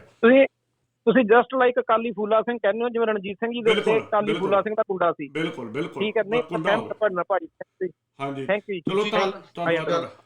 ਹਾਂਜੀ ਥੈਂਕ ਯੂ। ਕਾਲ ਲੈ ਲਓ, ਕਾਲ ਆ ਗਈ ਤੇ ਲੈ ਲਓ। ਨਹੀਂ ਕੋਈ ਕਾਲ ਨਹੀਂ ਹੈਗੀ ਇਸ ਟਾਈਮ, ਤੁਸੀਂ ਕਰੋ ਗੱਲ। ਹਾਂਜੀ, ਮੈਂ ਕਿਹਾ ਵੀ ਜਿਹੜਾ ਉਗਰਾਹਾਂ ਸਾਹਿਬ ਨੇ ਗੱਲਾਂ ਕੀਤੀਆਂ ਆ ਉਹ ਬਿਲਕੁਲ ਸਪਸ਼ਟ ਤੇ ਸਾਫ਼ ਹੈ। ਆਪਾਂ ਉੱਤੇ ਮੋਹਰ ਵੀ ਲਾਉਣੇ ਇਸ ਗੱਲ ਦੀ ਵੀ ਇੱਕ ਆਪੋਜੀਸ਼ਨ ਖੜੀ ਆ। ਸਰਦਾਰ ਸੁਰਜੀਤ ਸਿੰਘ ਪੱਤਰਕਾਰ ਹੁਣਾਂ ਨੇ ਅੱਜ ਕਮੈਂਟ ਲਿਖੀ ਸੀ, ਉਹਨਾਂ ਨੇ ਮੈਨੂੰ ਵੀਡੀਓ ਵੀ ਭੇਜੀ, ਅਕਸਰ ਭੇਜਦੇ ਹੁੰਦੇ ਆ। ਉਹ ਕਹਿੰਦੇ ਰਾਜਨੀਤਿਕ ਪਾਰਟੀਆਂ ਜਿਹੜੀਆਂ ਆ ਉਹਦੇ ਵਿੱਚ ਤਾਂ ਹੱਲੇ, ਉਹਨਾਂ ਨੇ ਵੀਡੀਓ ਮੈਨੂੰ ਭੇਜੀ ਅੱਜ ਵੀ, ਉਹਦੇ ਵਿੱਚ ਰੈਲੀਆਂ ਵਿੱਚ ਜਾ ਕੇ ਕੁੱਤਿਆਂ ਵਾਂਗ ਹਵਾ 'ਚ ਰੋਟੀਆਂ ਫੜਦੇ ਫਿਰਦੇ ਆ। ਬਿਲਕੁਲ ਜਿਹੜੇ ਲਾਲਚੀ ਲੋਕ ਆ, ਜੇ ਰਾਜਨੀਤਿਕ ਪਾਰਟੀਆਂ 'ਚ ਜਾਂ ਤਾਂ ਉਹ ਬੋਤਲ ਦੇ ਕਰਕੇ, ਅੱਜ ਵੀਡੀਓ ਤਾਜ਼ਾ ਆਈ ਆ ਵੀ ਉਹ ਰੋਟੀਆਂ ਏਦਾਂ ਸੱਟ ਰਹੇ ਹਵਾ 'ਚ ਤੇ ਲੋਕੀ ਆਪਣੇ ਜਿਹੜੇ ਪਾਰਟੀ ਤੇ ਗਏ ਆ, ਉਸ ਪਾਰਟੀ ਦੀ ਰੈਲੀ ਤੇ ਗਏ, ਉਹ ਏਦਾਂ ਬੋਚ ਰਹੇ ਰੋਟੀਆਂ। ਮਤਲਬ ਹਾਲੇ ਤਾਂ ਅਸੀਂ ਰੋਟੀਆਂ ਰੋਟੀ ਕਿੰਨੀ ਕੁ ਵੱਡੀ ਗੱਲ ਆ ਬੰਦੇ ਦੇ ਵਾਸਤੇ ਰੋਟੀ ਖਾਣੀ, ਜੇ ਘਰੋਂ ਖਾ ਕੇ ਜਾ ਸਕਦਾ, ਕਿ ਉੱਥੇ ਮਤਲਬ ਇੱਕ ਕੁੱਤਿਆਂ ਵਾਂਗ ਪੈ ਰਹੇ ਰੋਟੀਆਂ ਨੂੰ। ਤੇ ਵਾਕਿਆ ਉਗਰਾਹਾਂ ਸਾਹਿਬ ਦੀ ਗੱਲ ਸਹੀ ਆ ਵੀ ਹਾਲੇ ਲੋਕਾਂ ਨੂੰ ਜਾਗਰਤ ਕਰਨਾ ਪੈਣਾ ਆ। ਅਸੀਂ ਕਈ ਵਾਰ ਇੱਥੇ ਬੈਠ ਕੇ ਅਮਰੀਕਾ ਜਾਂ ਕੈਨੇਡਾ 'ਚ ਬਾਹਰ ਬੈਠ ਕੇ ਅਸੀਂ ਆਪਣਾ ਪ੍ਰੋਸੈਸ ਜਿਹੜਾ ਹੈਗਾ, ਆਪਣੀ ਧਾਰਨਾ ਆ ਵੀ ਯਾਰ ਜੇ ਇਹ ਜਾਣਗੇ ਤਾਂ ਚੇਂਜ ਹੋਊਗਾ। ਬਿਲਕੁਲ ਸਿਸਟਮ 'ਚ ਵੜ ਕੇ ਹੀ ਸਿਸਟਮ ਚੇਂਜ ਹੁੰਦਾ, ਪਰ ਜਦੋਂ ਸਿਸਟਮ ਨੂੰ ਸਮਝਣ ਵਾਲੇ ਹੀ ਬੰਦੇ ਹੈ ਨਹੀਂ, ਜਿਹੜੇ ਸਿਸਟਮ ਨੂੰ ਸਮਝਣ ਵਾਲੇ ਆ ਉਹ ਬੰਦੇ ਸਮਝ ਹੀ ਨਹੀਂ ਰੱਖਦੇ ਵੀ ਅਸੀਂ ਸਿਸਟਮ ਚੇਂਜ ਕਰਨਾ ਆ। ਜੇ ਇੱਕ ਪਿੰਡ ਦੇ ਵਿੱਚ 5 ਬੰਦੇ ਜਾਗਰੂਕ, ਕਿਉਂ ਕਹਿੰਦੇ ਵੀ 5 ਬੰਦੇ ਕਹਿੰਦੇ ਅਸੀਂ ਸਿਸਟਮ ਚੇਂਜ ਕਰਨਾ ਆ, ਪਰ ਗੱਲ ਫਿਰ ਉੱਥੇ ਸਿਰਾਂ ਦੀ ਆ ਜਾਣੀ ਆ ਜਦੋਂ ਵੋਟਾਂ ਪੈਣੀਆਂ ਆ। ਜਿਹੜਾ ਸਰਪੰਚ ਹੋਣਾ ਜਾਗਰੂਕ, ਜਿਹਨੇ ਪੈਸਾ ਨਹੀਂ ਖਰਚਣਾ, ਕੁਝ ਨਹੀਂ ਕਰਨਾ, ਉਹਨੂੰ ਤਾਂ ਉਹ 5 ਜਾਂ 10 ਵੋਟਾਂ ਪੈਣੀਆਂ। ਜਿਹੜਾ ਸਰਪੰਚ ਨੇ ਘਰੇ ਬੱਕਰਾ ਰਿੱਝਣਾ ਆ, ਸ਼ਰਾਬ ਖੁੱਲੀ ਵੰਡੀ ਜਾਣੀ ਆ, ਜਿੱਤਣਾ ਉਨੇ ਹੀ ਆ। ਜਦ ਤੱਕ ਸਾਡਾ ਕਿਰਦਾਰ ਨਹੀਂ ਬਣਦਾ, ਜਦ ਤੱਕ ਸਾਨੂੰ ਇਹ ਨਹੀਂ ਪਤਾ ਲੱਗਦਾ ਵੀ ਨਸ਼ੇ ਦੀ ਆਪਾਂ ਹੀ ਗੱਲ ਕਰ ਲਈਏ। ਕੱਲ ਪਰਸੋਂ ਵੀਡੀਓ ਘੁੰਮ ਰਹੀ ਸੀਗੀ ਬਠਿੰਡੇ ਦੇ ਵਿੱਚ, ਉਹ ਦੱਸ ਰਿਹਾ ਸੀ ਸ਼ਰੇਆਮ, ਅੱਖਰ ਟੀਵੀ ਦਿਖਾਇਆ, ਸ਼ਰੇਆਮ ਨਸ਼ਾ ਵਿਕ ਰਿਹਾ ਆ। ਉਹ ਕਹਿੰਦੇ ਸਾਡੇ ਸਾਰੀ ਵੀ ਜਦੋਂ ਮਰਜ਼ੀ ਜਾ ਕੇ ਨਸ਼ਾ ਲੈ ਲਓ। ਹੁਣ ਬਠਿੰਡੇ ਦਾ ਅਕਾਲੀ ਦਲ ਬਾਦਲ ਸਾਹਿਬ ਹੁਣੀ, ਸੁਖਵੀਰ ਸਿੰਘ ਹੁਣੀ ਕਹਿੰਦੇ ਆ ਵੀ ਚਿੱਟਾ ਤਾਂ ਸਾਡੇ ਟਾਈਮ ਵਿਕਿਆ ਹੀ ਨਹੀਂ ਆ, ਇਹ ਤਾਂ ਕਾਂਗਰਸੀ ਵੇਚਦੇ, ਕਾਂਗਰਸੀ ਕਹਿੰਦੇ ਅਕਾਲੀ ਵੇਚਦੇ ਆ। ਪਰ ਅੱਜ ਦੀ ਤਰੀਕ ਵਿੱਚ ਪਿੰਡਾਂ 'ਚ ਚਿੱਟਾ ਵੇਚਣਾ ਬੰਦ ਹੋ ਗਿਆ। ਜਦ ਤੱਕ ਜਿਹੜੇ ਲੋਕ ਉਹਨਾਂ ਦੀ ਗੱਲ ਕਰਦੇ, ਉਹਨਾਂ ਦੇ ਕੁੱਟਮਾਰ ਕਰਕੇ ਪੁਲਿਸ ਨਾਲ ਮਿਲੀ, ਉਹਨਾਂ ਦੇ ਪਰਚੇ ਹੋ ਜਾਂਦੇ ਆ ਬੰਦਿਆਂ ਤੇ। ਸੋ ਜਦ ਤੱਕ ਬੇਸਿਕ ਜਾਗਦਾ ਨਹੀਂ ਆ, ਜੇ ਅਮਰੀਕਾ ਦੇ ਵਿੱਚ ਵੀ ਟਰੰਪ ਨੂੰ ਲਾਇਆ ਤੇ ਬਾਈਡਨ ਬਣਿਆ, ਲੋਕੀ ਜਾਗਰਤ ਹੋਏ, ਲੋਕਾਂ ਨੂੰ ਸਮਝ ਆਏ ਵੀ ਨਹੀਂ ਯਾਰ ਇਹ ਦੇਸ਼ ਦੇ ਜਿਹੜਾ ਇਹ ਬੋਲਦਾ ਆ, ਟਵੀਟਾਂ ਕਰਦਾ ਆ, ਇਹ ਦੇਸ਼ ਵਾਸਤੇ ਖਤਰਨਾਕ ਹੋ ਸਕਦਾ, ਇਸ ਕਰਕੇ ਉਹਨੂੰ ਬਦਲਿਆ ਗਿਆ। ਸੋ ਜਦ ਤੱਕ ਸਾਡੇ ਪੰਜਾਬ ਦੇ ਵਿੱਚ ਵੀ ਲੋਕ ਆਪ ਪਕੌੜੇ, ਜਿੱਦਾਂ ਵੇਖਿਆ ਭਰਾਵੋ, ਪਕੌੜਿਆਂ ਵਾਲੀ ਖੋਆ ਖਾਈ ਵਾਲੀ ਰੈਲੀ ਵੀ ਯਾਦ ਹੈ ਵੀ ਜੇ ਪਕੌੜਿਆਂ ਤੇ ਰੋਟੀਆਂ ਦੇ ਹਲੇ ਖੋ ਰਹੇ ਆ, ਸ਼ਰਾਬ ਦੀ ਬੋਤਲ ਤੇ ਬੈਠੇ ਆ, ਜੇ ਤੁਹਾਡਾ ਐਮਐਲਏ ਉਹ ਤੁਹਾਡੇ ਪਿੰਡ ਆਵੇ, ਆ ਕੇ ਖੜੇ ਪਿੰਡ 'ਚ ਉਹਨਾਂ ਆਮਣੇ ਸਾਹਮਣੇ ਗੱਲ ਹੋਵੇ, ਲੋਕ ਸਵਾਲ ਜਵਾਬ ਕਰਨ, ਪਰ ਉਹਨਾਂ ਨੂੰ ਪਤਾ ਆ ਉਹ ਸਰਪੰਚ ਨੂੰ ਕਹਿੰਦੇ ਵੀ ਆਹ ਚੱਕ 2 ਲੱਖ ਰੁਪਈਆ, ਜਿੰਨੇ ਦਿਨ ਇਲੈਕਸ਼ਨ ਆ ਉਨੇ ਦਿਨ ਤੇਰੇ ਘਰੋਂ ਸ਼ਰਾਬ ਨਹੀਂ ਬੰਦ ਹੋਣੀ ਚਾਹੀਦੀ। ਅਸੀਂ ਆਪ ਖੁਦ ਦੇਖਿਆ ਪਿੰਡਾਂ ਦੇ ਵਿੱਚ ਇਲੈਕਸ਼ਨ 'ਚ, ਖੁਦ ਦੇਖਿਆ ਜਿੰਨੇ ਦਿਨ ਸਰਪੰਚੀ ਦੀਆਂ ਵੋਟਾਂ ਚੱਲਣੀਆਂ 10 ਦਿਨ ਨਾ ਮੀਟ ਮੁੱਕਣਾ ਨਾ ਸ਼ਰਾਬ ਮੁੱਕਣੀ ਉਹਨਾਂ ਦੇ ਘਰੋਂ। 24 ਘੰਟੇ ਸ਼ਾਮ ਨੂੰ 3 ਵਜੇ 4 ਵਜੇ ਤੋਂ ਸ਼ੁਰੂ ਹੈ ਨਾ ਕੰਮ, ਰਾਤ ਦੇ 10 ਕੋਈ ਆਇਆ ਪੀ ਗਿਆ, ਆ ਗਿਆ ਪੀ ਗਿਆ, ਆ ਗਿਆ ਪੀ ਗਿਆ। ਹੁਣ ਜਿਹਨੇ 15 ਦਿਨ ਸ਼ਰਾਬ ਪੀਤੀ ਆ, ਰੱਜ ਕੇ ਖਾਧਾ, ਉਹਨੇ ਤਾਂ ਉਸੇ ਸਰਪੰਚ ਨੂੰ ਵੋਟ ਪਾਉਣੀ ਆ। ਹੁਣ ਜਿਹੜਾ ਵਿਚਾਰਾ ਉੱਥੇ ਬੈਠਾ ਕਹਿੰਦਾ ਕੜਾਹ ਪ੍ਰਸ਼ਾਦੀ ਦੇ ਕਰਾ ਕੇ ਬਈ ਘਰੇ ਬੈਠਾ ਵੀ ਸਤਨਾਮ ਵਾਹਿਗੁਰੂ ਕਰਦਾ, ਉਹਨੂੰ ਕਿਹਨੇ ਵੋਟ ਪਾਉਣੀ ਆ? ਅਗਲੇ ਕਹਿੰਦਾ ਇਹ ਤੋਂ ਕੀ ਲੈਣਾ? ਸੋ ਸਾਡਾ ਸਿਸਟਮ ਜਿਹੜਾ ਆ, ਜਦ ਤੇ ਸਾਡੀ ਮਾਨਸਿਕਤਾ ਚੇਂਜ ਨਹੀਂ ਹੁੰਦੀ, ਚੈਨਲ ਵੀ ਆਪਾਂ ਐਸੇ ਕਰਕੇ ਸ਼ੁਰੂ ਕੀਤਾ ਕਿਉਂਕਿ ਆਪਾਂ ਨੂੰ ਸਿੱਖਾਂ ਨੂੰ ਇਹ ਸਮਝਾਉਣਾ ਪੈ ਰਿਹਾ ਵੀ ਸਿੱਖੀ ਕੀ ਆ। ਆਮ ਲੋਕਾਂ ਨੂੰ ਤਾਂ ਕਿਸੇ ਹੋਰ ਧਰਮ ਨੂੰ, ਕ੍ਰਿਸਚੀਅਨਿਟੀ ਨੂੰ, ਮੁਸਲਿਮ ਧਰਮ ਨੂੰ, ਹਿੰਦੂ ਧਰਮ ਨੂੰ ਦੱਸਣਾ ਤਾਂ ਹਲੇ ਬਾਅਦ ਦੀ ਗੱਲ ਆ। ਹਲੇ ਤਾਂ ਸਾਨੂੰ ਸਿੱਖਾਂ ਨੂੰ ਦੱਸਣਾ ਪੈ ਰਿਹਾ ਵੀ ਸਿੱਖੀ ਕੀ ਆ। ਸਿੱਖਾਂ ਨੂੰ ਦੱਸਣਾ ਪੈ ਰਿਹਾ ਸਿੱਖਾਂ ਦਾ ਕਿਰਦਾਰ ਕੀ ਆ। ਸਿੱਖਾਂ ਨੂੰ ਦੱਸਣਾ ਪੈ ਰਿਹਾ ਵੀ ਭਾਸ਼ਾ ਜਿਹੜੀ ਆ ਉਹ ਗੁਰੂ ਨਾਨਕ ਪਾਤਸ਼ਾਹ ਕਹਿੰਦੇ ਚੰਗੀ ਭਾਸ਼ਾ ਬੋਲੋ। ਸਿੱਖਾਂ ਨੂੰ ਦੱਸਣਾ ਪੈ ਰਿਹਾ ਵੀ ਲਾਲਚ ਘੱਟ ਕਰੋ, ਠੀਕ ਹੈ। ਸਿੱਖਾਂ ਨੂੰ ਦੱਸਣਾ ਪੈ ਰਿਹਾ ਵੀ ਗੁਰਦੁਆਰੇ ਜਾ ਕੇ ਇੱਕ ਦੂਜੇ ਦੀਆਂ ਪੱਗਾਂ ਨਾ ਲਾਓ। ਅਸੀਂ ਤਾਂ ਹਲੇ ਆਪਣੇ ਗੁਰਦੁਆਰਿਆਂ ਦੇ ਵਿੱਚ, ਆਪਣੇ ਧਾਰਮਿਕ ਸਥਾਨਾਂ 'ਚ ਇੱਕ ਦੂਜੇ ਦੀਆਂ ਪੱਗਾਂ ਲਾਉਣੋਂ ਨਹੀਂ ਹਟੇ। ਹਲੇ ਤਾਂ ਅਮਰੀਕਾ ਕੈਨੇਡਾ ਜਾ ਕੇ ਵੀ ਅਸੀਂ ਇੱਕ ਦੂਜੇ ਦੀਆਂ ਪੱਗਾਂ ਲਾਉਂਦੇ। ਦੱਸੋ ਮੇਰੇ ਕਿਹੜੇ ਗੁਰਦੁਆਰੇ 'ਚ ਪੱਗਾਂ ਨਹੀਂ ਲੈਂਦੀਆਂ? ਕੋਈ ਹੈ ਇੱਦਾਂ ਦਾ? ਹਾਂ, ਅਨਲੈਸ ਉਹ ਕਿਸੇ ਸਾਧ ਦਾ ਡੇਰਾ ਆ ਜਿੱਥੇ ਉਹ ਸੋਲੀ ਕਾਬਜ ਆ, ਉਹਨੂੰ ਪਤਾ ਵੀ ਮੈਂ ਪਰਸਨਲ ਡੇਰਾ ਆ, ਮੈਂ ਪੁਲਿਸ ਸੱਦ ਕੇ ਕਿਸੇ ਨੂੰ ਵੀ ਬਾਹਰ ਕਰਾ ਸਕਦਾ। ਪਰ ਜਿੰਨੇ ਵੀ ਬਾਕੀ ਸੰਗਤੀ ਗੁਰਦੁਆਰੇ ਉੱਥੇ ਆਹਾ ਹਾਲ ਹੀ ਚੱਲਦਾ ਆ, ਕਿਉਂਕਿ ਇੱਥੇ ਨਹੀਂ ਜਾਗਰੂਕ ਹੋਏ ਲੋਕ। ਤੇ ਆਪਾਂ ਗੱਲ ਭਾਰਤ ਦੀ ਕਰਦੇ, ਇੱਥੇ ਵੀ ਲੋਕ ਜਾਂਦੇ ਗੁਰਦੁਆਰੇ, ਪਕੌੜੇ ਖਾਂਦੇ ਆ, ਲੰਗਰ ਛਕਦੇ, ਮੱਥਾ ਟੇਕਦੇ, ਜਸਟ ਐਜ਼ ਏ ਰਿਚੁਅਲ ਬਣਿਆ ਆ, ਇੱਕ ਪਰੰਪਰਾ ਕਰਕੇ ਘਰ ਨੂੰ ਆ ਜਾਂਦੇ। ਹਾਂਜੀ ਭਾਜੀ। ਹਾਂਜੀ, ਤੁਸੀਂ ਹੋਲਡ ਕਰ ਸਕਦੇ ਹੋ, ਸ਼ਬਦ ਦੀ ਸਾਡੀ ਵਿਚਾਰ ਰਹਿ ਜਾਣੀ, ਨਹੀਂ ਤਾਂ ਜੇ ਆਪਾਂ ਕਾਲਾਂ ਜ਼ਿਆਦਾ ਕਰ ਲਈਆਂ ਤੇ ਛੋਟਾ ਲੈ ਲਓ ਭਾਜੀ, ਕੋਈ ਨਹੀਂ। ਆਪਾਂ ਚਲੋ ਤੁਸੀਂ ਗੱਲ ਕਰ ਲਓ, ਸ਼ਾਰਟ ਰੱਖਿਓ, ਫਿਰ ਅਸੀਂ ਸ਼ਬਦ ਦੀ ਵਿਚਾਰ ਕਰ ਲਈਏ, ਫਿਰ ਆਪਾਂ ਬਾਅਦ ਚ ਕਾਲਾਂ ਖੋਲਾਂਗੇ। ਕਰੋ ਜੀ ਗੱਲ। 5479 ਤੁਸੀਂ ਆਨ ਰਹੇ ਹੋ।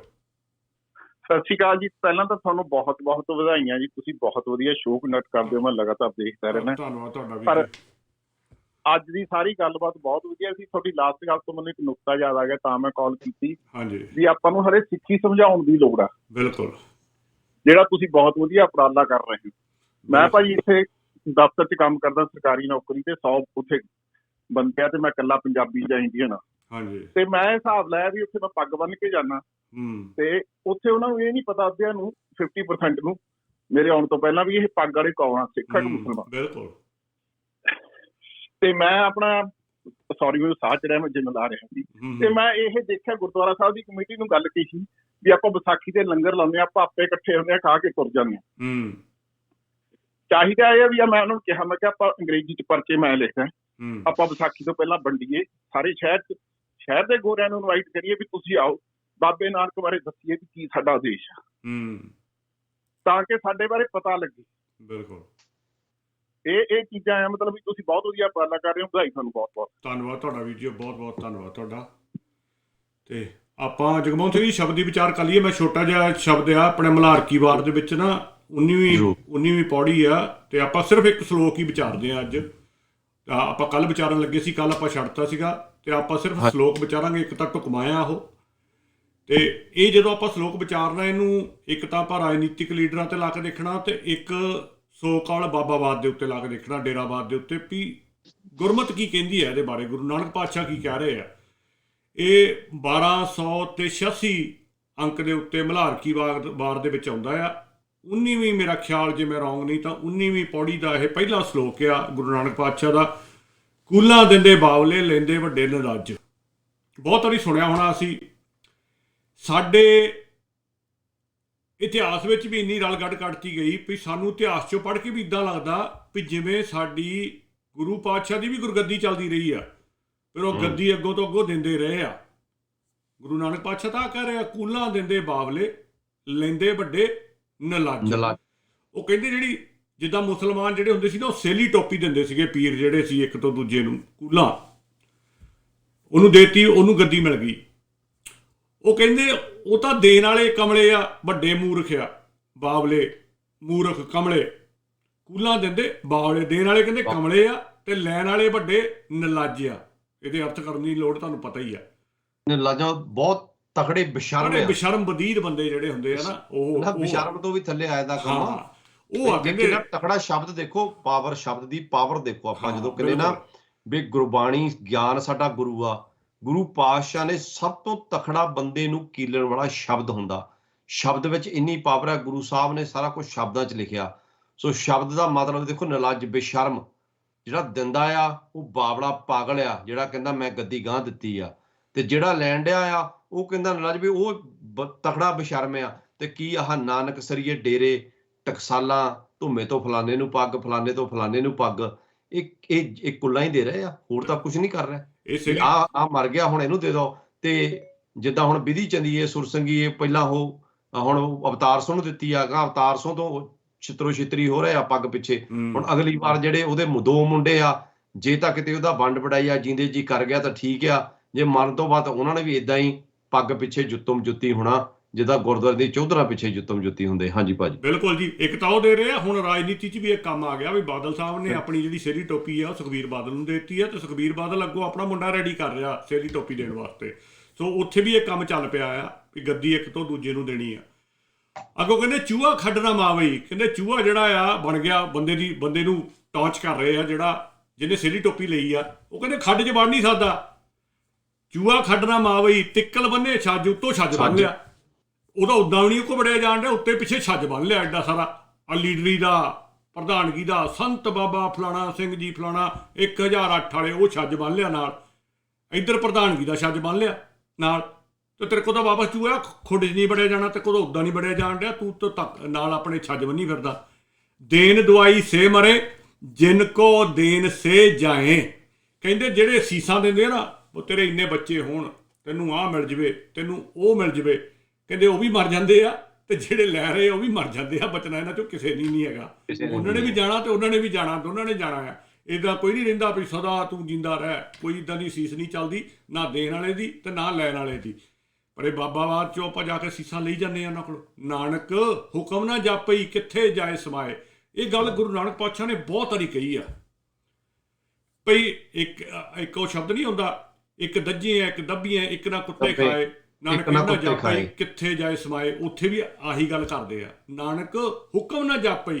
ਕਹਿੰਦੇ ਜਿਹੜਾ ਪ੍ਰਮਾਤਮਾ ਦਾ ਨਿਯਮ ਹੈ ਨਾ, ਪ੍ਰਮਾਤਮਾ ਦੀ ਰਜਾ ਆ, ਉਹਨੂੰ ਤੂੰ ਨਹੀਂ ਸਮਝ ਸਕਦਾ ਵੀ ਕਿੱਥੇ ਜਾ ਕੇ ਸਮਾ ਜਾਂਦੇ। ਅਸੀਂ ਕਹਿੰਦੇ ਨਾ ਜੀ ਅਗਲਾ ਜਨਮ ਹੁੰਦਾ ਆ ਜੀ, ਉੱਥੇ ਆਹ ਬਣ ਜਾਂਦਾ ਜੀ, ਉੱਥੇ ਸਵਰਗਾਂ 'ਚ ਚੱਲ ਜਾਂਦਾ। ਗੁਰੂ ਨਾਨਕ ਪਾਤਸ਼ਾਹ ਤੋਂ ਪੁੱਛ ਲਓ, ਉਹ ਕਹਿੰਦੇ ਪਤਾ ਹੀ ਨਹੀਂ ਕਿ ਕਿੱਥੇ ਜਾਂਦਾ ਬੰਦਾ, ਬਾਅਦ 'ਚ ਕਿੱਥੇ ਜਾ ਪੈਂਦਾ ਆ, ਇਹ ਨਹੀਂ ਪਤਾ। ਕਈ ਵਾਰੀ ਕਹਿ ਤਾ ਦੱਬ ਦੋ, ਸਾੜ ਦੋ, ਅੱਗ ਲਾ ਦੋ, ਜੋ ਮਰਜ਼ੀ ਕਰ ਦੋ, ਖੂਹ 'ਚ ਸਿੱਟ ਦੋ, ਦਹੀਂ ਲਾ ਕੇ ਸਾੜ ਦੋ, ਰੱਖ ਦੋ, ਕੁੱਤੇ ਖਾ ਜਾਣਗੇ। ਸਾਡੇ ਤਾਂ ਇਹ ਹਾਲਾਤ ਹੈ, ਜਦੋਂ ਬੰਦਾ ਮਰ ਜਾਂਦਾ ਉਹਦੇ ਜਿਹੜੇ ਅਸਤ ਆ ਉਹਨੂੰ ਫੁੱਲ ਬਣਾਤਾ। ਠੀਕ ਹੈ, ਵੀ ਫੁੱਲ ਚੁਗਣੇ, ਹੱਡੀਆਂ ਨੂੰ ਅਸੀਂ ਫੁੱਲ ਬਣਾਤਾ ਵੀ ਹੱਡੀਆਂ ਚੁਗਣੀਆਂ ਜੀ, ਫੁੱਲ ਚੁਗਣੇ ਆ। ਤੇ ਉਹਦੇ ਵਾਸਤੇ ਵੀ ਅਸੀਂ ਕਹਿੰਦੇ ਜੇ ਕਿਤੇ ਸਾਡੇ ਅਸਤ ਕੀਰਤਪੁਰ ਨਾ ਪਏ, ਪਹਿਲਾਂ ਅਸੀਂ ਗਿਆ ਜਾਂਦੇ ਹੁੰਦੇ, ਬੋਧ ਗਿਆ ਦੇ ਕੋਲ ਗਿਆ ਜਾਂਦੇ ਸੀ, ਜਿੱਥੇ ਰਾਮ ਨੇ ਆਪਣਾ ਪਿੰਡ ਦਾਨ ਕੀਤਾ ਸੀ, ਉਹ ਕਹਿੰਦੇ ਆ ਦਸ਼ਰਥ ਦਾ। ਉਸ ਤੋਂ ਬਾਅਦ ਹੌਲੀ ਹੌਲੀ ਉਹ ਜ਼ਿਆਦਾ ਦੂਰ ਪੈ ਗਿਆ ਤੇ ਸਾਡੇ ਸਿੱਖ ਹਰਿਦੁਆਰ ਜਾਣ ਲੱਗ ਪਏ। ਹਰਿਦੁਆਰ ਤੋਂ ਬਾਅਦ ਉਸੇ ਤਰਜ਼ ਤੇ ਆਪਣਾ ਕੀਰਤਪੁਰ ਸਾਹਿਬ ਬਣ ਗਿਆ। ਹੁਣ ਕੀਰਤ ਸਾਹਿਬ ਦੀ ਤਰਜ਼ ਤੇ ਗੋਇੰਦਵਾਲ ਬਣ ਗਿਆ। ਮਤਲਬ ਕਿ ਸਾਨੂੰ ਤਾਂ ਇਹ ਹੁੰਦਾ ਵੀ ਜੇ ਕਿਤੇ ਬਜ਼ੁਰਗ ਚੜ੍ਹਾਈ ਕਰ ਗਿਆ ਤੇ ਹੱਡ ਕਿਤੇ ਉੱਥੇ ਜਾ ਕੇ ਨਾ ਪਾਏ, ਅਰਦਾਸ ਨਾ ਕਰਾਈ, ਤਾਂ ਪਤਾ ਨਹੀਂ ਘਰੇ ਹੀ ਰਹਿਣਾ ਜਾਂ ਇਹਨੇ ਸਾਨੂੰ ਚੁੰਬੜ ਜਾਣਾ, ਜਾਂ ਇਹ ਜਿਹੜਾ ਪਿਓ ਆ ਸਾਡਾ, ਇਹ ਸਾਡੇ ਘਰ 'ਚ ਬੈਠਾ ਰਹਿਣਾ ਨੇ ਆ ਕੇ। ਸਾਡਾ ਤਾਂ ਹੱਲੇ ਤੱਕ ਜਿਹੜਾ ਗੱਲ ਤਾਂ ਆਪਾਂ ਵੋਟਾਂ ਦੀ ਕਰਦੇ, ਸਾਡੇ ਬੰਦੇ ਬਹੁਤ ਬੜੀਆਂ ਗੱਲਾਂ ਕਰਦੇ, ਹੱਲੇ ਲੋਕ ਸਾਡੇ ਮੜੀ ਮਸਾਨ ਇੱਕ ਆਸਥਾ ਤੋਂ ਡਰੀ ਜਾਂਦੇ ਆ, ਮਰੇ ਬੰਦੇ ਦੇ ਸਰੀਰ ਤੋਂ ਡਰੇ ਜਾਂਦੇ ਆ। ਅਸੀਂ ਕੀ ਕਹਿੰਦੇ ਆ, ਅਸੀਂ ਗੁਰੂ ਨਾਨਕ ਪਾਤਸ਼ਾਹ ਦੇ ਸਿੱਖ ਆ। ਸਾਡਾ ਤਾਂ ਮਤਲਬ ਸਾਡਾ ਤਾਂ ਮੁਕਾਬਲਾ ਹੀ ਕੋਈ ਹੈ ਨੀ ਗਾ। ਠੀਕ ਹੈ ਜੀ, ਹਾਂਜੀ ਭਾਜੀ। ਅੱਗੇ ਕਹਿੰਦੇ ਫਸਲ ਹਾੜੀ ਏਕ ਨਾਮ, ਸਾਵਣੀ ਸੱਚ ਨਾਉ। ਕਹਿੰਦੇ ਮੈਂ ਤਾਂ ਹਾੜੀ ਦੀ ਫਸਲ ਵੀ ਨਾਮ ਦੀ ਬੀਜ ਰਿਹਾ ਹਾਂ, ਤੇ ਜਿਹੜੀ ਸਾਉਣੀ ਦੀ ਫਸਲ ਆ ਉਹ ਵੀ ਸੱਚੇ ਨਾਮ ਦੀ ਉਹ ਵੀ ਬੀਜ ਰਿਹਾ। ਨਾਮ ਦੇ ਅਰਥ ਆਪਾਂ ਇਸ ਪ੍ਰੋਗਰਾਮ 'ਚ ਬਹੁਤ ਵਾਰੀ ਕਰਤੇ ਆ। ਗੁਣਾਂ ਦੀ ਮੈਂ ਫਸਲ ਬੀਜਣਾ ਆ, ਉਹ ਚਾਹੇ ਹਾੜੀ ਹੋਵੇ ਤੇ ਚਾਹੇ ਸਾਉਣੀ ਹੋਵੇ। ਮੈਂ ਤਾਂ ਸੱਚੇ ਗੁਣਾਂ ਨੂੰ ਹੀ ਬੀਜ ਰਿਹਾ ਆਪਣੇ ਅੰਦਰ, ਇਹ ਸਿਰ ਦੇ 'ਚ ਬੀਜਣਾ ਆ। ਜਿਹੜਾ ਗੁਰੂ ਨਾਨਕ ਪਾਤਸ਼ਾਹ ਕਹਿੰਦੇ ਨਾ ਵੀ ਇਹਨੂੰ ਖੇਤ ਬਣਾ ਤੇ ਇੱਥੇ ਬੀਜ, ਉੱਥੇ ਬੀਜਣਾ, ਗੁਣਾਂ ਨੂੰ ਬੀਜਣਾ ਆ, ਫਿਰ ਉਹ ਉੱਗੂਗੇ। ਕਹਿੰਦੇ ਮੈਂ ਮਹਿਦੂਦ ਲਿਖਾਇਆ। ਮਹਿਦੂਦ ਹੁੰਦਾ ਜਿਹੜਾ ਪੱਕਾ ਪਰਵਾਨਾ, ਪੱਕਾ ਪਟਾ, ਜਿਹੜਾ ਜਿਹਨੂੰ ਕੋਈ ਬਦਲ ਨਹੀਂ ਸਕਦਾ। ਕੋਈ ਜੋ ਮਰਜ਼ੀ ਹੋਵੇ, ਪੱਕੀ ਜ਼ਮੀਨ ਤੇਰੇ ਨਾਂ ਤੇ ਲਾਤੀ, ਪੱਕਾ ਮਹਿਦੂਦ ਲਿਖਾ ਦਿੱਤਾ। ਮੈਂ ਮਹਿਦੂਦ ਲਿਖਾਇਆ ਖਸਮੇ ਕਹਿ ਦਰ ਜਾਏ। ਕਹਿੰਦੇ ਮੈਂ ਤਾਂ ਉਸ ਪ੍ਰਮਾਤਮਾ ਦੀ ਹਜ਼ੂਰੀ ਵਿੱਚ ਜਾ ਕੇ ਪੱਕਾ ਪਰਵਾਨਾ ਲਿਖਾਤਾ। ਹਜ਼ੂਰੀ ਕਿਹੜੀ ਆ? ਇੱਥੇ ਤੇਰੇ ਦਿਮਾਗ ਦੇ ਵਿੱਚ ਜਿਹੜੀ ਉਹਦੀ ਸੋਚ ਬਣ ਜਾਣੀ ਆ ਗੁਣਾਂ ਦੀ, ਉਹ ਪ੍ਰਮਾਤਮਾ ਦੀ ਹਜ਼ੂਰੀ ਆ। ਕਿਤੇ ਉੱਪਰ ਨਹੀਂ ਹੈਗੀ ਪ੍ਰਮਾਤਮਾ ਦੀ ਹਜ਼ੂਰੀ, ਤੇਰੇ ਅੰਦਰ ਹੀ ਪ੍ਰਮਾਤਮਾ ਦੀ ਹਜ਼ੂਰੀ ਆ, ਜਿੱਥੇ ਉਹ ਪੱਕਾ ਪਰਵਾਨਾ ਲਿਖ ਹੋ ਜਾਣਾ ਕਿ ਮੈਂ ਗੁਣਾਂ ਨੂੰ ਹੀ ਵੰਡਣਾ ਆ, ਮੈਂ ਹੋਰ ਕਿਸੇ ਚੀਜ਼ ਦਾ ਵਪਾਰ ਨਹੀਂ ਕਰਨਾ, ਸਿਰਫ ਗੁਣਾਂ ਦਾ ਹੀ ਕਰਨਾ ਆ। ਕਹਿੰਦੇ ਮੈਂ ਉਹ ਮਹਿਦੂਦ ਲਿਖਾ ਲਿਆ। ਦੁਨੀਆ ਕੇ ਦਰ ਕੇਤੜੇ ਕੇਤੇ ਆਵੇਂ ਜਾਏ। ਕਹਿੰਦੇ ਬੜੇ ਦੁਨੀਆ ਦੇ ਆ ਬਾਬੇ ਪੀਰ, ਆ ਸੰਤ ਬਾਬਾ ਜੀ, ਆ ਸਾਡੇ ਮਹਾਂਪੁਰਸ਼ ਬ੍ਰਹਮ ਗਿਆਨੀ, ਕਈ ਅੱਡੇ ਆ ਇਹਨਾਂ ਦੇ ਕਿ ਦਰ ਕੇਤੜੇ ਪਤਾ ਹੀ ਨਹੀਂ ਕਿੰਨੇ ਆ। ਹੁਣ ਪੰਜਾਬ ਦੇ ਵਿੱਚ ਹੀ 12,000 ਕੁਛ ਪਿੰਡ ਆ ਤੇ 20,000 ਦੇ ਕਰੀਬ ਡੇਰੇ ਆ ਜਿਹੜੇ ਆਹ ਆ ਦਰ ਮੈਂ ਕੇਤੜੇ। ਕਹਿੰਦਾ ਵੀ ਜੇ ਕਿਤੇ ਪੱਥਰ ਮਾਰੋ ਕਿਸੇ ਨਾ ਕਿਤੇ ਇਹਨਾਂ ਦੇ ਸੰਤ ਬਾਬੇ ਦੇ ਲੱਗਣਾ ਆ, ਆਮ ਆਦਮੀ ਦੇ ਨਹੀਂ ਲੱਗਣਾ। ਬਿਲਕੁਲ ਜੀ। ਪਹਿਲਾਂ ਕਹਿੰਦੇ ਹੁੰਦੇ ਸੀ ਪੱਥਰ ਤੇ ਬੈਠਾ, ਪਹਿਲਾਂ ਕਹਿੰਦੇ ਪੱਥਰ ਪੱਟੋ ਨਿਕਲਦਾ, ਫਿਰ ਕਹਿੰਦੇ ਪੱਥਰ ਤੇ ਬੈਠਾ, ਹੁਣ ਕਹਿੰਦੇ ਪੱਥਰ ਚੱਕ ਕੇ ਐਵੇਂ ਮਾਰੋ ਤੇ ਕਿਸੇ ਬਾਬੇ ਦੇ ਲੱਗੂਗਾ ਜਾ ਕੇ। ਇੰਨਾ ਹਾਲ ਬੁਰੀ ਹੋ ਗਈ ਆ। ਸੋ ਦੁਨੀਆ ਕੇ ਦਰ ਕੇਤੜੇ ਕੇਤੇ ਐਵੇਂ ਜਾਏ। ਕਹਿੰਦੇ ਕਈ ਆ ਨਵੇਂ ਆ ਜਾਂਦੇ ਆ ਬਾਬੇ, ਉਹ ਕਈ ਤੇ ਤੁਸੀਂ ਦੇਖਿਆ ਹੋਣਾ 2-4 ਦਿਨ ਫੇਸਬੁੱਕ ਤੇ ਬੜੇ ਰਹਿੰਦੇ ਆ, ਬਾਅਦ 'ਚ ਗਾਇਬ ਹੋ ਜਾਂਦੇ, ਪਤਾ ਹੀ ਨਹੀਂ ਲੱਗਦਾ ਕਿੱਥੇ ਗਿਆ ਬਾਬਾ, ਉਹ ਕਿੱਥੇ ਚਲਾ ਗਿਆ, ਉਹ ਛੱਡ ਦਿੰਦੇ ਆ, ਪਤਾ ਨਹੀਂ ਕੀ ਕਰਦੇ ਆ। ਸੋ ਕਈ ਆਉਂਦੇ ਆ ਕਈ ਜਾਂਦੇ ਆ ਨਵੇਂ ਕੇਤੇ ਮੰਗੇ ਮੰਗਤੇ ਕੇਤੇ ਮੰਗ ਮੰਗ ਜਾਏ। ਕਹਿੰਦੇ ਇੱਦਾਂ ਹੀ ਆ, ਕਈ ਆ ਜਿਹੜੇ ਸਾਡੇ ਵਰਗੇ ਜਾ ਕੇ ਮੰਗਾ ਹੀ ਮੰਨੀ ਜਾਂਦੇ ਉਹਨਾਂ ਬਾਬਿਆਂ ਤੋਂ, ਮੰਗ ਕੇ ਤੁਰੀ ਜਾਂਦੇ ਆ। ਪਰ ਗੱਲ ਜਿਹੜੀ ਅਸਲੀ ਹੈ, ਜੇ ਆਪਾਂ ਦੋਨੋਂ ਸਲੋਕ ਤੇ ਨਾਲ ਪੌੜੀ ਕਰਦੇ ਤੇ ਹੋਰ ਕਲੀਅਰ ਹੋ ਜਾਣੀ ਸੀ। ਪਰ ਗੱਲ ਇਹ ਆ ਵੀ ਭਾਈ ਉਹਦੇ ਹੁਕਮ ਨੂੰ ਸਮਝ ਲਾ, ਉਹਦੇ ਹੁਕਮ ਨੂੰ ਸਮਝ ਕੇ ਜੇ ਉਹਦੇ ਵਿੱਚ ਚੱਲੇਗਾ ਤੇ ਤੇਰਾ ਸਭ ਕੁਝ ਠੀਕ ਰਹੂਗਾ। ਨਹੀਂ ਤਾਂ ਜਿਹੜੀ ਆ ਗੱਦੀ ਚੱਲਦੀ ਆ ਰਹੀ ਆ ਨਾ ਵੀ ਆਹ ਬਾਬਾ ਜੀ ਅੱਗੋਂ ਉਹਨਾਂ ਦਾ ਮੁੰਡਾ ਹੋ ਗਿਆ ਜਾਂ ਕੋਈ ਹੋਰ ਹੋ ਗਿਆ ਜਿਹਨੂੰ ਗੱਦੀ ਦੇ ਦਿੱਤੀ, ਉਹਦੇ ਨਾਲ ਤੈਨੂੰ ਕੁਛ ਨਹੀਂ ਮਿਲਣਾ, ਨਾ ਉਹਨੇ ਕੁਛ ਲੈ ਕੇ ਜਾਣਾ ਤੇ ਨਾ ਤੈਨੂੰ ਕੁਛ ਦੇ ਸਕਣਾ ਆ। ਸੋ ਆਪਾਂ ਤਾਂ ਹੀ ਛੋਟਾ ਜਿਹਾ ਕੀਤਾ ਕਿਉਂਕਿ ਆਪਣਾ ਟਾਈਮ ਅੱਜ ਕਾਫੀ ਹੋ ਗਿਆ ਸੀਗਾ। ਸੋ ਆਪਾਂ ਫੇਰ ਕਿਤੇ ਹੋਇਆ ਤਾਂ ਅਗਲਾ ਸਲੋਕ ਤੇ ਨਾਲ ਪੌੜੀ ਵੀ ਵਿਚਾਰ ਲਾਂਗੇ। ਪਰ ਇਹ ਥੋੜ੍ਹਾ ਜਿਹਾ ਰਿਲੇਟਡ ਸੀਗਾ ਗੱਲ ਦੇ ਨਾਲ ਕਿ ਕੂਲਾਂ ਦਿੰਦੇ ਬਾਵਲੇ ਤੇ ਲੈਂਦੇ ਵੱਡੇ ਨਲੱਜ। ਸੋ ਬਾਣੀ ਇਹ ਕਹਿੰਦੀ ਆ, ਆਪਾਂ ਨਾ ਕਹੀਏ ਵੀ ਗੁਰੂ ਸਾਹਿਬ ਨੇ ਗੁਰਗੱਦੀ ਕਿਹਨੂੰ ਦਿੱਤੀ ਆ ਕੀ ਨਹੀਂ, ਉਹ ਗੁਰਗੱਦੀ ਨਹੀਂ ਦਿੱਤੀ, ਉਹਨਾਂ ਨੇ ਆਪਣਾ ਸਿਧਾਂਤ ਅੱਗੇ ਦਿੱਤਾ ਆ ਜਿਹਨੂੰ ਆਪਾਂ ਜੋਤ ਕਹਿੰਦੇ ਆ। ਜੋਤ ਉਹ ਜੁਗਤ ਸਾਏ ਸਾਹ ਕਾਇਆ ਫਿਰ ਪਲਟੀਏ। ਉਹ ਜੁਗਤੀ ਅੱਗੋਂ ਦਿੱਤੀ ਆ ਵੀ ਅੱਗੋਂ ਤੂੰ ਵੰਡ ਜਾ ਕੇ ਜੁਗਤੀ, ਨਾ ਕਿ ਗੁਰਗੱਦੀ ਦਿੱਤੀ ਆ। ਉਹ 'ਚ ਬਹੁਤ ਫਰਕ ਆ। ਗੱਦੀਆਂ ਬਾਬੇ ਪੀਰ ਮੁਰਸ਼ਦ ਦਿੰਦੇ ਹੁੰਦੇ ਸੀਗੇ, ਗੁਰੂ ਪਾਤਸ਼ਾਹ ਆਪਣਾ ਗਿਆਨ ਗਾਂਹ ਵੰਡਣ ਨੂੰ ਦਿੰਦੇ ਆ ਵੀ ਤੂੰ ਗਾਂਹ ਜਾ। ਉਹੀ ਗਿਆਨ ਚੱਲਦਾ ਅੱਜ ਗੁਰੂ ਗ੍ਰੰਥ ਸਾਹਿਬ ਦੇ ਰੂਪ ਦੇ ਵਿੱਚ ਸਾਡੇ ਕੋਲ ਆ। ਉਹ ਗੁਰਗੱਦੀ ਨਹੀਂ, ਆਪਾਂ ਪਰ ਸ਼ਬਦ ਵਰਤ ਲਿਆ ਗੁਰਗੱਦੀ, ਪਰ ਗੁਰਗੱਦੀ ਸ਼ਬਦ ਜਿਹੜਾ ਆ ਉਹ ਕੂਲਾਂ ਦੇ ਨਾਲ ਰਿਲੇਟ ਕਰ ਜਾਂਦਾ ਆ। ਉਹ ਗਿਆਨ ਆ ਜਿਹੜਾ ਅੱਗੋਂ ਬਣਦਾ ਚੱਲਦਾ ਅੱਜ ਆਪਣੇ ਕੋਲ, ਭਾਵੇਂ ਫੋਨ ਦੇ ਵਿੱਚ ਹੋਵੇ ਤੇ ਭਾਵੇਂ ਕਿਸੇ ਹੋਰ ਰੂਪ ਦੇ ਵਿੱਚ ਹੋਵੇ, ਉਹਦੇ ਤੋਂ ਆਪਾਂ ਲੈਣਾ ਆ। ਹਾਂਜੀ ਬਿਲਕੁਲ ਜੀ। ਗੱਲ ਗਿਆਨ ਦੀ ਆ। ਅਸੀਂ ਹਮੇਸ਼ਾ ਇਸ ਚੈਨਲ ਤੋਂ ਕਹਿੰਦੇ ਆ ਵੀ ਤੁਸੀਂ ਗੁਰੂ ਗ੍ਰੰਥ ਸਾਹਿਬ ਆਪ ਪੜ੍ਹੋ, ਕਿਉਂਕਿ ਇਹ ਤੁਹਾਡਾ ਆ। ਸਾਡਾ ਕਲੇਮ ਹੋਣਾ ਚਾਹੀਦਾ ਵੀ ਗੁਰੂ ਗ੍ਰੰਥ ਸਾਹਿਬ ਮੇਰਾ, ਮੈਂ ਘਰੇ ਰੱਖਾਂ ਇਹਨੂੰ ਲਿਆ ਕੇ, ਚਾਹੇ ਮੈਂ ਸਾਂਚਿਆਂ 'ਚ ਰੱਖਾਂ, ਚਾਹੇ ਮੈਂ ਪੋਥੀਆਂ 'ਚ ਰੱਖਾਂ, ਚਾਹੇ ਮੈਂ ਉਹਦਾ ਸਰੂਪ ਰੱਖਾਂ, ਚਾਹੇ ਮੈਂ ਆਪਣੇ ਫੋਨ ਤੋਂ ਪੜ੍ਹਾਂ। ਮੈਂ ਕੋਸ਼ਿਸ਼ ਕਰਾਂ ਕਿ ਗੁਰੂ ਤੋਂ ਜੁਗਤੀ ਲੈ ਕੇ ਆਪਣਾ ਜੀਵਨ ਜਿਹੜਾ ਆ ਉਹ ਜੀਂਦੇ ਜੀ ਮੁਕਤ ਕਰ ਲਵਾਂ। ਜੀਂਦੇ ਜੀ ਹੀ ਮੈਂ ਕੋਈ ਨਾ ਕੋਈ ਜੁਗਤੀ ਲੈ ਕੇ ਗੁਰੂ ਤੋਂ ਆਪਣਾ ਜੀਵਨ ਇੰਨਾ ਸਪਸ਼ਟ ਕਰਾਂ ਕਿ ਮੈਨੂੰ ਯਾਰ ਦੋਸਤ ਦੇ ਕੋਲ ਕਸਮ ਨਾ ਖਾਣੀ ਹੋਵੇ ਮੈਂ ਤੇਰਾ ਯਾਰ ਆ, ਉਹਨੂੰ ਪਤਾ ਹੋਵੇ ਵੀ ਯਾਰ ਇਹ ਬੰਦਾ ਸਪਸ਼ਟ ਆ, ਇਹ ਜੋ ਮੂੰਹ ਤੇ ਆ ਪਿੱਠ ਤੇ ਵੀ ਉਹੀ ਆ। ਸੋ ਸਾਡਾ ਦੁਖਾਂਤ ਰਿਹਾ ਆ ਕਿਉਂਕਿ ਅਸੀਂ ਗੁਰੂ ਤੋਂ ਜੁਗਤੀ ਨਹੀਂ ਲਈ, ਇਸ ਕਰਕੇ ਅਸੀਂ ਕਹਿੰਦੇ ਕੁਛ ਆ ਤੇ ਕਰਦੇ ਅਸੀਂ ਕੁਛ ਆ। ਸੋ ਸਾਡਾ ਹਮੇਸ਼ਾ ਇਹੀ ਰਹਿੰਦਾ ਆ ਵੀ ਤੁਸੀਂ ਇੱਕ ਸਪਸ਼ਟ ਸੋਚ ਤੇ ਚੱਲੋ। ਉਸ ਚੱਲਣ ਵਾਸਤੇ ਤੁਸੀਂ ਗੁਰੂ ਸਾਹਿਬ ਦੀ ਬਾਣੀ, ਜਿਹੜੇ ਸਿੱਖ ਭਰਾ ਆ, ਭੈਣ ਆ, ਮਾਤਾਵਾਂ ਆ, ਜ਼ਰੂਰ ਪੜ੍ਹੋ। ਕਈਆਂ ਕਹਾਣੀਆਂ ਸੁਣੀਆਂ ਸੁਣਾਈਆਂ ਬਾਬਿਆਂ ਦੀਆਂ ਗੱਲਾਂ ਤੇ ਯਕੀਨ ਨਾ ਕਰੋ ਵੀ ਉਹ ਕੀ ਕਹਿੰਦੇ ਆ, ਕਿਹੜੀ ਸਾਖੀ ਸੁਣਾਉਂਦੇ ਆ, ਕਿਹੜੀ ਨਹੀਂ ਸੁਣਾਉਂਦੇ ਆ। ਉਹ ਚਸਕੇ ਲੈ ਕੇ ਸਾਖੀ ਸੁਣਾ ਕੇ ਆਪਣਾ ਚੰਗਾ ਝੋਲਾ ਤੁਹਾਡੇ ਕੋਲ ਲਿਫਾਫੇ ਲੈ ਕੇ ਤਾਂ ਚਲ ਜਾਂਦੇ ਆ ਘਰਾਂ ਨੂੰ, ਆਪਣੇ ਡੇਰਿਆਂ ਨੂੰ। ਤੁਸੀਂ ਉਹ 'ਚੋਂ ਗਿਆਨ ਲਓ, ਤੁਸੀਂ ਆਪ ਪੜ੍ਹੋ ਤੇ ਆਪ ਗਿਆਨ ਲੈ ਸਕਦੇ। ਮੈਨੂੰ ਲੱਗਦਾ ਨਹੀਂ ਵੀ ਅੱਜ ਦੀ ਤਰੀਕ 'ਚ ਕੋਈ ਕਹੂਗਾ ਵੀ ਮੈਨੂੰ ਪੰਜਾਬੀ ਨਹੀਂ ਆਉਂਦੀ ਪੜ੍ਹਨੀ, ਜਾਂ ਮੈਂ ਪੜ੍ਹ ਨਹੀਂ ਸਕਦਾ, ਜਾਂ ਮੇਰੇ ਕੋਲ ਟਾਈਮ ਨਹੀਂ ਹੈ। ਨਹੀਂ, ਹਰ ਇੱਕ ਕੋਲ ਟਾਈਮ ਆ, ਟਾਈਮ ਕੱਢਣਾ ਪੈਂਦਾ ਆ। ਹਰ ਚੀਜ਼ ਲਈ ਬੰਦਾ ਟਾਈਮ ਕੱਢਦਾ। ਜਦੋਂ ਕਿਸੇ ਦੀ ਵਿਆਹ ਸ਼ਾਦੀ ਤੇ ਜਾ ਕੇ ਆਪਣਾ ਐਂਟਰਟੇਨਮੈਂਟ ਲਈ ਭੰਗੜਾ ਪਾਉਣਾ ਹੁੰਦਾ, ਆਪਾਂ ਉਦੋਂ ਵੀ ਟਾਈਮ ਕੱਢਦੇ ਆ, ਜਾਂਦੇ ਆ ਉੱਥੇ, ਸਾਰਾ ਕੁਛ ਕਰਦੇ ਆ। ਸੋ ਇੱਦਾਂ ਹੀ ਆਪਣੇ ਗੁਰੂ ਸਾਹਿਬ ਲਈ ਸਕੈਜੂਲ ਦੇ ਵਿੱਚ ਵੀ ਗੁਰੂ ਦੀ ਜੁਗਤੀ ਲੈਣ ਲਈ ਉਹਦੇ ਵਾਸਤੇ ਵੀ ਟਾਈਮ ਕੱਢੋ। ਜਿਹੜੇ ਵੀ ਸਾਨੂੰ ਫੇਸਬੁੱਕ ਤੇ ਸਾਡਾ ਪ੍ਰੋਗਰਾਮ ਸ਼ੇਅਰ ਕਰਦੇ ਆ, ਜਿਹੜੇ ਸਾਨੂੰ ਦੇਖਦੇ ਆ, ਕਮੈਂਟ ਕਰਦੇ, ਸੁਝਾਅ ਦਿੰਦੇ ਆ, ਉਹਨਾਂ ਸਾਰਿਆਂ ਦਾ ਧੰਨਵਾਦ। ਅੱਜ ਸਾਨੂੰ ਲਾਈਵ ਦੇਖ ਰਿਹਾ ਬਲਵੀਰ ਸਿੰਘ ਜੌਹਰ, ਦਲਵੀਰ ਸਿੰਘ, ਬਿੰਦਰ ਕੇ ਸੰਧੂ ਭੈਣ ਜੀ ਸੈਕਰਾਮੈਂਟ ਤੋਂ, ਨਿਸ਼ਾਨ ਸਿੰਘ ਢਿੱਲੋਂ, ਜਗਮੋਹਨ ਚੀਮਾ, ਬਲਬੀਰ ਖੰਗੂੜਾ, ਮੈਨੂੰ ਸਮਝਿਆ ਨਹੀਂ ਚਾਵਲਾ ਲਿਖਿਆ ਉਹਨੇ, ਕੀ ਲਿਖਿਆ ਆ, ਚੌਧਰ ਦੇ ਭੁੱਖੇ ਲੋਕ, ਨਿਸ਼ਾਨ ਸਿੰਘ ਢਿੱਲੋਂ ਹੋਣੀ, ਪ੍ਰੀਤ ਮਹਿੰਦਰ ਸਿੰਘ, ਸੁਖਦੀਪ ਸਿੰਘ, ਕਸ਼ਮੀਰ ਸਿੰਘ ਭਿੰਡਰ, ਬਿੱਕਰ ਸਿੰਘ ਧੁਰੀ, ਜਿੰਨੇ ਵੀ ਪਿਆਰੇ ਸਾਡੇ ਭਰਾ ਸਾਨੂੰ, ਹਰਜੋਤ ਸਿੰਘ, ਅਮੋਲਕ ਸਿੰਘ ਸਾਡਾ ਵੀਰ, ਸਰਜੀਤ ਸਿੰਘ ਖਾਲਸਾ ਜ਼ਰੂਰ ਹਾਜ਼ਰੀ ਲਵਾਉਂਦੇ ਰਹਿੰਦੇ ਆ, ਕੁਛ ਨਾ ਕੁਛ ਗਿਆਨ ਭਰੀਆਂ ਜਿਹੜੀ ਵੀਡੀਓ ਆ ਉਹ ਵੀ ਮੈਨੂੰ ਭੇਜਦੇ ਰਹਿੰਦੇ ਆ। ਸਾਨੂੰ ਹਰ ਇੱਕ ਤੋਂ ਸਿੱਖਣ ਨੂੰ ਮਿਲਦਾ ਆ। ਸਾਡੇ ਲਈ ਅਸੀਂ ਇਹ ਨਹੀਂ ਕਹਿ ਸਕਦੇ ਕਿ ਅਸੀਂ ਸੰਪੂਰਨ ਆ, ਸਾਡੇ ਲਈ ਦਰਵਾਜ਼ੇ ਵੀ ਖੁੱਲ੍ਹੇ ਆ ਤੇ ਅਸੀਂ ਆਪਣਾ ਸਿਰ ਵੀ ਖੁੱਲ੍ਹਾ ਰੱਖਿਆ ਹੋਇਆ ਆ ਵੀ ਜਿੰਨਾ ਵੀ ਗੁਰੂ ਦੇ ਗਿਆਨ ਤੋਂ ਬਾਹਰ ਵੀ ਜੇ ਕੋਈ ਸਾਡਾ ਭਰਾ ਸਾਨੂੰ ਕੋਈ ਕਿਸੇ ਹੋਰ ਤਰੀਕੇ ਨਾਲ ਸੋਚ ਕੇ ਸਾਨੂੰ ਗਿਆਨ ਭੇਜਦਾ, ਅਸੀਂ ਉੱਤੇ ਵੀ ਜ਼ਰੂਰ ਵਿਚਾਰ ਚਰਚਾ ਕਰਦੇ ਹਾਂ। ਬਾਕੀ ਸਾਰੇ ਚੈਨਲ ਤੇ ਜੋ ਵੀ ਲਾਈਵ ਸਾਡਾ ਚੱਲਦਾ, ਜਿਹੜੇ ਸਾਨੂੰ ਦੇਖ ਰਹੇ ਉਹਨਾਂ ਦਾ ਧੰਨਵਾਦ। ਅਗਲੀ ਵਾਰ ਕੋਈ ਹੋਰ ਸ਼ਖਸੀਅਤ ਲੈ ਕੇ ਹਾਜ਼ਰ ਹੋਵਾਂਗੇ। ਖਿਮਾ ਦੇ ਜਾਚਕ ਹੈ, ਜੇ ਕੋਈ ਭੁੱਲ ਚੁੱਕ ਜਾਂ ਕੋਈ ਗਲਤ ਗੱਲ ਹੋ ਗਈ, ਕਿਸੇ ਦੇ ਸ਼ਾਨ ਦੇ ਖਿਲਾਫ ਬੋਲਿਆ ਹੋਵੇ, ਉਹਦੇ ਵਾਸਤੇ ਖਿਮਾ ਦੇ ਜਾਚਕ ਆ। ਪਰ ਜੇ ਅਸੀਂ ਗੁਰੂ ਸਾਹਿਬ ਦਾ ਟੀਕਾ ਜਿਹੜਾ ਆ ਉਹ ਅਸੀਂ ਲਾਉਂਦੇ ਰਹਿਣਾ, ਚਾਹੇ ਉਹ ਸਾਧ ਬਾਬਿਆਂ ਦੇ ਚੇਲਿਆਂ ਦੇ ਲੱਗੇ ਤਾਂ ਚਾਹੇ ਉਹ ਸਿੱਧਾ ਸਾਧ ਬਾਬਿਆਂ ਦੇ ਲੱਗੇ, ਚਾਹੇ ਉਹ ਜਿਹੜੇ ਵੀ ਬੰਦਾ ਕਿਸੇ, ਚਾਹੇ ਰਾਜਨੀਤਿਕ ਲੀਡਰ ਦਾ ਕੋਈ ਚੇਲਾ ਆ, ਚਾਹੇ ਰਾਜਨੀਤਿਕ ਲੀਡਰ ਆ, ਸਾਡੇ ਸਵਾਲ, ਸਾਡੀਆਂ ਗੱਲਾਂ ਇਹ ਹੁੰਦੀਆਂ ਹੀ ਰਹਿਣਗੀਆਂ। ਧੰਨਵਾਦ। ਮਨਜੀਤ ਕੌਰ ਭੈਣ ਜੀ ਤੁਹਾਡਾ ਵੀ ਧੰਨਵਾਦ, ਥੈਂਕ ਯੂ ਜੀ, ਕਹਿੰਦੇ ਵੈਰੀ ਗੁੱਡ। ਹਾਂਜੀ ਭਾਜੀ। ਹਾਂਜੀ, ਜਿਹੜੀ ਗੱਲ ਕੀਤੀ ਹੈ ਨਾ ਆਪਾਂ ਵੀ ਜਿਹੜਾ ਸ਼ਬਦ ਵੀ ਵਿਚਾਰਿਆ ਕੂਲਾਂ ਦਿੰਦੇ ਬਾਬਲੇ, ਇਹ ਤਾਂ ਡੇਰਾਵਾਦ ਦੇ ਉੱਤੇ ਸਿੱਧਾ ਲੱਗ ਗਿਆ। ਪਰ ਹੋਰ ਬਹੁਤ ਸਾਰੀਆਂ ਗੱਲਾਂ ਹੈਗੀਆਂ ਜਿਹੜੀਆਂ ਅਸੀਂ ਬਹਿਸ ਵੀ ਕਰਦੇ ਹਾਂ ਵਟਸਐਪ ਗਰੁੱਪਾਂ 'ਚ, ਫੇਸਬੁੱਕ 'ਤੇ, ਉਹਨਾਂ ਗੱਲਾਂ ਦੇ ਉੱਤੇ। ਪਰ ਅਸੀਂ ਕਦੀ ਗੁਰਬਾਣੀ 'ਚੋਂ ਨਹੀਂ ਪੁੱਛਣ ਦੀ ਕੋਸ਼ਿਸ਼ ਕੀਤੀ। ਜੇ ਅਸੀਂ ਬੈਠ ਕੇ ਗੁਰੂ ਸਾਹਿਬ ਨੂੰ ਉਹੀ ਗੱਲ ਪੁੱਛ ਲਈਏ ਤੇ ਹੋ ਸਕਦਾ ਸਾਡੀ ਦੁਬਿਧਾ ਦੂਰ ਹੋ ਜਾਵੇ। ਇਹ ਤੋਂ ਪਹਿਲਾਂ ਕਿ ਆਪਾਂ ਵਟਸਐਪ 'ਤੇ ਜਾ ਕੇ ਕਿਸੇ ਨੂੰ ਤੰਗ ਕਰੀਏ, ਕਿਸੇ ਨਾਲ ਬਹਿਸ ਕਰੀਏ ਉਸ ਗੱਲ ਦੇ ਉੱਤੇ, ਕਿਉਂਕਿ ਸਾਡੇ ਸੋ ਕਾਲ ਬਾਬਾ ਜੀ ਨੇ ਇਹ ਗੱਲ ਕਹਿ ਦਿੱਤੀ ਆ ਤੇ ਅਸੀਂ ਮੰਨ ਲਿਆ ਵੀ ਉਹ ਬਾਬਾ ਜੀ ਜੋ ਕਹਿ ਰਹੇ ਆ ਸਹੀ ਕਹਿ ਰਹੇ ਆ। ਹੁਣ ਜਪਜੀ ਸਾਹਿਬ ਸਾਰਿਆਂ ਨੇ ਪੜ੍ਹਿਆ ਆ, ਸਾਰਿਆਂ ਨੂੰ ਮੂੰਹ ਜ਼ਬਾਨੀ ਯਾਦ ਆ।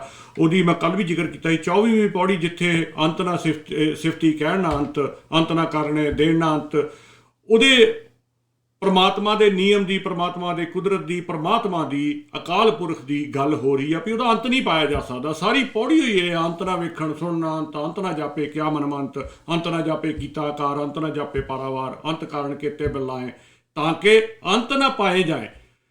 ਉਹਦਾ ਅੰਤ ਨਹੀਂ ਪਾ ਸਕਦੇ। ਬੜੀ ਕਲੀਅਰ ਗੱਲ ਕੀਤੀ ਹੋਈ ਹੈ ਉਹਨਾਂ ਨੇ। ਇਹ ਅੰਤ ਨਾ ਜਾਣੇ ਕੋਏ, ਬਹੁਤਾ ਕਹੀਏ ਬਹੁਤਾ ਹੋਏ। ਜੇ ਤੂੰ ਕਹੇਗਾ ਉਹ ਆ ਕੁਛ ਕਰ ਸਕਦਾ, ਤੈਨੂੰ ਹੋਰ ਲੱਗਣਾ ਵੀ ਨਹੀਂ ਇਹ ਤੋਂ ਵੀ ਅੱਗੇ ਕਰ ਸਕਦਾ। ਵੱਡਾ ਸਾਹਿਬ ਉੱਚਾ ਥਾਂ, ਉੱਚੇ ਉੱਪਰ ਉੱਚਾ ਨਾਉ, ਏਵੜ ਉੱਚਾ ਹੋਵੇ ਕੋਏ। ਮੈਂ ਕੱਲ੍ਹ ਗੱਲ ਕੀਤੀ ਸੀ ਨਾ ਵੀ ਜੇ ਕੋਈ ਏਡਾ ਵੱਡਾ ਆਪਣੇ ਆਪ ਨੂੰ ਸਮਝਦਾ ਵੀ ਮੈਂ ਉਹਦੇ ਬਰਾਬਰ ਬਣ ਗਿਆ, ਏਵੜ ਉੱਚਾ ਹੋਵੇ ਕੋਏ ਤਿਸ ਉੱਚੇ ਕੋ ਜਾਣੇ ਸੋਏ। ਜੇ ਤੂੰ ਕਹਿੰਦਾ ਮੈਂ ਡੈਫੀਨੇਸ਼ਨ ਦੇ ਸਕਦਾ ਰੱਬ ਦੀ, ਮੈਂ ਰੱਬ ਨੂੰ ਕਲੀਅਰ ਕਰ ਸਕਦਾ ਹਾਂ, ਮੈਨੂੰ ਪਤਾ ਲੱਗ ਗਿਆ ਰੱਬ ਕੀ ਹੈ, ਤਾਂ ਮਤਲਬ ਤੂੰ ਮੰਨ ਰਿਹਾ ਕਿ ਤੂੰ ਉਹਦੇ ਬਰਾਬਰ ਚਲੇਗਾ। ਮੈਂ ਨਹੀਂ ਕਹਿ ਰਿਹਾ, ਗੁਰੂ ਨਾਨਕ ਪਾਤਸ਼ਾਹ ਕਹਿ ਰਹੇ ਆ ਜਪਜੀ ਸਾਹਿਬ ਦੇ ਵਿੱਚ, ਏਵੜ ਉੱਚਾ ਹੋਵੇ ਕੋਏ ਤੇ ਸੂਚੇ ਕੋ ਜਾਣੇ ਸੋਏ। ਜੇਵੜ ਆਪ ਜਾਣੇ ਆਪ, ਉਹ ਆਪ ਹੀ ਜਾਣਦਾ ਆ। ਤੂੰ ਕਿਉਂ ਚੱਕਰ 'ਚ ਪੈਂਦਾ, ਕਿਉਂ ਟਾਈਮ ਖਰਾਬ ਕਰਦਾ, ਕਿਉਂ ਲੋਕਾਂ ਨਾਲ ਬਹਿਸ ਕਰਦਾ ਇਸ ਗੱਲ 'ਤੇ ਵੀ ਮੈਨੂੰ ਸਮਝ ਆ ਗਈ ਆ ਰੱਬ ਕੀ ਆ। ਗੁਰੂ ਦੀ ਗੱਲ ਮੰਨ ਲਾ, ਗੁਰੂ ਜਿਹਨੂੰ ਤੁਸੀਂ ਗਿਆਨ ਕਹਿੰਦੇ ਆ ਉਹਦੀ ਗੱਲ ਮੰਨ ਲਾ ਭਾਈ। ਇਸ ਚੱਕਰ 'ਚ ਨਾ ਪੈ, ਤੂੰ ਆਪਣਾ ਆਪ ਸਵਾਰ। ਨਾਨਕ ਨਦਰੀ ਕਰਮੀ ਦਾਤ, ਜਿਹੜੀ ਤੇਰੀ ਨਜ਼ਰ ਆ ਨਾ, ਜਿਹੜੀ ਤੇਰੀ ਨਜ਼ਰ ਆ, ਜਿਹੜਾ ਤੇਰਾ ਨਜ਼ਰੀਆ ਆ, ਤੇ ਉਹਦੇ ਨਾਲ ਜਿਹੜੇ ਤੂੰ ਕਰਮ ਕਰਨੇ ਆ ਉਹਦਾ ਹੀ ਫੈਸਲਾ ਹੋਣਾ ਆ। ਹੋਰ ਕਿਸੇ ਗੱਲ ਦਾ ਗੁਰਮਤ ਦੇ ਵਿੱਚ ਕੋਈ ਸੰਬੰਧ ਹੀ ਨਹੀਂ ਆ। ਗੱਲ ਆ ਕੇ ਕਰਮ ਤੇ ਨਜ਼ਰ ਦੇ ਉੱਤੇ ਹੀ ਮੁੱਕਣੀ ਆ। ਪਰ ਅਸੀਂ ਨਜ਼ਰ ਨੂੰ ਸਮਝ ਲਿਆ ਵੀ ਕੋਈ ਉੱਤੋਂ ਹੋ ਜਾਣੀ ਆ। ਨਜ਼ਰ ਤੇਰਾ ਨਜ਼ਰੀਆ ਹੀ ਆ। ਜਿੱਦਣ ਤੂੰ ਉਹ ਬਦਲ ਲਿਆ, ਗੁਰੂ ਵਾਲਾ ਕਰ ਰਿਹਾ, ਗਿਆਨ ਵਾਲਾ ਕਰ ਰਿਹਾ, ਉਹਦੇ 'ਚੋਂ ਜਿਹੜੇ ਕਰਮ ਨਿਕਲਣੇ ਆ, ਕਰਮ ਜਿੱਥੇ ਵੀ ਆਊਗਾ ਬਾਣੀ 'ਚ ਨਾ, ਉਹਦੇ ਨਾਲ ਸਿਹਾਰੀ ਲੱਗੀ ਹੁੰਦੀ ਵੀ ਕਰਮਾਂ ਦੁਆਰਾ ਜਾਂ ਕਰਮੀ, ਉਹ ਇੱਕੋ ਹੀ ਅਰਥ ਆ, ਕਰਮੀ ਜਾਂ ਕਰਮ ਦੁਆਰਾ। ਉਹਦੇ ਨਾਲ ਤੈਨੂੰ ਦਾਤ ਮਿਲਣੀ ਆ, ਜਿਹੜੀ ਵੀ ਮਿਲਣੀ ਆ। ਪਖੰਡਾਂ ਨਾਲ, ਪੂਜਾ ਪਾਠ ਨਾਲ, ਡਰਾਮੇ ਕਰਨਾ, ਸ਼ੋਅ ਆਫ ਕਰਨਾ ਕਿ ਮੈਂ ਵੱਡਾ ਸਿੱਖਿਆ, ਮੈਂ ਇੰਨੀਆਂ ਬਾਣੀਆਂ ਸਵੇਰੇ ਪੜ੍ਹਦਾ, ਇੰਨੀਆਂ ਦੁਪਹਿਰ ਨੂੰ ਪੜ੍ਹਦਾ, ਇੰਨੀਆਂ ਸ਼ਾਮ ਨੂੰ ਪੜ੍ਹਦਾ, ਅੱਖਰ ਇੱਕ ਦਾ ਵੀ ਨਹੀਂ ਪਤਾ ਵੀ ਗੁਰੂ ਸਾਹਿਬ ਕਹਿ ਕੀ ਰਹੇ ਆ। ਉਹ ਪੜ੍ਹੀ ਜਾ ਜਿੰਨੀਆਂ ਮਰਜ਼ੀ, ਉਹਦਾ ਕੋਈ ਫਾਇਦਾ ਨਹੀਂ ਹੋਣਾ ਜਿੰਨਾ ਚਿਰ ਉਹਨੂੰ ਪ੍ਰੈਕਟੀਕਲ ਰੂਪ ਵਿੱਚ ਆਪਣੀ ਜ਼ਿੰਦਗੀ 'ਚ ਨਹੀਂ ਲੈ ਕੇ ਆਉਂਦਾ। ਜ਼ਿੰਦਗੀ 'ਚ ਬਾਣੀ ਨੂੰ ਵਸਾਓ, ਉਹਦੇ ਉੱਤੇ ਚੱਲੋ, ਉਹਦਾ ਹੀ ਫਾਇਦਾ ਆ, ਬਾਕੀ ਹੋਰ ਕਿਸੇ ਗੱਲ ਦਾ ਫਾਇਦਾ ਨਹੀਂ। ਅਗਲੇ ਹਫਤੇ ਫਿਰ ਤੁਹਾਡੇ ਨਾਲ ਗੱਲਬਾਤ ਕਰਾਂਗੇ। ਭਾਜੀ ਮੈਂ ਤੁਹਾਨੂੰ ਕਰੈਕਟ ਕਰਨਾ ਚਾਹੂੰਗਾ। ਹਾਂਜੀ, ਕਈ ਵਾਰ ਤੁਸੀਂ ਕਹਿੰਦੇ ਵੀ ਸਾਰਿਆਂ ਨੂੰ ਮੂੰਹ ਜਵਾਨੇ ਜਪਜੀ ਸਾਹਿਬ ਯਾਦ ਹੋਣਾ। ਤੁਹਾਡੀ ਗੱਲ ਬਹੁਤ ਵਧੀਆ ਆ, ਇਹ ਤੁਹਾਡੀ ਸੋਚਣੀ ਆ ਵੀ ਸਾਰਿਆਂ ਨੂੰ ਮੂੰਹ ਜ਼ਬਾਨੀ ਯਾਦ ਹੋਣਾ। ਸਾਡੇ ਬੰਦਿਆਂ ਨੂੰ ਤਾਂ ਹਲੇ ਪਹਿਲੀ ਪੌੜੀ ਦਾ ਨਹੀਂ ਪਤਾ, ਪਹਿਲੀ ਲਾਈਨ ਦਾ ਨਹੀਂ, ਤੁਕ ਦਾ ਨਹੀਂ ਪਤਾ। ਵੈ ਸੋਚੈ ਸੋਚ ਨਾ ਹੋਵੇ ਜੇ ਸੋਚੀ ਲਖਵਾਰ। ਤੇ ਇਹ ਗੱਲ ਹੈ ਵੀ ਜੇ ਉਹ ਹਲੇ ਤੱਕ ਤਾਂ 90% ਇਹ ਸੋਚਦੇ ਆ ਵੀ ਸੁੱਚਮ ਜਿਹੜੀ ਆ ਆਪਣੇ ਆਪ ਨੂੰ ਕਹਿੰਦੇ ਅੱਜ ਮੈਂ ਸਰੋਵਰ ਤੇ ਇਸ਼ਨਾਨ ਕਰ ਜਾਣਾ। ਸਾਡੇ ਲੋਕ ਤਾਂ ਹਲੇ ਸਰੋਵਰਾਂ ਦਾ ਨਹੀਂ ਖਹਿੜਾ ਛੱਡ ਸਕੇ। ਮਤਲਬ ਉਹ ਇਸ਼ਨਾਨ ਕਰਕੇ ਹਾਂ ਜ਼ਰੂਰ ਆਪਣਾ ਫਰੈਸ਼ ਹੋ ਕੇ ਤੁਸੀਂ ਜਾਣਾ, ਪਰ ਉਹ ਕਹਿੰਦੇ ਮੈਂ ਉੱਥੇ ਜਾ ਕੇ ਸੁੱਚਾ ਹੋਣਾ ਆ। ਮਤਲਬ ਪਹਿਲੀ ਪੌੜੀ ਦਾ ਹੀ ਹਲੇ ਉਹਨਾਂ ਨੂੰ ਸਮਝ ਨਹੀਂ ਆਈ, ਗਿਆਨ ਨਹੀਂ ਆਇਆ ਤੇ ਮੂੰਹ ਜਵਾਨੀ ਚੇਤੇ ਕਰ ਲੈਣ ਜਿੱਦਾਂ। ਪਰ ਗੁਰੂ ਨਾਨਕ ਪਾਤਸ਼ਾਹ ਦਾ ਉਪਦੇਸ਼ ਜਿਹੜਾ ਆ, ਜਦ ਤੇ ਹਿਰਦੇ ਨਹੀਂ ਵਸਾਉਂਦੇ ਆਪਾਂ, ਜਦ ਤੇ ਆਪਾਂ ਉੱਤੇ ਪ੍ਰੈਕਟੀਕਲ ਤੌਰ ਤੇ ਅਮਲ ਨਹੀਂ ਕਰਦੇ, ਤਦ ਤਾਈਂ ਸਾਨੂੰ ਇਹ ਸਮਝ ਨਹੀਂ ਆਉਣੀ। ਹਾਂਜੀ ਭਾਜੀ ਬਿਲਕੁਲ ਜੀ, ਤੁਸੀਂ ਜਿਹੜੀ ਗੱਲ ਕੀਤੀ ਨਾ, ਮੈਂ ਉਹਨਾਂ ਦੀ ਗੱਲ ਕਰ ਰਿਹਾ ਜਿਹੜੇ ਨਹੀਂ ਚੱਲਦੇ ਬਾਣੀ ਤੋਂ, ਉਹਨੂੰ ਸਾਰਿਆਂ ਨੂੰ ਯਾਦ ਆ। ਜਿਹੜਾ ਵਿਚਾਰਾ ਕੋਈ ਚੱਲਦਾ ਨਾ, ਉਹਨੂੰ ਯਾਦ ਨਹੀਂ ਹੋਣੀ ਬਾਣੀ। ਜਿਹੜਾ ਸਮਝਣ ਵਾਲੇ ਪਾਸੇ ਤੁਰ ਪਿਆ, ਕਿਉਂਕਿ ਉਹਨਾਂ ਨੇ ਰੱਟਾ ਹੀ ਨਾ ਲਾਇਆ ਹੋਇਆ, ਉਹਨਾਂ ਨੂੰ ਸਮੂਹ ਬਾਣੀ ਸਾਰੀ ਯਾਦ ਆ, ਪਰ ਉਹਨਾਂ ਨੂੰ ਪਤਾ ਨਹੀਂ ਮੈਂ ਪੜ੍ਹ ਕੀ ਰਿਹਾ ਆ, ਬਸ ਪੜ੍ਹੀ ਜਾ ਰਿਹਾ ਆ ਤੇ ਪੜ੍ਹੀ ਜਾ ਰਿਹਾ ਆ। ਪੜ੍ਹ ਗੱਡੀ ਲੱਦੀ ਹੈ, ਗੁਰੂ ਨਾਨਕ ਪਾਤਸ਼ਾਹ ਹੀ ਕਹਿੰਦੇ ਆ, ਪੜ੍ਹ ਭਰੀਏ ਖਾ। ਜਿੰਨੇ ਮਰਜ਼ੀ ਪੜ੍ਹ ਲਾ, ਕੋਈ ਫਾਇਦਾ ਨਹੀਂ ਹੋਣਾ ਭਾਈ, ਜਿੰਨਾ ਚਿਰ ਉਹਨੂੰ ਪ੍ਰੈਕਟੀਕਲ ਰੂਪ 'ਚ ਨਾ ਲੈ ਕੇ ਆਇਆ। ਚਲੋ ਬਹੁਤ ਧੰਨਵਾਦ ਤੁਹਾਡਾ। ਅਗਲੇ ਹਫਤੇ ਫਿਰ ਕਿਸੇ ਨਾਲ ਮੁਲਾਕਾਤ ਕਰਾਵਾਂਗੇ, ਗੱਲਬਾਤ ਕਰਾਂਗੇ ਆਪਾਂ। ਵਾਹਿਗੁਰੂ ਜੀ ਕਾ ਖਾਲਸਾ, ਵਾਹਿਗੁਰੂ ਜੀ ਕੀ ਫਤਿਹ।